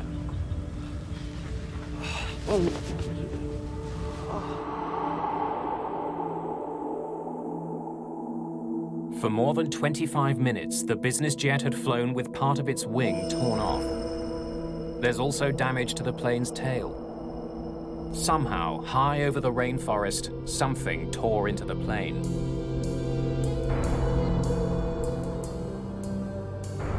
The bizarre day takes another strange twist. Because they've landed at a military base, soldiers confiscate the passports of everyone on board.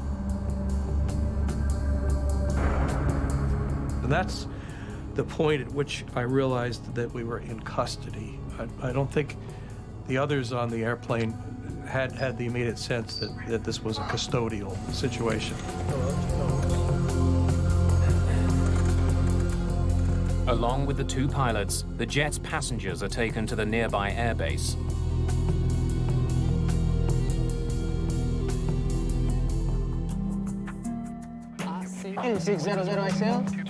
Range altitude 3200. The emergency on board the Legacy jet has thrown Brasilia ACC into turmoil. But it's not the only problem controllers there are facing. Takeoff. Another plane they're expecting to see hasn't shown up. Gol Flight 1907 should be on radar in Brasilia. The missing flight is a Boeing 737 with 154 people on board. It's been in the air for 2 hours and should be nearing Brasilia. But controllers there can't find any trace of that plane. Manaus, there isn't any gold. There isn't any gold with us here. It's on its way. They check its status with controllers in Manaus, who were last in contact with the plane. Anxiety was high, and controllers were confused about what to say. They didn't know what was happening. Deep in the Amazon, those who were on the XLR jet are also struggling to figure out what happened. We hit something, man. That's all I know. Maybe it was a condor. Are you kidding? It was 37,000 feet. Well, maybe it was a military jet. No, I think the plane must have exploded when we flew through the debris field. There would have been more impact than that.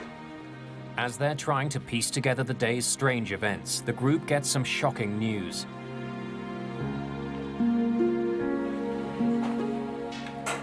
A Gol flight has crashed. It's the plane that's been missing. I just heard the 737 went down in the Amazon right where we were.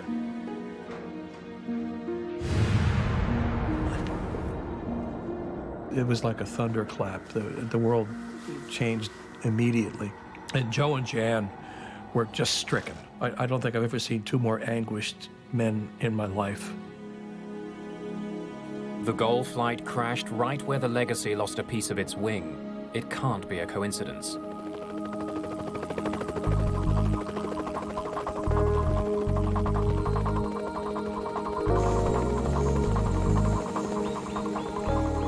Approximately 100 kilometers from the military base, the wreckage of Gol Flight 1907 has been found. The greatest difficulty involved the fact that the plane fell straight down. When it hit the ground, the trees covered it up, making it hard to get to. The shattered remains of the plane litter the jungle floor.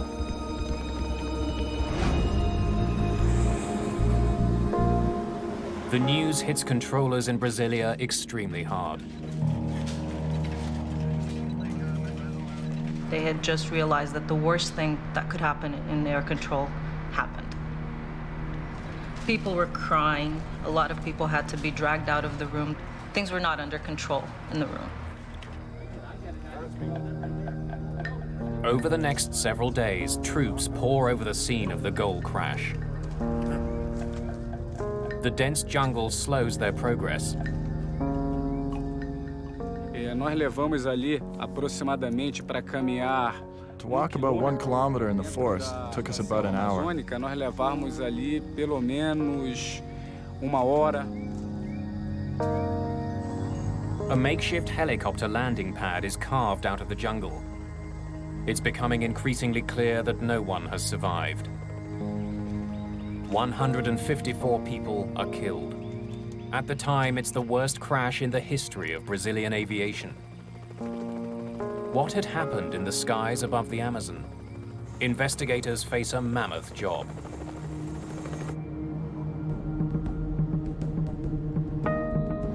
Colonel Rufino Ferreira is in charge of the investigation into the Gol crash. An investigator always has to keep an open mind.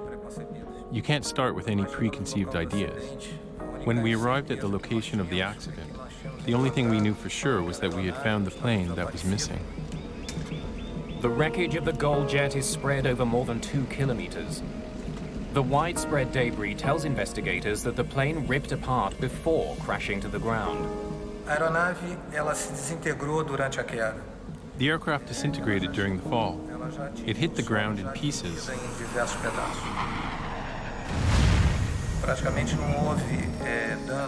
There was practically no damage caused by the impact with the ground.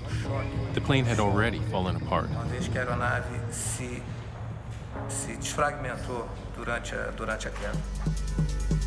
On October the 2nd, just 3 days after the crash, the plane's flight data recorder is found.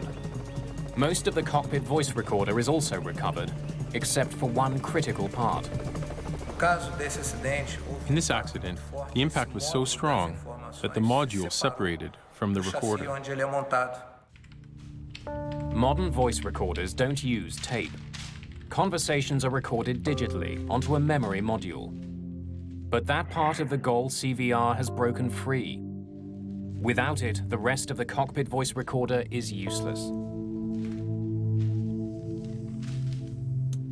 While the search for the module continues, Ferreira looks at the information from the 737's flight data recorder.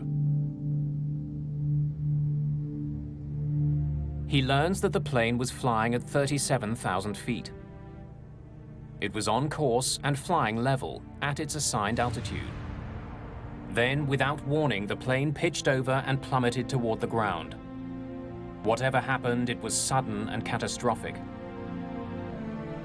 The data recorder tells Ferreira that the plane spun 11 times before it hit the ground.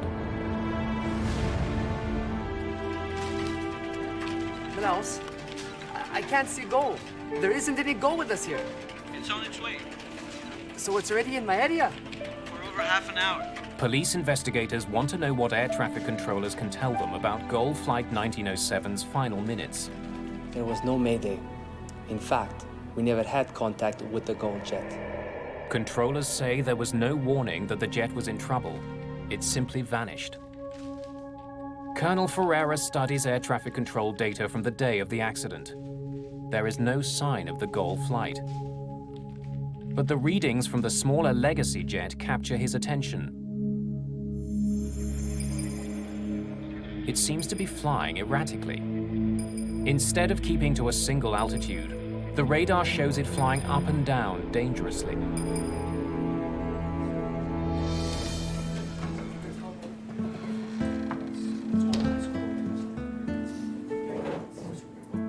Perhaps the private jet pilots were testing out their new plane by climbing and descending quickly. They may have collided with the Gol jet as a result of their reckless flying. When that information leaks out to the country's newspapers, it makes front-page news. The population thought it was unjust that a smaller aircraft was able to make an emergency landing while the larger aircraft with 154 people just fell into the Amazon and everyone died. Neither Lepore nor Palladino are officially charged, but they are confined to a hotel room in Brazil while the investigation continues.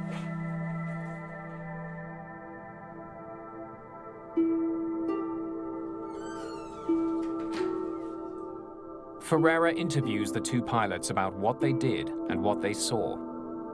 Look, we were proceeding northwest on course to Manaus at 37,000 feet. Okay, we were attempting to contact Brazilian control. Were you changing altitude? No.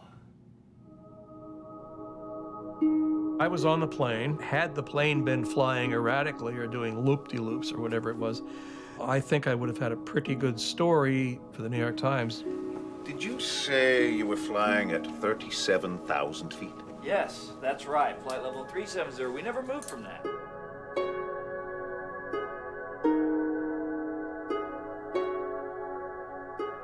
When he reviews the information from the Legacy's flight data recorder, Ferreira confirms the pilot's story. Although the ground radar shows the Legacy flying wildly, the data from the plane shows that it didn't change altitude at all. But there is something shocking about the Legacy's path. The business jet was flying north to Manaus, the Gold flight south from Manaus.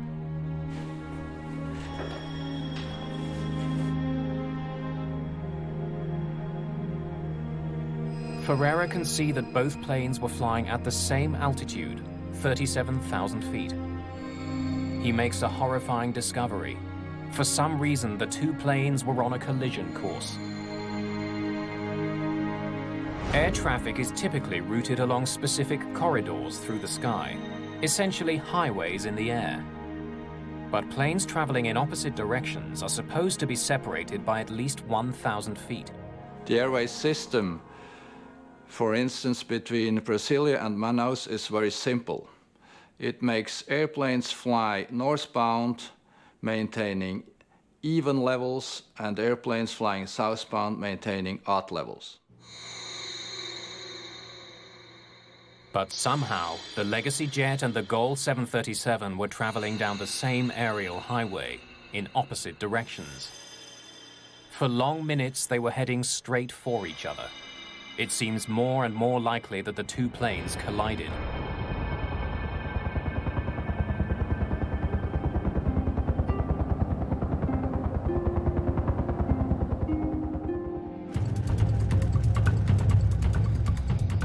At the crash site, workers find support for this incredible theory. The left wing of the Gol flight is recovered.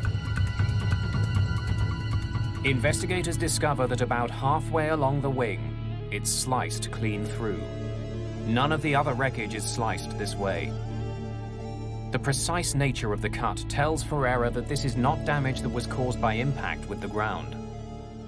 The damage on the left wing clearly shows that it was caused by a collision with another plane. The badly damaged wing would have sent the 737 into a spiral dive. The pilots would have had no way of controlling it.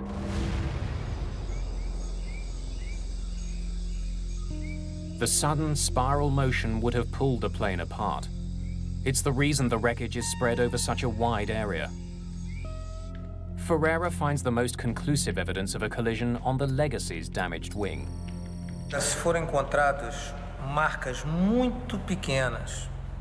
On the Legacy, we found very small traces of paint that came from the Gold wing.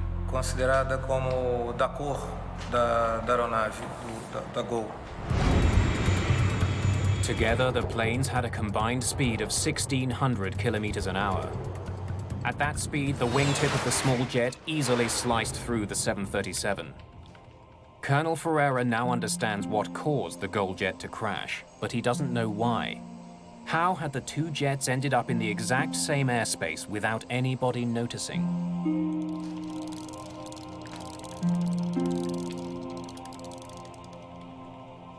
Investigators in Brazil now realize that they are dealing with something very unusual. A mid-air collision is a very rare event in aviation, and it should not have happened with two very modern new aircrafts. The situation becomes more complicated when investigators study a critical document, the Legacy's flight plan. Flight plans are filed by using a standard form which is the same all over the world. The form will contain the flight number as well as requested flight level or altitude. According to this document, when it collided with the Gol flight, the executive jet wasn't expected to be at 37,000 feet. The Legacy's flight plan called for the jet to fly at 37,000 feet only until it reached Brasilia, then descend to 36,000.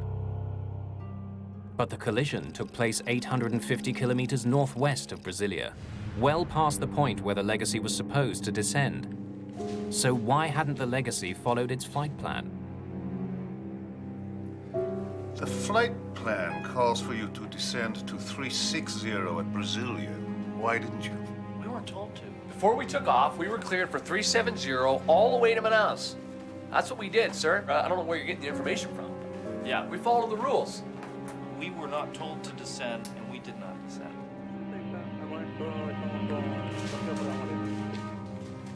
Colonel Ferreira needs to check the story that the crew is telling. He wants to know exactly what they were told by controllers when they took off from São José dos Campos. November 600 X-ray Lima, ATC permission from Manaus, flight level 370. The Legacy's last instruction was to fly all the way to Manaus at 37,000 feet. The pilots obeyed that instruction even though it differed from their flight plan. Air traffic control always can deviate from the flight plan because they have best knowledge of the actual traffic situation. Leaving Manaus, the Gold Jet was also cleared to fly at 37,000 feet. Both planes were assigned the same altitude by controllers at opposite ends of the country. Once we were certain that both planes were flying at the same altitude, we knew for sure there would be a lot to investigate on the side of air traffic control. Ferreira turns his attention to conversations between controllers in Brasilia and the Legacy jet. The cockpit voice recorder from the Legacy gives investigators a remarkably detailed look into what happened on the private jet. The brand new Legacy jet has a state-of-the-art recorder that captures 2 hours of conversation. The CVR was probably the most important component in the investigation. November 600 X-ray. At 10 minutes to 4, the crew is told to change radio frequencies and get in touch with the controller monitoring their flight. Change frequency to 125050. Decimal 1, I'm sorry, 12505, good day. Good day. At this point, the Legacy jet is approaching Brasilia, but the crew never receives any instructions regarding their altitude. Brasilia, November 600 X-ray Lima, level 370, good afternoon. November 600 X-ray Lima. When the Legacy overflew Brasilia at flight level 370, according to the flight plan, it should have been descending to 360, but air traffic controllers simply forgot to give the order to the Legacy to descend to 360. The pilots would have assumed they were meant to stay at 370, 37,000 feet. No airplane should ever change altitudes without receiving instructions from air traffic control. To discover why controllers didn't give that crucial instruction, Colonel Ferreira takes a closer look at the technology used to monitor the traffic over Brazil. So, can you call up the Legacy jet screen for us? Na tela radar, nós recebemos a informação. On the radar screen, we see the altitude, speed, and the transponder information of each plane. Nós chamamos que é o código transponder da aeronave para a identificação de cada aeronave. Each flight has an individual code assigned to it that helps controllers track it. Underneath that, there are 2 separate numbers. On the left, the plane's actual altitude. On the right, the altitude the plane is supposed to be at according to its flight plan. So here, the number changes to 360. As the Legacy jet passed over Brasilia, the number on the right, the planned altitude, changed. The computerized system automatically updated it. According to the flight plan, at this point, the plane was supposed to descend to 36,000 feet, 360. To my knowledge, only Brazilian air traffic control system is using this kind of design. In other parts of the world, this update has to be done manually. The computer changed a single number, which led to a critical error. Without much experience with the computerized system, the controller mistook the new planned altitude for the plane's actual altitude. Só que o sistema mudou automaticamente, mudando o nível autorizado para... The system changed it automatically from the authorized altitude to the planned altitude, which made the controller believe the Legacy was flying at 360. Quando o outro controlador veio assumir o serviço, ele passou para ele o nível que estava no plano de voo 360. Police investigators talk with the controller who was on duty when the number changed on the screen. It was shortly after that I went on break. Lucivando relieved me. He tells police about a critical mistake on his part. You have 5 aircraft. The Legacy is at 360. Before leaving, he handed his flights off to another controller, telling him where he thought the Legacy was flying. I believe it was at 360, and that's what I told you. When the new controller took over, the one being relieved gave him the Legacy's altitude information according to the flight plan, 360. But the jet was actually flying 1,000 feet higher, right in the path of the goal flight. Colonel Ferreira studies transcripts of conversations on board the Legacy and finds that the crew was having their own difficulties during the flight. How much longer, guys? That's a good question, Ralph. The crew seems unfamiliar with some of the jet's advanced systems. Still working out the kinks on how to work this flight management system. Where's the one that gives us total time? My impression is that the pilots were trying to learn their aircraft systems during the flight. Investigators also uncover a breakdown in communications. Brasilia, November 600 X-ray Lima, flight level 370, good afternoon. November 600 X-ray Lima. After a brief conversation between the Legacy jet and Brasilia ACC, Colonel Ferreira notices something extremely unusual. For almost an hour, the Legacy pilots don't talk to anyone on the ground.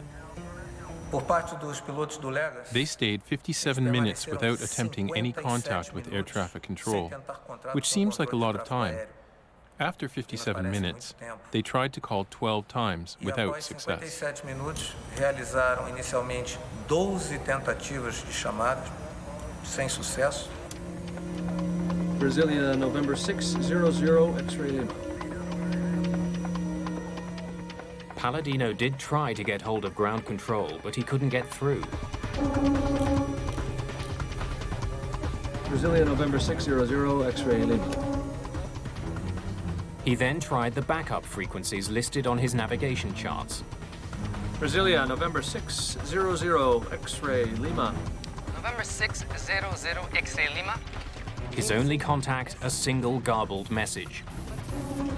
6 smoke 5. Sorry, say frequency one more time for November 600 X-ray Lima. Both pilots and air traffic controller should have been more concerned of maintaining two-way contact all the time. This is their duty. Brasilia, November 600 X-ray Lima. Had pilots and controllers spoken, they might have discovered that the Legacy was flying north in a corridor reserved for southbound traffic. As the public learns about the mistakes in the Air Traffic Control Center, there is growing pressure to make some changes. We wanted to understand what had happened to these people inside the control room. The controllers should have been able to see on their radar screens that these two airplanes were flying in a collision course. Brazilian air traffic control is one of the last in the world to be run largely by the country's military. Since they're run by the military, they're run by the Brazilian Air Force, we did not have complete access to information except for what was released. As fingers are pointed at controllers, many of them come forward with stories of overwork and poor training. They complained that they weren't well trained in English language, which is the international aviation language. Also, they had complaints about their equipment. In fact, the controller who incorrectly reported the Legacy's altitude had been on the job for only a year.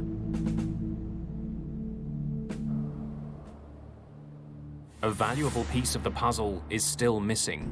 Investigators still don't know what happened during the final minutes of the goal flight. Soldiers have been scouring the Amazon jungle with metal detectors looking for the plane's missing memory module.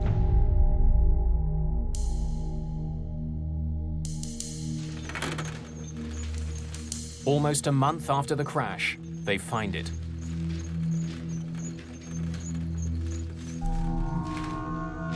Colonel Ferreira hopes to hear some reason why the Gol crew wasn't able to avoid colliding with an oncoming jet. Gol 1907. Contact Brasilia, ACC on 125.2. A good flight. Thanks very much, Brasilia 12.2. Gol 1907. There are no alarms before the collision. No warning that they were flying straight for another jet. Pilots rely on air traffic controllers to keep other planes out of their path. They spend much of their time monitoring their instruments, not the skies ahead. At the speed they're traveling, they'd only have to look away for a few seconds to miss an approaching plane. There were no issues of communication and no misunderstanding between the pilots and air traffic control.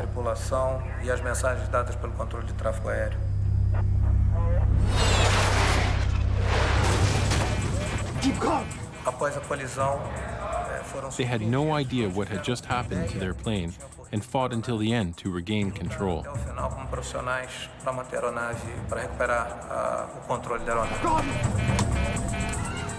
For less than a minute, the pilots struggle for control, but there's nothing they can do.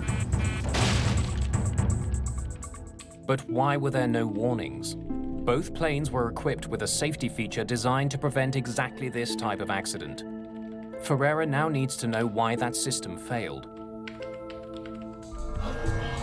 Earlier in the investigation, strange radar images suggested that the Legacy pilots were flying wildly over the Amazon. Now those suspicions have vanished, but Ferreira revisits the fluctuating radar data to understand why neither plane knew the other was coming. You see, the altitude is varying significantly. To try to understand this last piece of the puzzle, Colonel Ferreira returns to the radar display that air traffic controllers saw the day of the crash. Instead of displaying just the expected altitude and the actual altitude, the letter Z appears between them. The Z on the air traffic controller screens indicates that the airplane he's looking at has lost its transponder. Modern commercial aircraft are equipped with transponders. Like small radio stations, they broadcast information on the plane's altitude and flight number. This information is received by computers on the ground and instantly displayed on the screens of air traffic controllers. In Brasilia, if the transponder fails, so-called primary radar takes over automatically. Signals are sent out from the ground that hit the target and return. Those readings are wildly inaccurate. Primary radar only is a passive indication of anything that is flying through the airspace. The difference of the actual altitude in the primary radar system might differ several thousand feet. The inaccuracy of the radar tracking the Legacy jet explains why its altitude appeared to be rising and falling. Investigators discover that the transponder wasn't sending out signals for more than 50 minutes before the crash. But controllers didn't notify the pilots. That may be because they didn't notice the subtle change. A forma como é apresentado para o controlador não é. The way in which the information is displayed to the controller does not visually alert him to the change.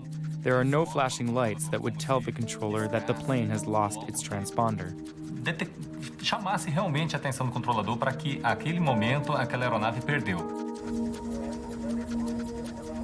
There's an even more critical role played by the transponder. It doesn't just beam information to controllers on the ground, but to other planes as well. All commercial aircraft are equipped with a warning system called TCAS, the Traffic Collision Avoidance System.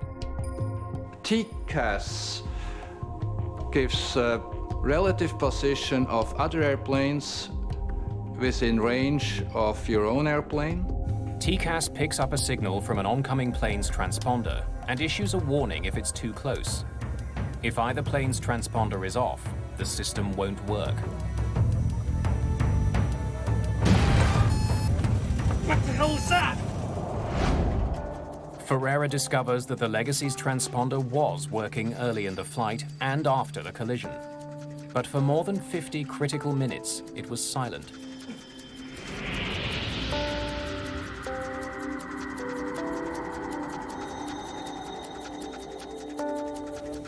How had a state-of-the-art jet, just off the factory floor, developed problems with its transponder? Parada de funcionamento de transmissão do transponder. The failure of the transponder certainly contributed to this accident. Para a ocorrência do acidente. E nós tínhamos. And we had to find out what caused it to fail. O que causou essa interrupção no funcionamento?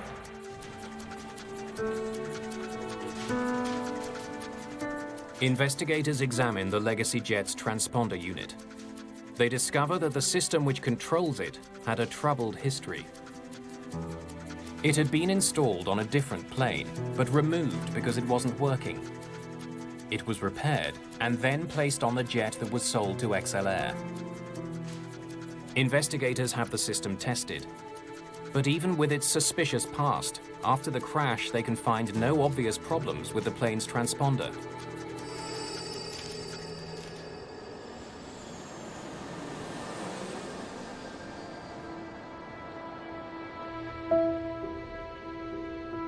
Now this is the layout now on the standard one and the Legacy jet. Colonel Ferreira does notice something potentially dangerous about the design of the Legacy's cockpit. If a pilot uses the built-in footrest during flight, his toes can come in contact with the buttons on the transponder. Here, show me what it looks like in standby mode. And when the transponder does go into standby, it would be difficult for a pilot to notice. There's no alarm? A small yellow warning light is the only indication that the transponder isn't on. It was not easy for the pilots to detect that because it's not hooked up with the central warning and alert system. But the pilots of the Legacy jet do not remember using the plane's footrest. Still working out the kinks on how to work this flight management system. Time. Investigators suspect that one of the pilots may have turned the transponder off by mistake. No momento, o cenário provável. The most probable scenario is that by accident, one of the pilots temporarily turned off the equipment as he tried to familiarize himself with the technology on board. Com os equipamentos de bordo. However, the transponder went off. At a critical moment, the crew had no last-ditch safety system to warn them that they were flying right at a 737. Even though the TCAS system on the GOL plane was working, there was no signal from the approaching jet for it to receive. Closing in on each other at 1,600 kilometers an hour, the pilots never saw each other coming. Brazil's air traffic control system would undergo some radical changes as a result of the collision. But those changes would not come without a fight. The investigation into the crash of GOL Flight 1907 has uncovered dangerous problems with Brazil's air traffic control system. Brasilia, November 600 X-ray, Lima, level 370, good afternoon. Two planes were assigned to fly at the same altitude in the same airspace. Radar surveillance. Overworked and inexperienced controllers in Brasilia neglected to instruct the Legacy jet to descend to 36,000 feet. You have 5 aircraft. The Legacy is at 360. Then they mistook the Legacy's planned altitude for its actual altitude. To make matters worse, the Legacy pilots, unfamiliar with Brazilian airspace, were unable to make contact with controllers on the ground.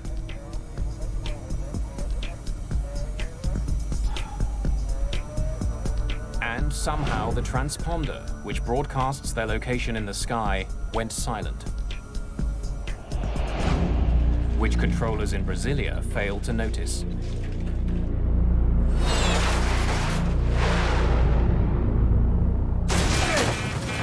Keep going!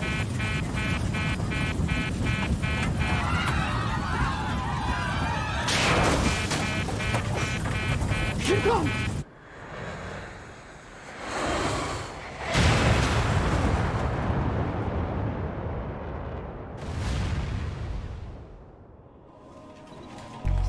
A multi-billion-dollar ATC system designed to keep planes apart had failed to detect two planes on a collision course. Uma série de erros, de falhas humanas ocorreram e onde as defesas. One by one, a series of human errors occurred, and all of the defense systems that exist to avoid these errors were defeated. Esses erros foram sendo uma a uma vencidas. A month after the crash of the GOL passenger plane, controllers begin a work to rule campaign. They want to draw attention to problems with the system. Once they did start working to the rules and not stretching them anymore, this triggered what we called the aviation crisis in Brazil. At a certain point, maybe 40% of flights in all of Brazil had over an hour delays. Following the crash and the work slowdown, changes start being made. There has been a lot of changes in Brazilian aviation after the accident, specifically with regards to air traffic control. The Air Force had to admit that they had a shortage of controllers, and also there's a higher degree of accountability. In the United States, the Federal Aviation Administration issues two recommendations as a result of the tragedy. Pilots flying legacy jets are warned of the possibility that putting their feet up in the cockpit could accidentally turn off the transponder. And manufacturers are told that an alarm should sound if the TCAS system shuts off. The controllers who were involved in the crash are charged with varying degrees of manslaughter. But those criminal charges worry people who were closely involved with the disaster. Trabalhar uma investigação com fins de prevenção, quando existe uma An investigation like ours, which focuses on prevention, suffers huge setbacks when there is pressure to lay charges. emoção muito grande por ter sido o maior acidente. By blaming people, we might be creating a culture where people will not come forth and be honest about failures and mistakes. And when we try to hide that, things get swept under the carpet, and soon enough they'll come out again. Nenhum controlador sai de casa hoje. No controller leaves his home in the morning thinking he's going to crash a plane. And so the criminalization only interferes with investigations that can prevent further accidents. Pode vir a evitar novos acidentes. More than 2 months after the crash, the crew of the legacy jet is finally allowed to return to the United States. Joe and Jan barely got out of the country. There was an attempt to hold them under what I thought was a cobbled together initial criminal charge of, quote, failing to ensure the safety of Brazilian skies. While we are all grateful for the safe return of Joe and Jan and everyone aboard the Legacy, we are all saddened by this tragedy which took many innocent lives. More than a year after the accident, the legacy jet that survived a mid-air collision was still at the airfield in the Amazon. Its maiden voyage cut short by a tragic series of technological and human errors.